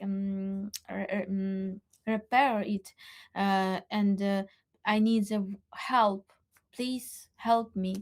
And I just wrote to him that I can be volunteer, I can help if he needs my help to do something better. And he said, I will um, invite you on the performance, on the auction, like акція, як сказати, Action works too. They say it sometimes, I action. guess. Yeah, in And English. and she was quiet, and okay, like, I will wait. And then my friend makes a repost of shared with the news that it will be like posted. Hey guys, came on this auction. We will like repair this wall, and you can even take with yourself paints, and you can work, you can paint your art. And I was thinking about this. Oh, I have to go, and even I have another plan. I wanted to join to the UN animals to clean the fields, but I think no, probably I have to go. And I didn't understand the conception of this, and I just thought maybe I can make the copy from my art and make him propose to use this copy of my art on this wall, like. And in that day it was like nobody worked, copy center that didn't work, and I think probably it's not time for this. And then I remember that in this post they wrote to me, they wrote, you can paint something. And I think, oh, probably it will be maybe small place when I can paint some small details, small thing. And I go to the shop and bought the red paint and brush, and came to this place. And then everybody came, and they like took this I didn't know about this before, but they took this old banner, and we and like поклали на підлогу You put it down on the floor. Aziza, I was showing the photos, and I am showing them from the end to beginning. So it looks like you're taking off your art from the wall. yeah. And so and then he said, okay, you will paint here, you will do it, and you are with us. And I don't know how I find Are you with us? yeah this courage to say yes, I will do it. And like he gave me this big place. So I begin to, I think, what message I want most of all to share. I want to say about Crimea, and I create the same art, like Crimea is a key that I have in my Crimea is a key. And I begin to paint it. And yeah, it was really interesting because another I didn't know what another artist will draw, and in the end we begin to like unite. So from different parts of this banner we met each other, and like it began to be like one art. Yeah, and from beginning she was like he didn't know me, but when he saw what I was drawing, he was like happy, like he was like he recognized. And he in general he worked in the modern like in the Museum of Modern Art in Odessa. He's like also like curator, or I don't know how to say in English. Curator. Yeah, Q curator. And he curator. Repeat. curator and he Repeat after me. and Q. he organized. Aziza, I was joking. I was saying, well, maybe not joking. Maybe you want to repeat after me. Repeat after me. Q. Q Ray. Ray Tor. Tor Key. curator Curator. Exactly. curator. Curator. Yes, Guys, am I curator. correct? Is it curator or am I also He's curator in the not spelling it properly? yeah, and he like organized different exhibition with the artist. So what I want to say. So and then in the end, she just hugged me and she said that I invite you now. He like every Saturday they meet with each other and they work with natura. So they paint with a naked person. In how to say in English, right? Naked people. I actually don't know. Oh shit. Actually, I got a new subscriber on the base. Wow. Lydia subscribed. Thank you very much, Lydia, for becoming a javelin. Lydia, will you be able to contact me and send me your address, because I'm offering a patch for subscription. And you subscribed as a javelin. Let me show you what kind of patch I'm gonna send you if you're willing to accept it. Because supporting me monthly gives you some one-time bonuses. Unfortunately, it's one time, not the regular bonuses, but one-time bonus is this patch. Let me show it on the full screen. This awesome patch, the javelin. And Lydia, I add also some cool other bonuses to the package with the patch. So the package is going to be a bit bigger. It's going to be something like that big, because there are some bonuses. So Lydia, have you joined our Discord? Are you using Discord? Please contact me. By the way, Lydia, when did you find us? Us? I don't know. I'm not sure I've seen you, at least lately, here in the chat. I apologize if you've been there and I just did not notice you. That is possible. But anyway, thank you. I just noticed that and I was like, damn, thank you so much. Right. Because lately getting new subscribers on the base, on Tello or Patreon or any of these platforms is getting harder. And that's what I want. Yes, I joined today. That's cool. Lydia, where are you from? Tell us. I unsubscribed because you never gave me my patch.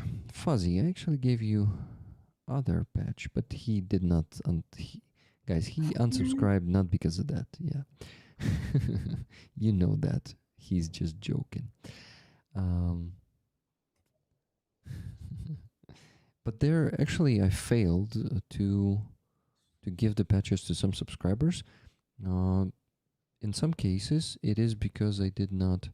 Oh, by the way, I'm showing a sensitive information. I guess some people don't like their email to be shown. I apologize for that, guys.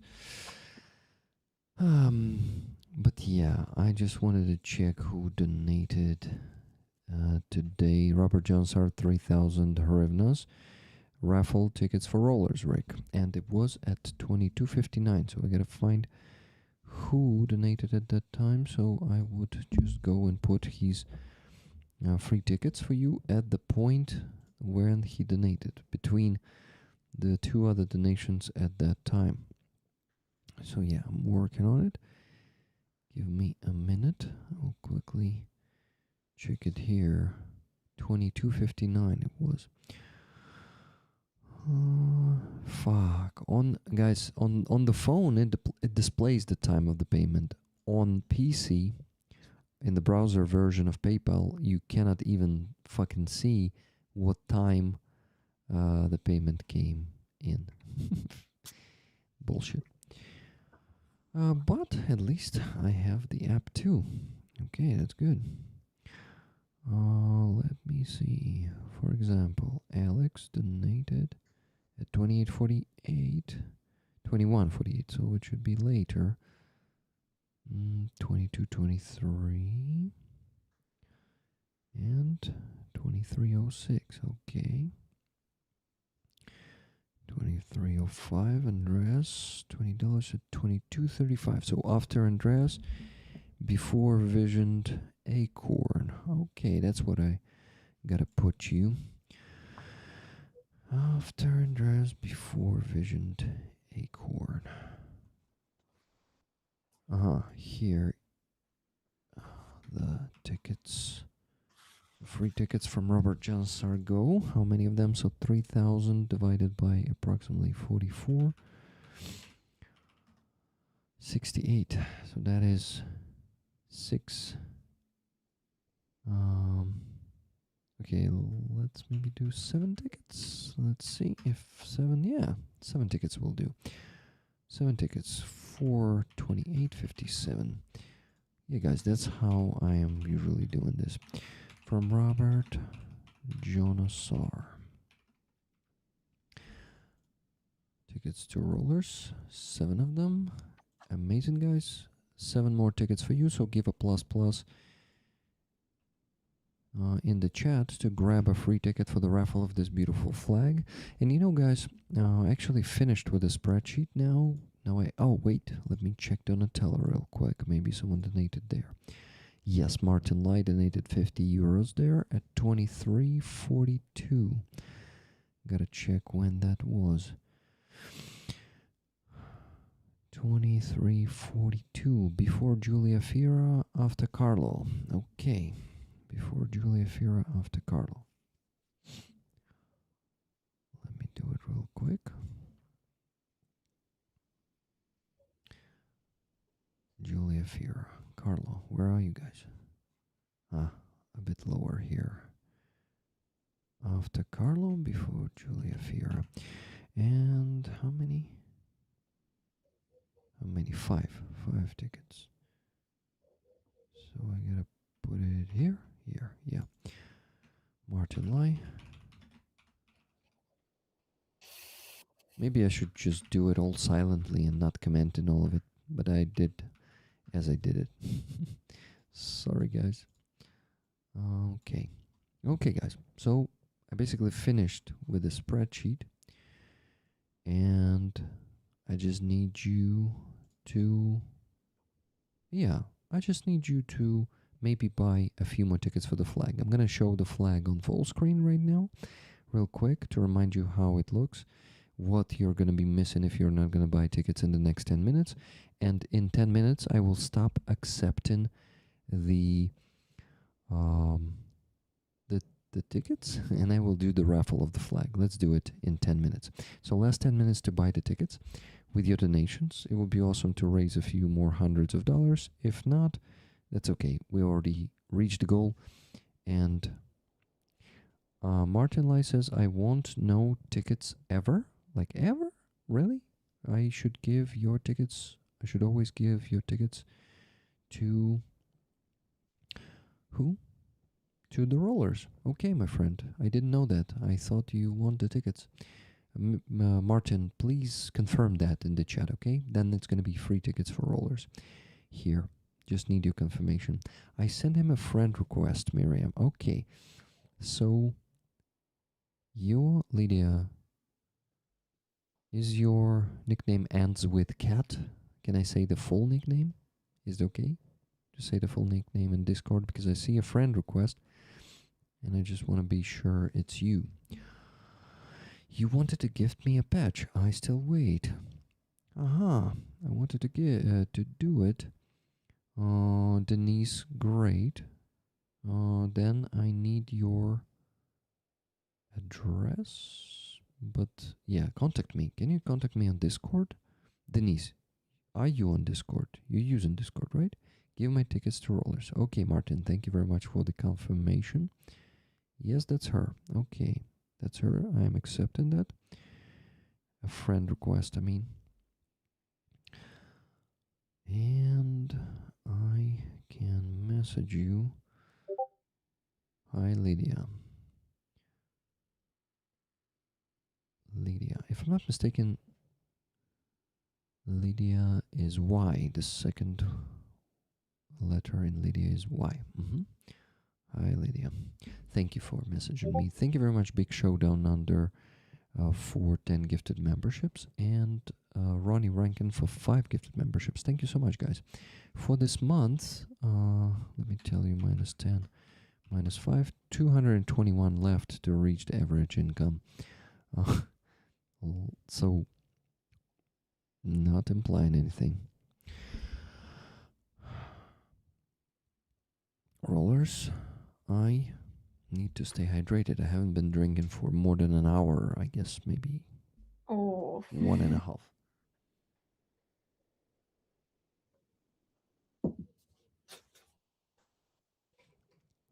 And my mouth even went dry. Okay, Rollers, 7 more minutes and we finish accepting the tickets. Rick, have you had a mango today? No, my friend. Actually, I did not have one because I didn't go to the grocery store today. I spent my day with my wife and friends, and then I just got some food on the way back home. And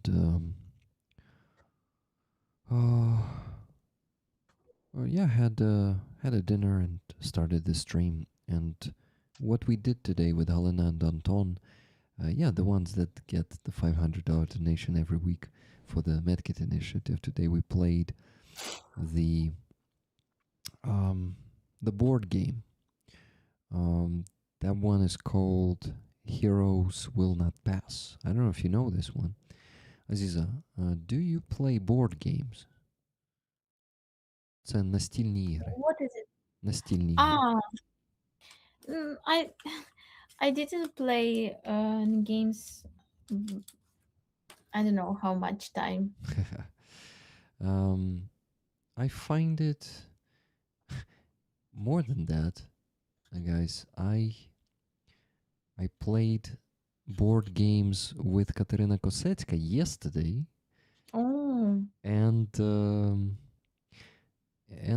other friends of ours. So I played board games 2 days in a row. Yeah, Alex, I did not have mango. By the way, actually, in the last 2 weeks, I had mango only one time because in Silpo, where they sell it, they stopped bringing it, and only 2 days ago, they finally brought it again, so I could buy myself a mango. So yeah, I could not eat them because they simply did not have them in the supermarket. Yeah, but they are now more expensive. They got plus 20% to their price. So yeah, prices in Ukraine are growing, plus 20% to everything in the last couple of months, at least plus 20. Some fucking got plus 50, plus 60%, some things. Yeah. Yeah. Sometimes I'm shocked after the visiting our shopping shop. Guys, we have 2 more donations. Awesome. $50 from Surfer Des. Surfer Des never needs tickets. Surfer, or this time Fuzzy really made you take the tickets. Are you taking the tickets? He donated $50 and said, "Sorry for last minute donation. Love you, rollers." So it's either free tickets to you, 5 more free tickets for you guys, or it is tickets for Surfer Des. Finally, maybe Fuzzy convinced him. So $100 donation after that from Danielle. Danielle, thank you so much. Hello, last minute contribution. Love you all. Love to all. Thank you, Danielle. Danielle, you're getting the tickets. I know that you don't mind taking the tickets because you didn't mention it. No, please, Surfer Des says. Okay, then it's 5 more free tickets for you guys. Let me give it to you and give 5 more plus pluses. Nikki will put them into the spreadsheet. Nikki, thank you very much for working on that. From Surfer Des. And Danielle gets 10 tickets after Surfer Des's free tickets. Danielle. Okay. 8 plus 2.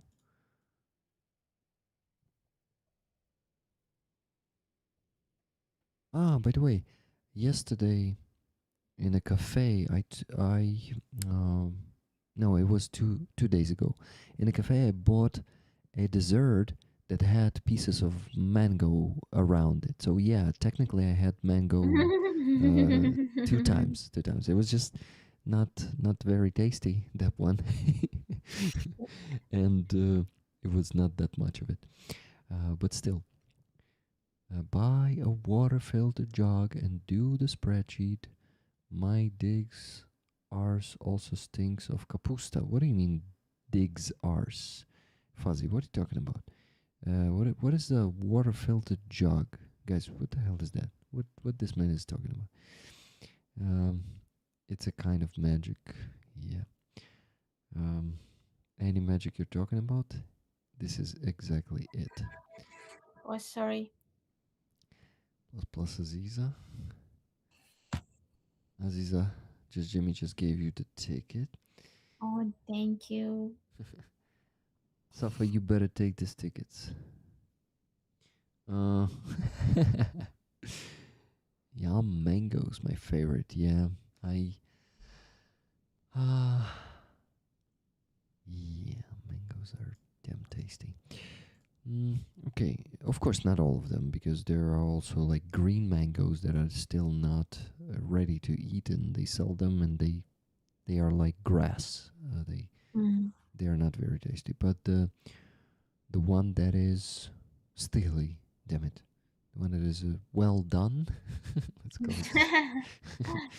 it. That one is tasty, and though it's expensive.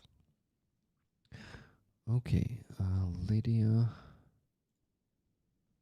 sent me her address. Thank you, Lydia. Lydia, if it's okay, send me your phone number too, because here in Ukraine, our postal service, it's not like it requires it, but I can put it there so they maybe call you if needed. If you don't want to share it, no problem. It's not mandatory. They shred green mangoes in Thailand as part of a salad, though it's pretty good. Oh, Thai mango. By the way, they sold it in my supermarket once, and it was like twice more expensive than regular mango. I don't know what the hell, but I think Thai mango should be the same taste, because I tried it in one place here in Kyiv, the Thai Привіт. So it is called Тайский Привіт. So like a Thai Привіт. Yeah, Привіт is hello. So basically like a Thai greeting. So they give a dessert with mango, so it's like an ice cream and mango, and they said it's a Thai mango. It was just the same taste as these mangoes, guys. Anyone who is an expert on Thai mangoes and normal mangoes, do do they differ? Is it a different taste or not?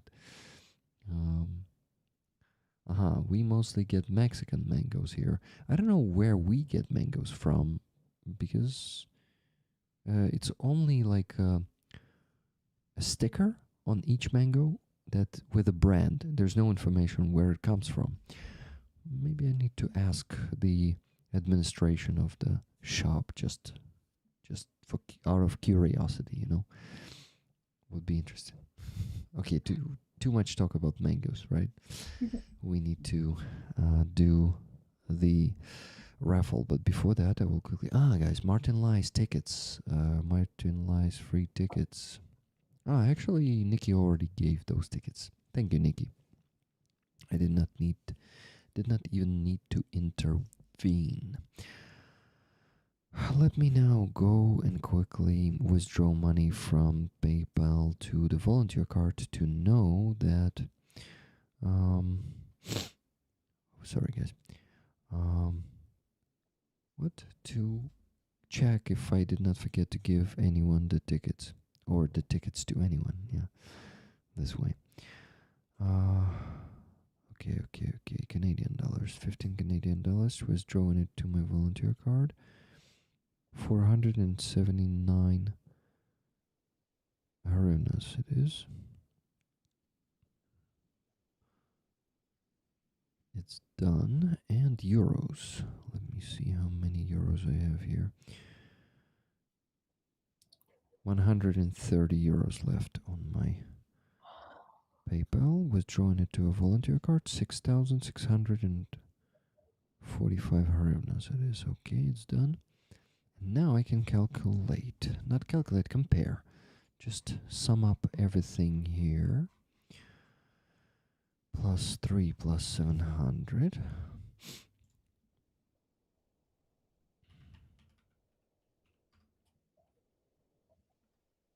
Yes, guys, all perfect. So on PayPal this week, for now at least, we raised $4,790.85. Let's maybe try to reach 5,000. What do you think? Only $210 left to do that. I think it's possible, but not pushing you guys. 4,790 is already good result for the week, but reaching 5,000 would be, would feel good. Would be the average money raised during the week. My side of the island is well known for the avocados, Surfer Death says. Puerto Rico. Avocados. Cool.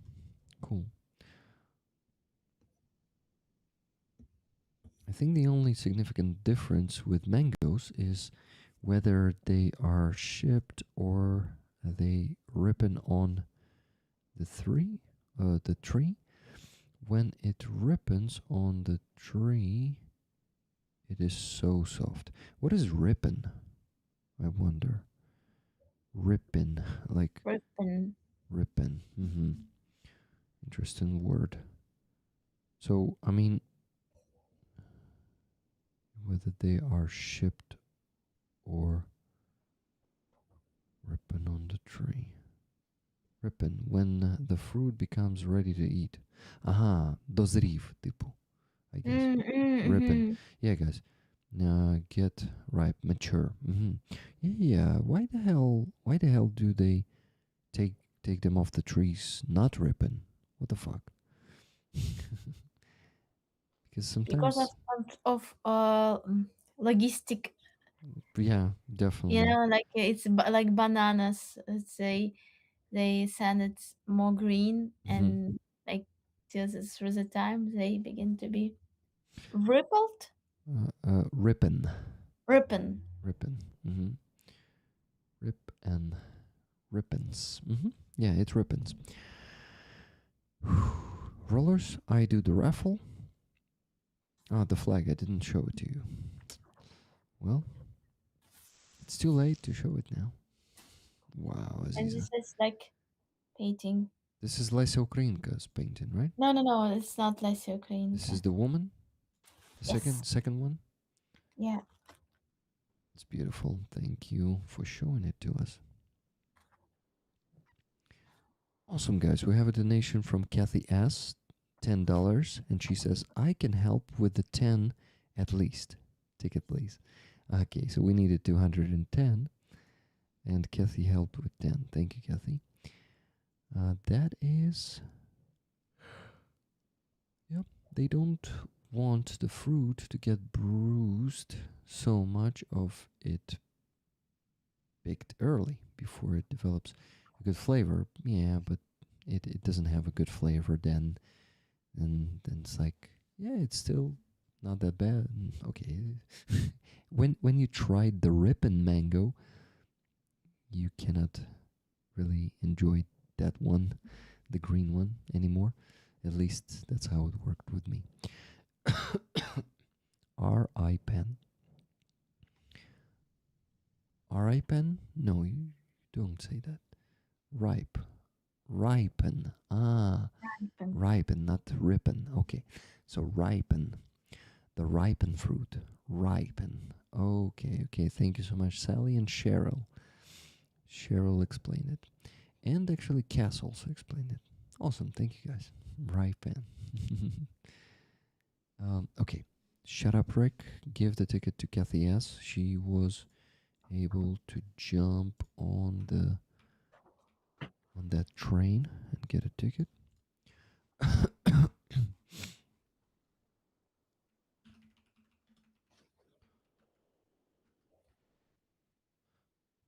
Kathy, you got a ticket? Okay, guys, let's raffle the flag.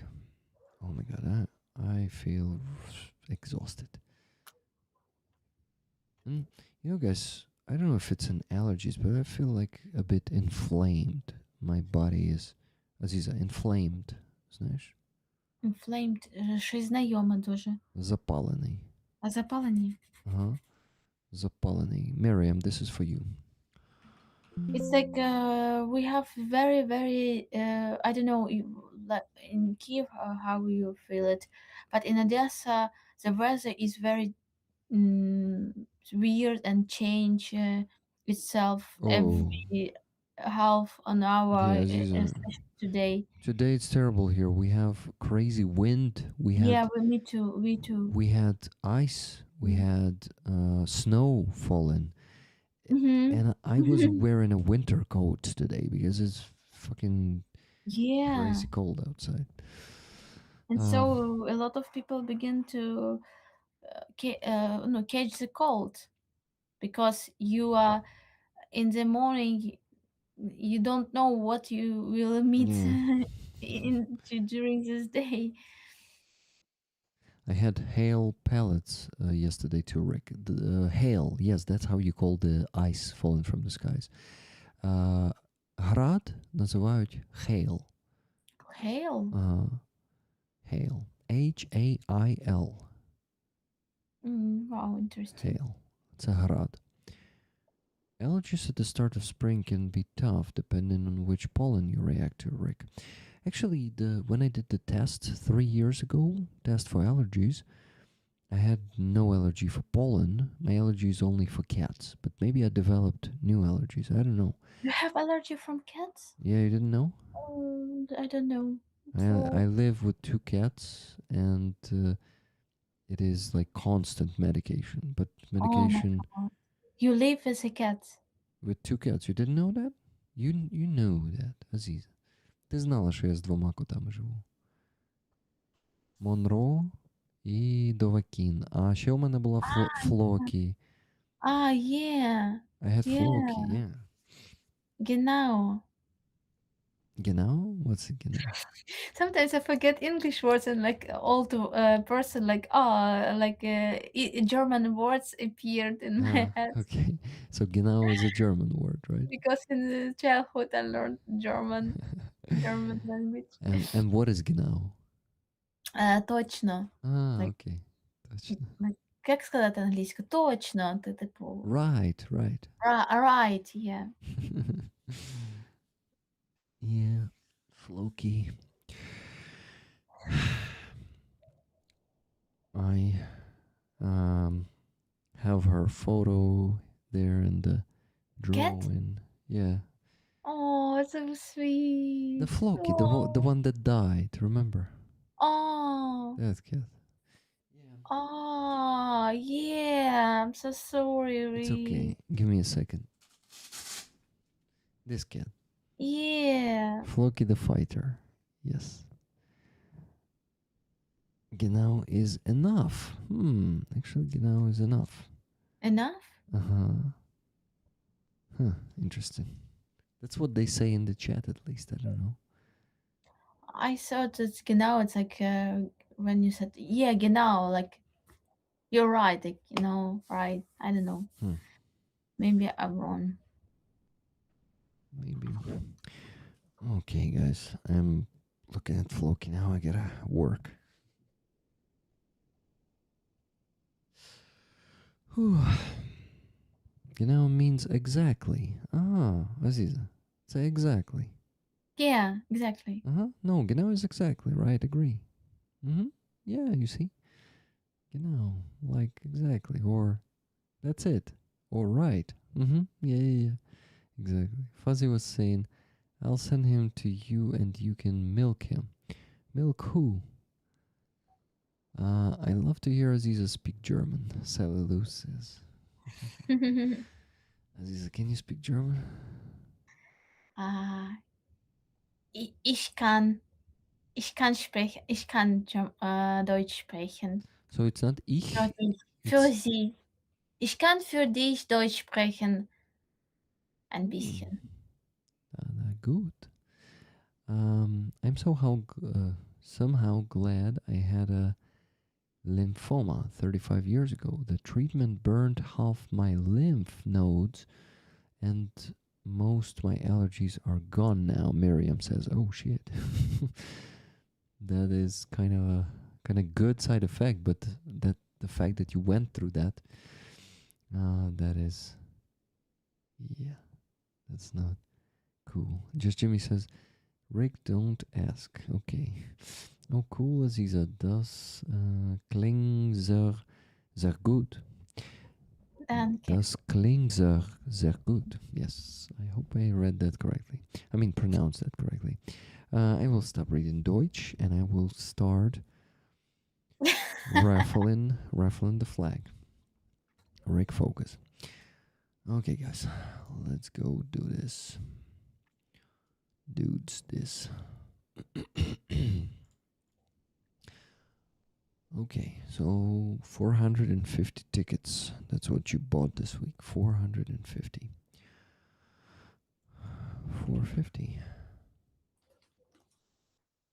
450.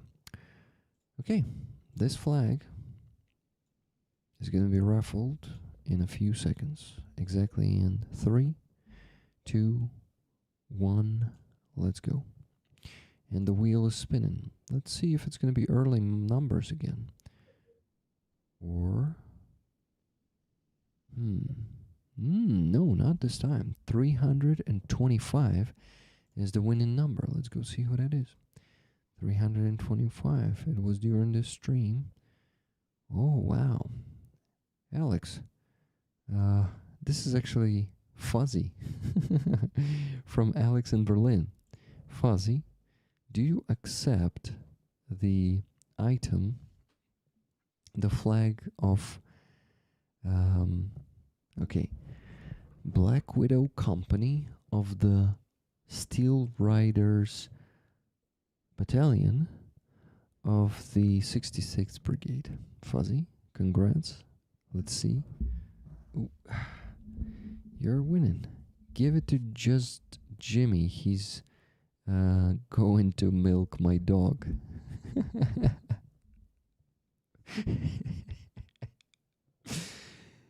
It's a male dog, right? Black Widow goes to Black Sheep.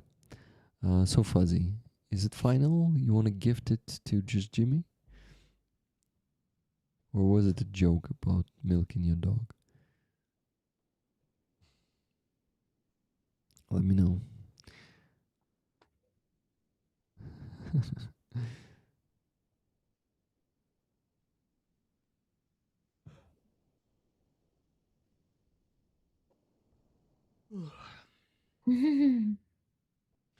Yeah, I'm super tired. I actually woke up today.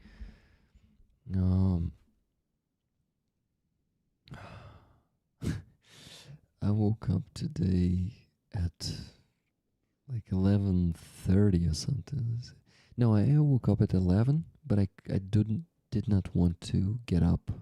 It was hard physically, and it was also pretty hard mentally. Lately it is, but um, I woke up and all day I'm fucking yawning. I want to sleep, and it's like Mm. I better sleep less to have energy. So I did not sleep too long on Wednesday, and I had energy. I don't think I slept too much on Friday, so maybe I just need to deprivate my sleep, become sleep deprived. Депривація сну — це коли, типу, не даєш спати собі. Або комусь. Депривація — це, типу, недостатня кількість сну. Хоча ти, може, знала це. Знала? No. Deprivation. Це, типу, як зменшення. Але я чув це тільки у відношенні до сну. Більше нічого. Тобто я не знаю, чи можна це застосовувати до інших якихось слів. So, Jimmy, do you accept this? Sorry, rollers, it is too good to respin, and it is now personal from Fuzzy. Oh, yeah. So, congratulations, Jimmy, for getting the flag. Lucky you. The flag is super fucking awesome. Enjoy it, Jimmy. Just make sure I get a picture in the Discord when you hang it. Awesome. Let's do it.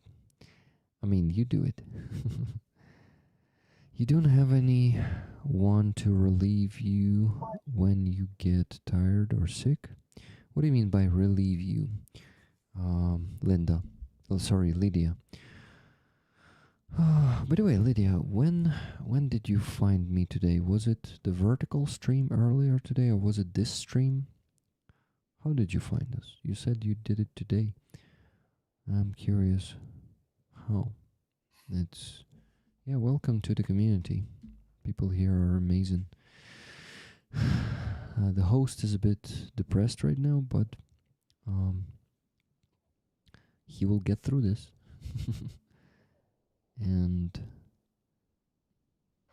yeah, Aziz, I already, I actually told this to Ross when you were here already. Yeah, that I missed 3 years old again today, but I think at least before figuring out what to do with it in the future, I just need to have those antidepressants start working, to just have the energy to rearrange something somehow. So yeah, I will not just make any decisions. The only decision I made is to, if I don't feel the energy to go to Friazov, and I feel like I don't want to go, I don't do it. It's not easy. It's not easy, but rollers help me to deal with this mentally. Rick thought he had an easy Nova Posta job there. I've got to keep you busy, homie. Yeah, you're right. But it's okay. This is the part of my responsibilities. I'm all excited now, just Jimmy says. So pleased for you, Jimmy. So Lydia said, take over for you. Someone to take over for me. No one can take over for me. Because first of all, I'm raising funds on these streams, and I don't give access to my PayPal to anyone. So I cannot, basically the person who is going to be taking over will not know how much we raised. And I think the only person I would let take over would be you, Aziza. Like someday, maybe. Що думаєш? Мене замінити питають. Я кажу, що єдина людина, кому б я це довірив, мабуть, це ти. Oh, thank you so much, Rick. This is so great words for me. But I will never manage everything. Like I will support you in every your decision. But I think I am too much stupid for this great work Stupid? that you Come on, do. Aziza. Don't call yourself stupid, please. And maybe you don't have some experience, but I'm sure with some experience, with some training, you would be able to do the same. I am pretty sure.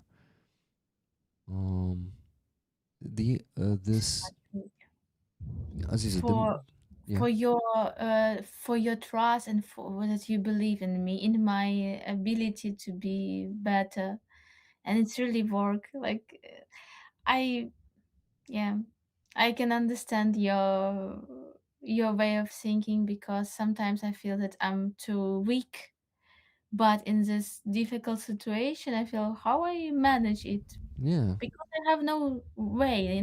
You have no choice. You have to do something. yeah, And in exactly. that moment, you begin to think that probably we can do more than we can think about us. Aziza, is it air defense work in there? Yeah, we have a Shahed's attack. Yeah, guys, did you hear that rumble? That this was air defense trying to shoot down Shahed drones. Yeah, Aziza, I trust you, and I just wanted to say that, I think the skill that you need to acquire, the main skill you need to acquire, and you will be able to do this job easily, like super easy, is to constantly ask for donations. Just like ask But for more the and more art of donations. ask of the nation is very high, a high level. How you do it's very in proper in good way. Well, It's sometimes it feels like I'm not doing it in the proper way. I'm just saying straight ahead, like, yeah, we kind of raised $3,000 already, but it would be good to raise even more. It's like, come on, Rick, aren't you asking for too much now? But yeah, I'm probably joking, partially. Okay, guys, let me tell you how much we raised today. Altogether, $3,432.96. So it seems this week, actually, with money on the base and Donatello, we got to 5,000, just not on the PayPal. It's okay. What do I need to do? I need to make 2 donations. Rick has sales experience. Yeah, this is how I'm good at this job too. Because actually, even raising funds is technically also selling. Like, it is selling the investment into investment opportunities into the defense, the future, the saving lives. Yeah, and it's good that I'm able to sell this to you guys, and thank you so much of course. for trust in me and doing this, donating, but this trust is not empty.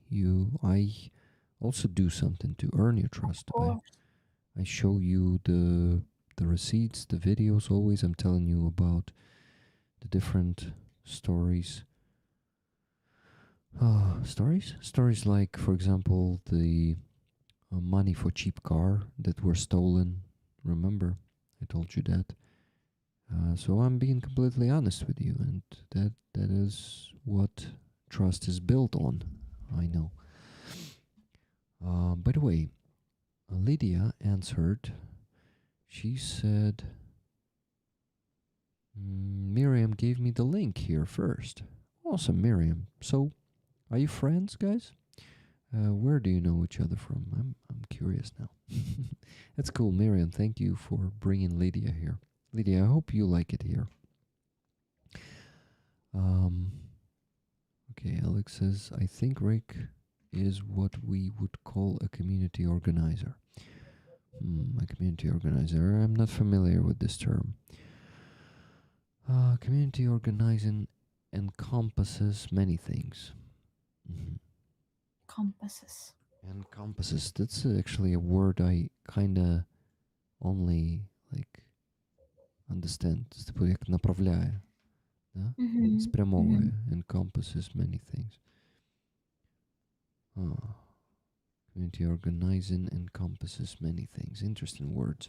You also are very good in knowledge how to speak with people, with different people, and you know a lot of different, um, like good for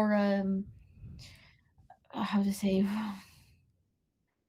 you are good in the some professional words and from the army, from the volunteers work, from the different parts of our life, and it's credible in general. Not everybody can do it and be so how to say polite, that's how be so correct in such details. And it's really people begin to be like how we can say in love with you, like they like you because you are honest with your knowledge and you can share your opinion in good way. Like I think it's very big talent too.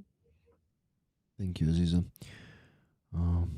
Thank you. It feels like I'm basically leading you guys to giving me compliments. I did not mean to do that.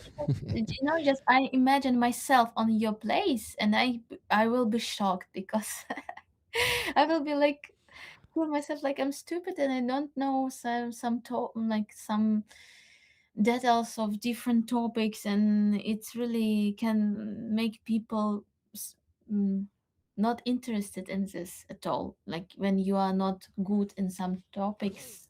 Yeah, yeah. Though I'm not the best in these topics, and I think I don't want to measure everything with numbers, and like with sizes of communities. All this, I don't want to do this. But I feel like I'm not still not the best talker in terms of geopolitics, and I even realized that I don't even want to be that kind of a guy who Yeah. just goes from channel to channel and speaking of geopolitics and given the news updates. I just yeah. Yeah, you have your oven special style of sharing your, and it's really interesting your opinion from inner problems, from the problems in the world, and it's always very soft. I really hate this um, automatical form of sharing your opinion. This when you have this professional skill and you begin to be too much not deep in your emotional um emotional part, so you just like do it very very like very easy, but it's not for me from the heart, from the mind, and it could not touch hearts of the people. I feel like this. Thank you. Rick, your style is interviewing people, drawing them out into a meaningful conversation. Thank you, Cheryl. Yeah, that's what I like to do, a meaningful conversation. Thank you to all the guests tonight. What a great... Oh no, Michelle, you deleted the message. Wow, are you reading my mind, Aziza? um, Serhii was reacting to what you said. What? He said, wow, are you reading my mind, Aziza? Like what you And said? it's what about what do you mean? Yeah, what exactly Yeah, did she what read your mind my with? what? Ricky, honest, open, and very original, and from the heart, unlike many YouTube channels. Yeah, I know that this is my strong side, that this is my strong suit, and I don't want to be like other channels. And the problem is, for some reason, I feel like that, for some reason, for obvious reasons, this kind of style is not like a it, it doesn't have the potential to become, maybe it has the potential, we don't know, maybe someday it will happen, but it feels like that's not what majority of people want. It's not what people tend to um, to make popular, let's call it this way. What she said about you, Rick. Everything you said about me, Aziza. You Yeah, you read Philippa's mind. great.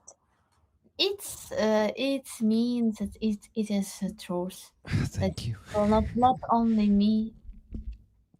I think me. I thinking Uh, this way. Miriam says, can someone answer Lydia's question from the Ukrainian POV? From our perspective? Okay, Linda's question was, I haven't heard anything about who is supporting Ukraine. Can you tell me the United States stance on it? So you want me to know how United States support us? Okay, I can give you an honest answer from a Ukrainian stance. Is it the question? Because if it is, I will ramble for at least 5 minutes, maybe less, but I doubt it. So tell me if it's a question. Great evening, great guests, Rick. So good to see you looking better tonight. I did not feel better at all mentally today, and I think I still don't feel very good tonight. You see, this thing with depression, it's not always what it seems. Outside people can look better, but fuck, I don't feel good tonight. Not tonight, today at all. So sorry, just being honest. But yeah, at least I'm having great time today with my guests, and I'm just doing my job well because I think I was a good host today in terms of interviewing Serhii and directing your questions to him, guys. Not not just slacking on the questions as I usually do. So yeah, that is it. Do we support, and if not, what can we do to change that? Okay, Lydia. So your country right now, on the governmental level, is not really supporting Ukraine. Basically, you have still some aid that you give us. For example, you give us the reconnaissance. The reconnaissance about the Russian ballistics. So basically, when their ballistics fly off to strike us, basically, when they strike us, you signal us about this, and we are ready to prepare. Our air raid starts yelling about the ballistics, and we know it's exactly the ballistics, so we have the chance, we have the time to hide when we see that alarm. Once in the beginning of Trump's last year, you stopped doing that for a couple of days, and it was terrible. So you still giving us that aid, and that's an important aid.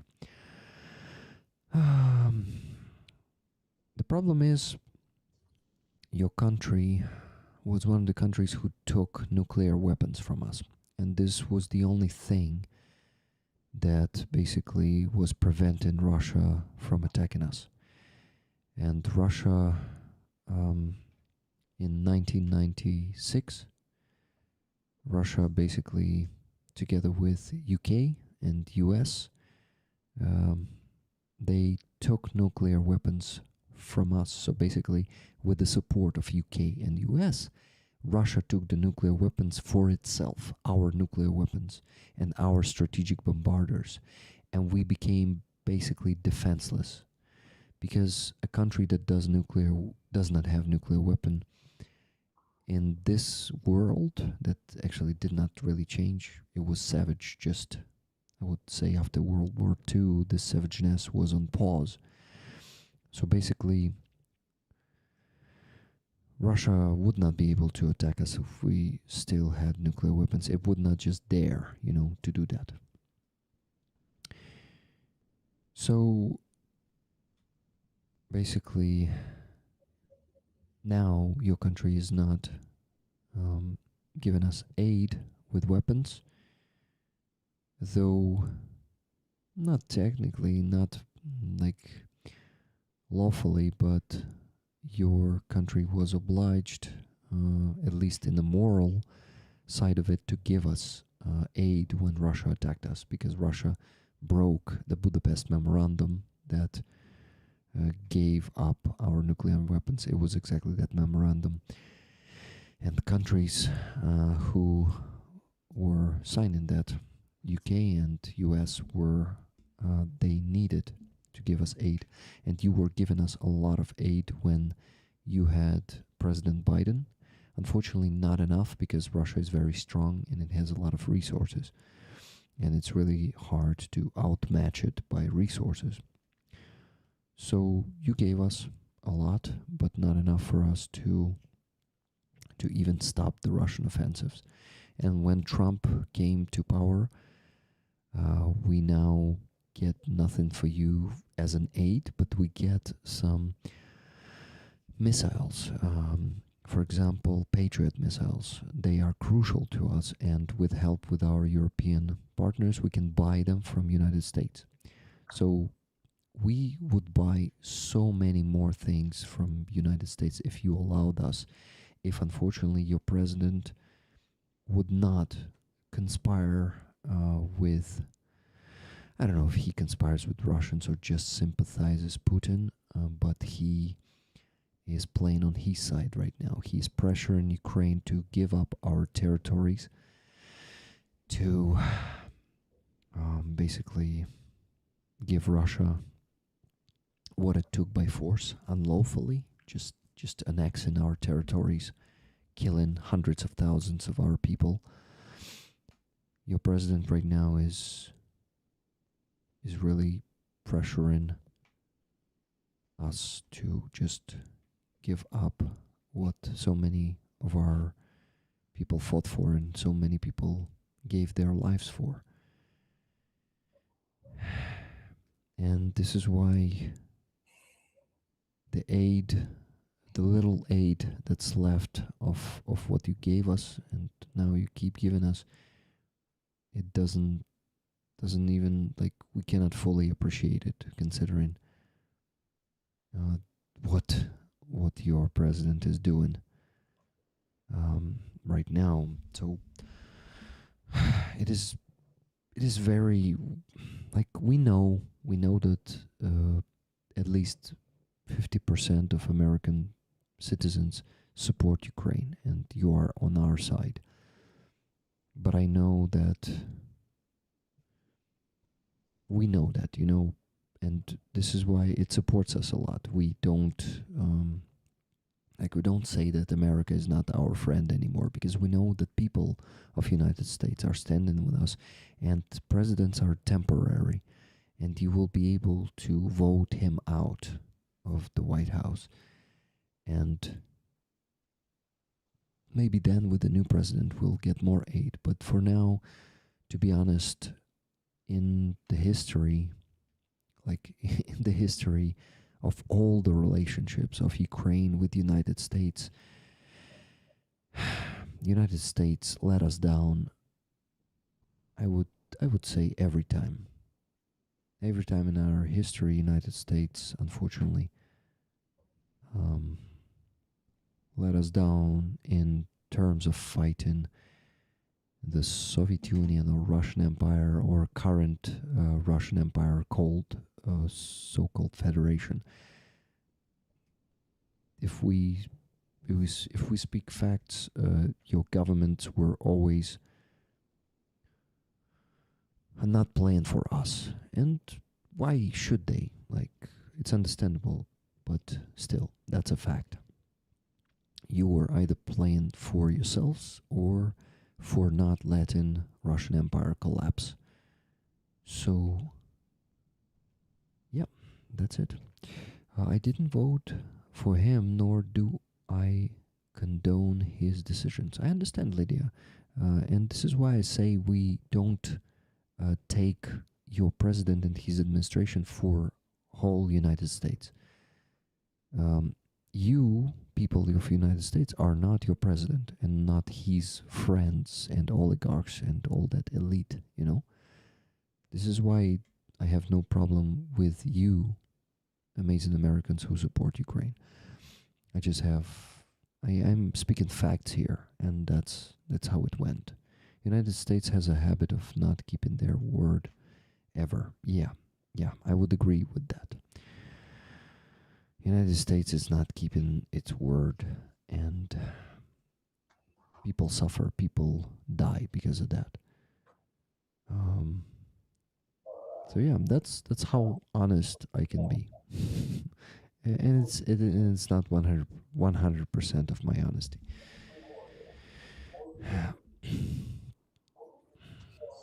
Paid for by Europe already, but not delivered. Yeah, some of the missiles has been paid for but not delivered. So United States is not good in keeping word. It's a moral stain on the US, and it's painful to see what is happening in the US. You know, yesterday, no, not yesterday, a couple of days ago, I started watching a podcast. We have the Ukrainian YouTube channel called Historia без міфів, History Without Myth, and History Without Myth is doing history, not only Ukrainian history. They do videos, podcasts, but like world history too. And I started watching. It was a live stream. It is a 2-hour video about the history of Texas. Basically, how Texas was part of Mexico, then it separated with help of the United States, and then basically United States broke so many treaties with Mexico and with Texas, and it was like I'm looking at this and I'm seeing that it probably goes down deep in U.S. history to not follow treaties, not keeping the word. So that's a lot of that happened before. So we just need to learn this lesson and be more careful in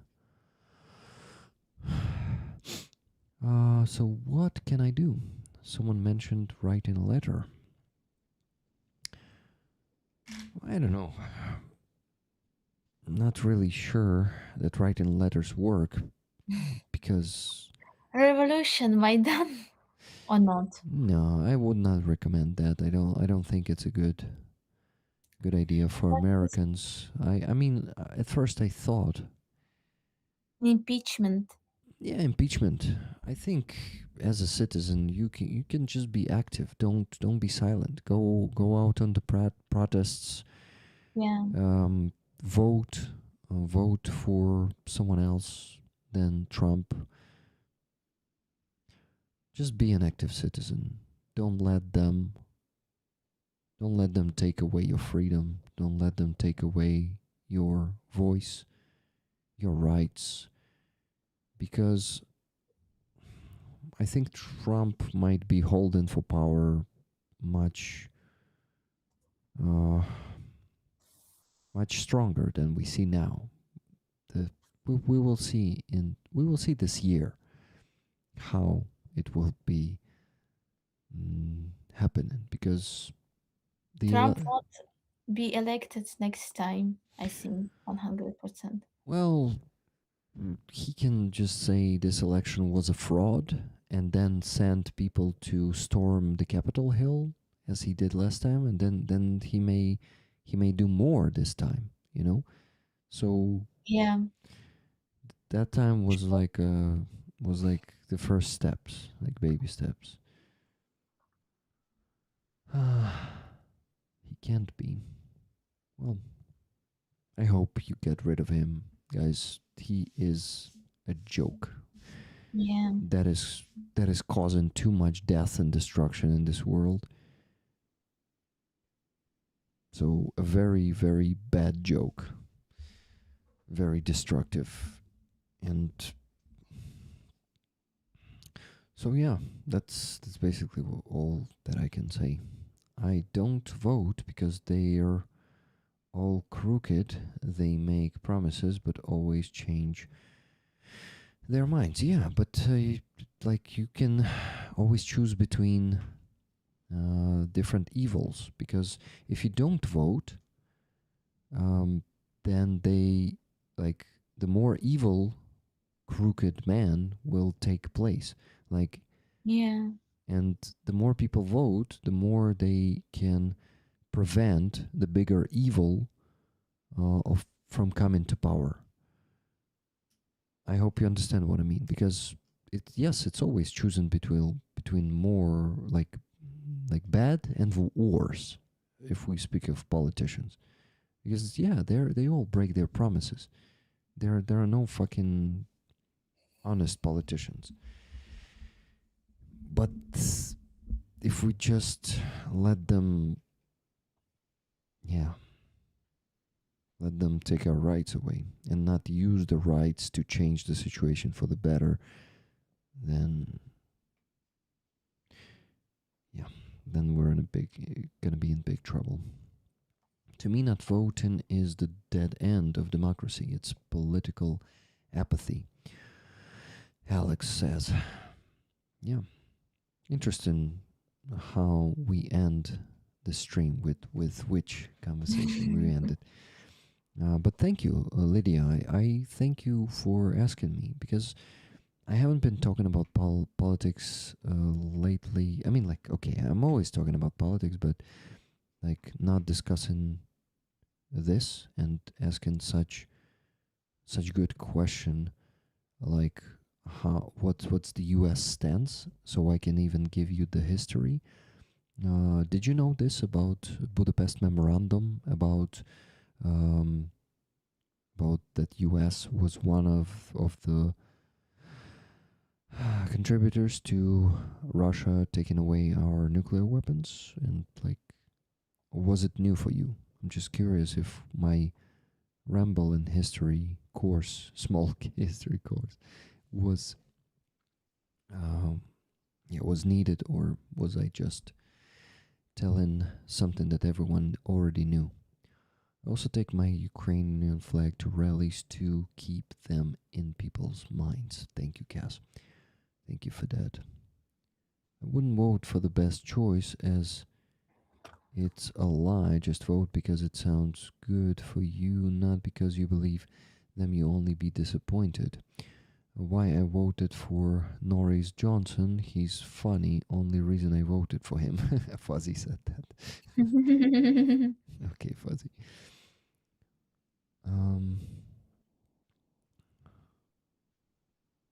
Fuck, I'm getting hungry. That's bad. That means I'm streaming for too long. Okay, because I had a pretty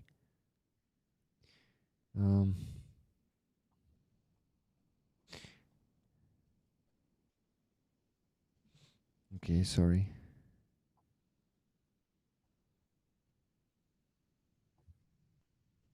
Okay. Okay, Alex, got it. Got it. But maybe, yeah, good idea. Let's talk about that. But right now I need to donate and we need to finish the stream because it's been going for 5 hours and 15 minutes. It was a great stream. Thank you guys. So we had no more donations after Kathy's donation. Very good and honest answers. Thank you, Cass. Thank you very much. So, guys,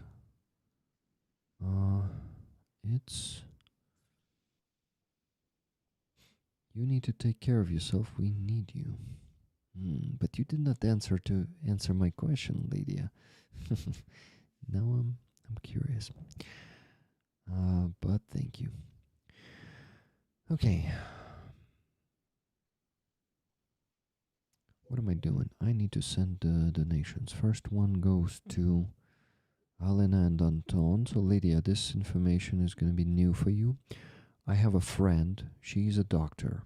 She's a pediatrician and allergologist, but she has the volunteering initiative.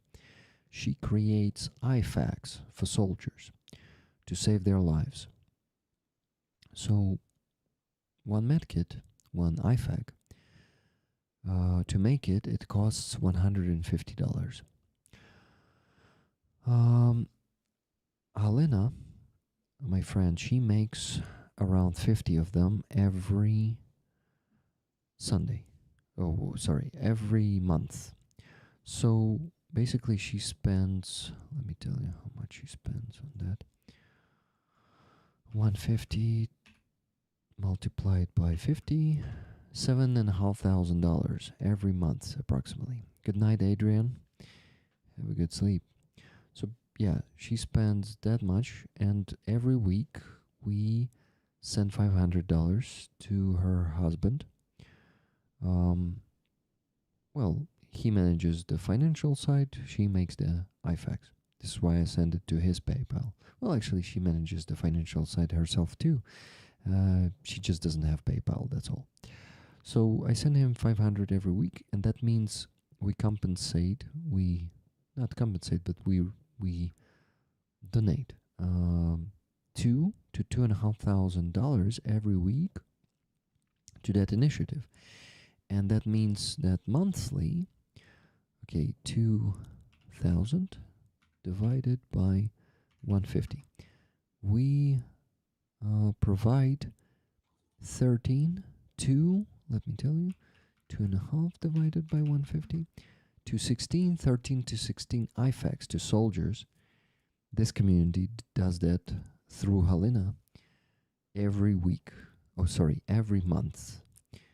It saves lives directly. So I'm every Sunday in the end of the stream, I'm donating $500 to Anton, Helena's husband, Anton Krystopin, that's his last name. And I say from Rick Rollers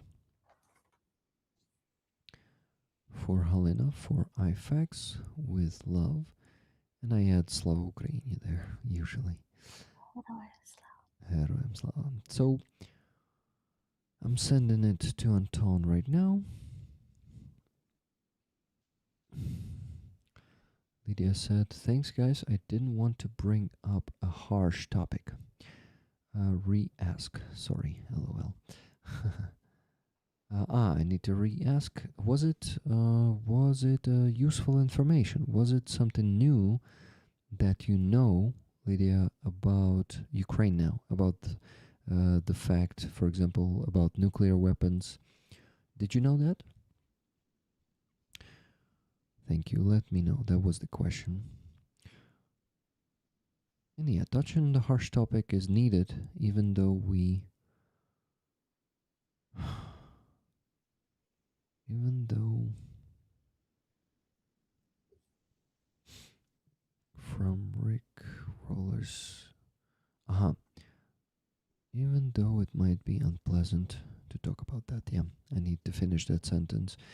Okay, so the second donation I sent on Sunday evening is $200 to the PayPal of a Hostomel animal shelter. This is the animal shelter in Kyiv Oblast in Hostomel. That, yeah, and we support it with $200 every week. $20 for Anton. Anton, the dog from Antonov.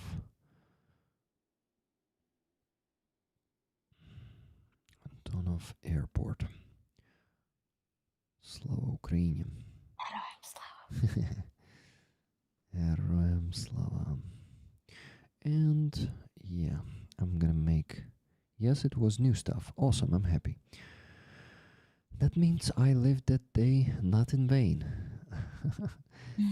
I educated someone a tiny bit because this is just a bit of information. I hope it sounds okay if I use the term educated, because to be honest, it feels like it sounds a bit arrogant when you say educated someone.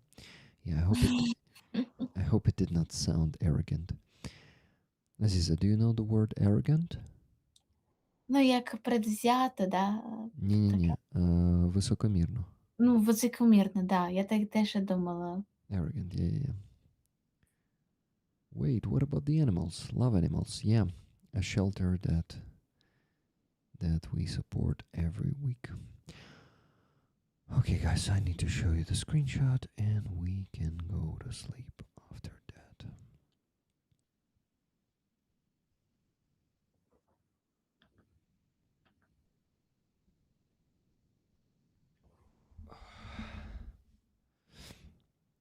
Not to me. Okay, it doesn't sound arrogant. Good. At least not for Cheryl.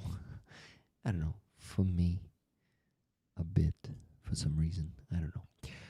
Okay, Rick. Show the screenshot. Oh, shit, guys. I promised you the news of Minister Fedorov, but I guess it's too late for that now. Fucking hell. This was so interesting. News from the Fedorov? No, new. It is. He's. How do you call this? Це звіт його після 3 місяців роботи перших як міністра оборони. Він 24 пункти виклав, що він зміг зробити. But I think it's too late for this now. Shit. Sorry, guys. I will do it on Wednesday. Yes, I will do it on Wednesday. Not arrogant, just informative. Awesome. I'm happy to hear that. Okay, guys. The screenshot. Yeah, I needed to show the screenshot. Give me a second.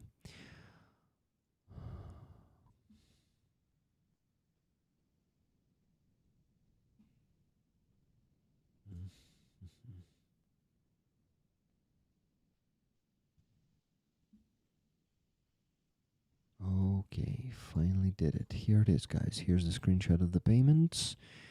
So, how many minutes ago did I do that? The donation to Anton was 5 minutes ago, and 3 minutes ago, donation to Hostomel Shelter. Thank you, guys.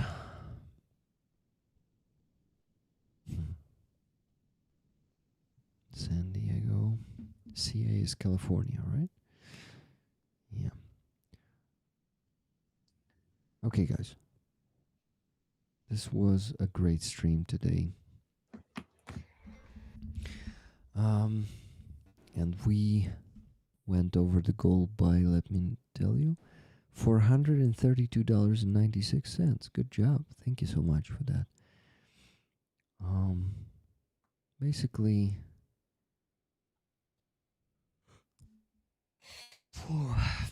yeah, I'm falling asleep, basically. So I just wanted to thank you all for being here today, for listening to our defenders and to amazing Aziza. And to me too sometimes. Thank you for that. Thank you for all the support in these times of depression. And because of this, these are the times of inconfidence and times of, challenging times for me, but still not the worst. And having your support is really making it much easier for me. And just wanted to say thank you for all the support of my salary too. You bought so many gifted memberships today. It's insane. I almost am on the average income now on YouTube. Thanks for that. And yeah, I hope you have a great week. I hope you have a good sleep tonight. Also, I wanted to thank you, dear moderators, for the work you're doing. Thank you guys. It's a hard work, and you keep doing it voluntarily. Thank you. Hugs to you. Aziza, my dear friend, I am really happy that you now have this new keyboard. Thank you, Alex, once again. You just your music got to the next level thanks to that.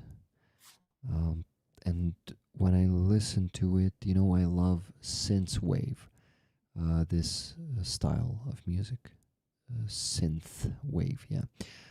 And now I hear so many synth tunes there in your music, and I love it. So it is. I'm so happy, really. I'm happy that you like it. It inspired me, and really, your support and support of the rollers, ashikes, it's really inspired me to work more. And because, yeah, especially in this first months, first days of changes, you feel yourself like you're not okay. You're not like you cannot deal with this. But thank you so much for these words, and thank you, Alex, and all dear friends that support this music, my music, in the time when we need to support army people. Our friends can find the opportunity to support music and culture, because I really want to do big like post about this with my thoughts, how you did much more for the culture, especially Crimean Tatar culture and in general music, than not anybody in Ukraine. For me, like for from this big departments, like represent like department of president or I don't know, Majlis or another organization. So you step by step you did big big big work, big you change a lot. And for me it's incredible. For me it's really I feel a lot of gratitude to you. Just sometimes I think I have no opportunity to show you more, like how I feel gratitude to you. I really, it's a lot of love, and thank you so much. I just will do my work good and share with you new music with Thank you so much, new Aziza. level. Thank you. And it is a big pleasure and honor for me and for all the rollers and the sheiks to support you and to help Crimean Tatar culture grow, and your personal art, which is also not just about Crimean Tatar culture. It is more than that. Mhm. So, yeah, Aziza, I am happy with that, really happy. Alex says, Rick, 100% agree that transformation and evolution and experimentation is a heart on fire. Yeah, Alex, you did that. Thank you so much for that. And By the way, is it some kind of special not iPad, tablet, or is it an iPad? It's yeah, just iPad, iPad and but with a professional stick. yeah, with this stylus. Stylus, yeah. I don't know what's the right pronunciation of it, but what about the app? Which app are you using?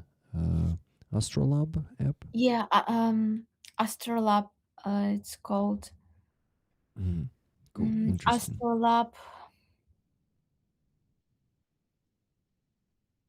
connecting Astrolab. So Astrolab work like Wi-Fi. So Astrolab use Wi-Fi Arturia and Connect. Alex says Arturia Connect. Arturia Connect. Yeah, probably. Yeah. So yeah, the brand, not the Astrolab, not the model name. No, I think you ask about application. Yeah, application.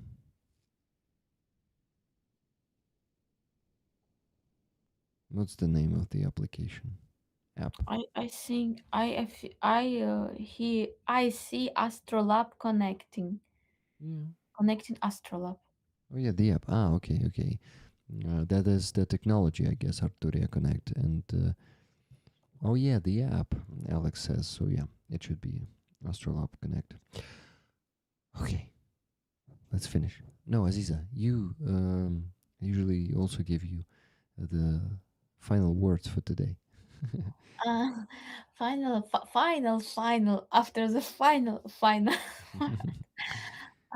Thank you so much, dear friends, for this night, for supporting Ukrainian army, for this great mood that I came and Rick said we have like we did a lot of work and everything like we can end soon the stream, but we continue to do stream because it's really interesting to be together and to share with each other our thoughts.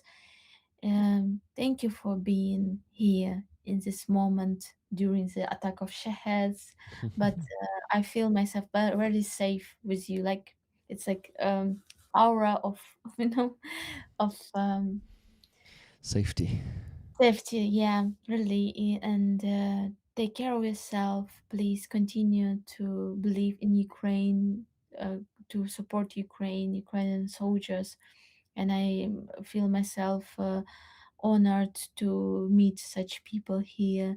Thank you so much, Rick, for this opportunity that I can touch a lot of different,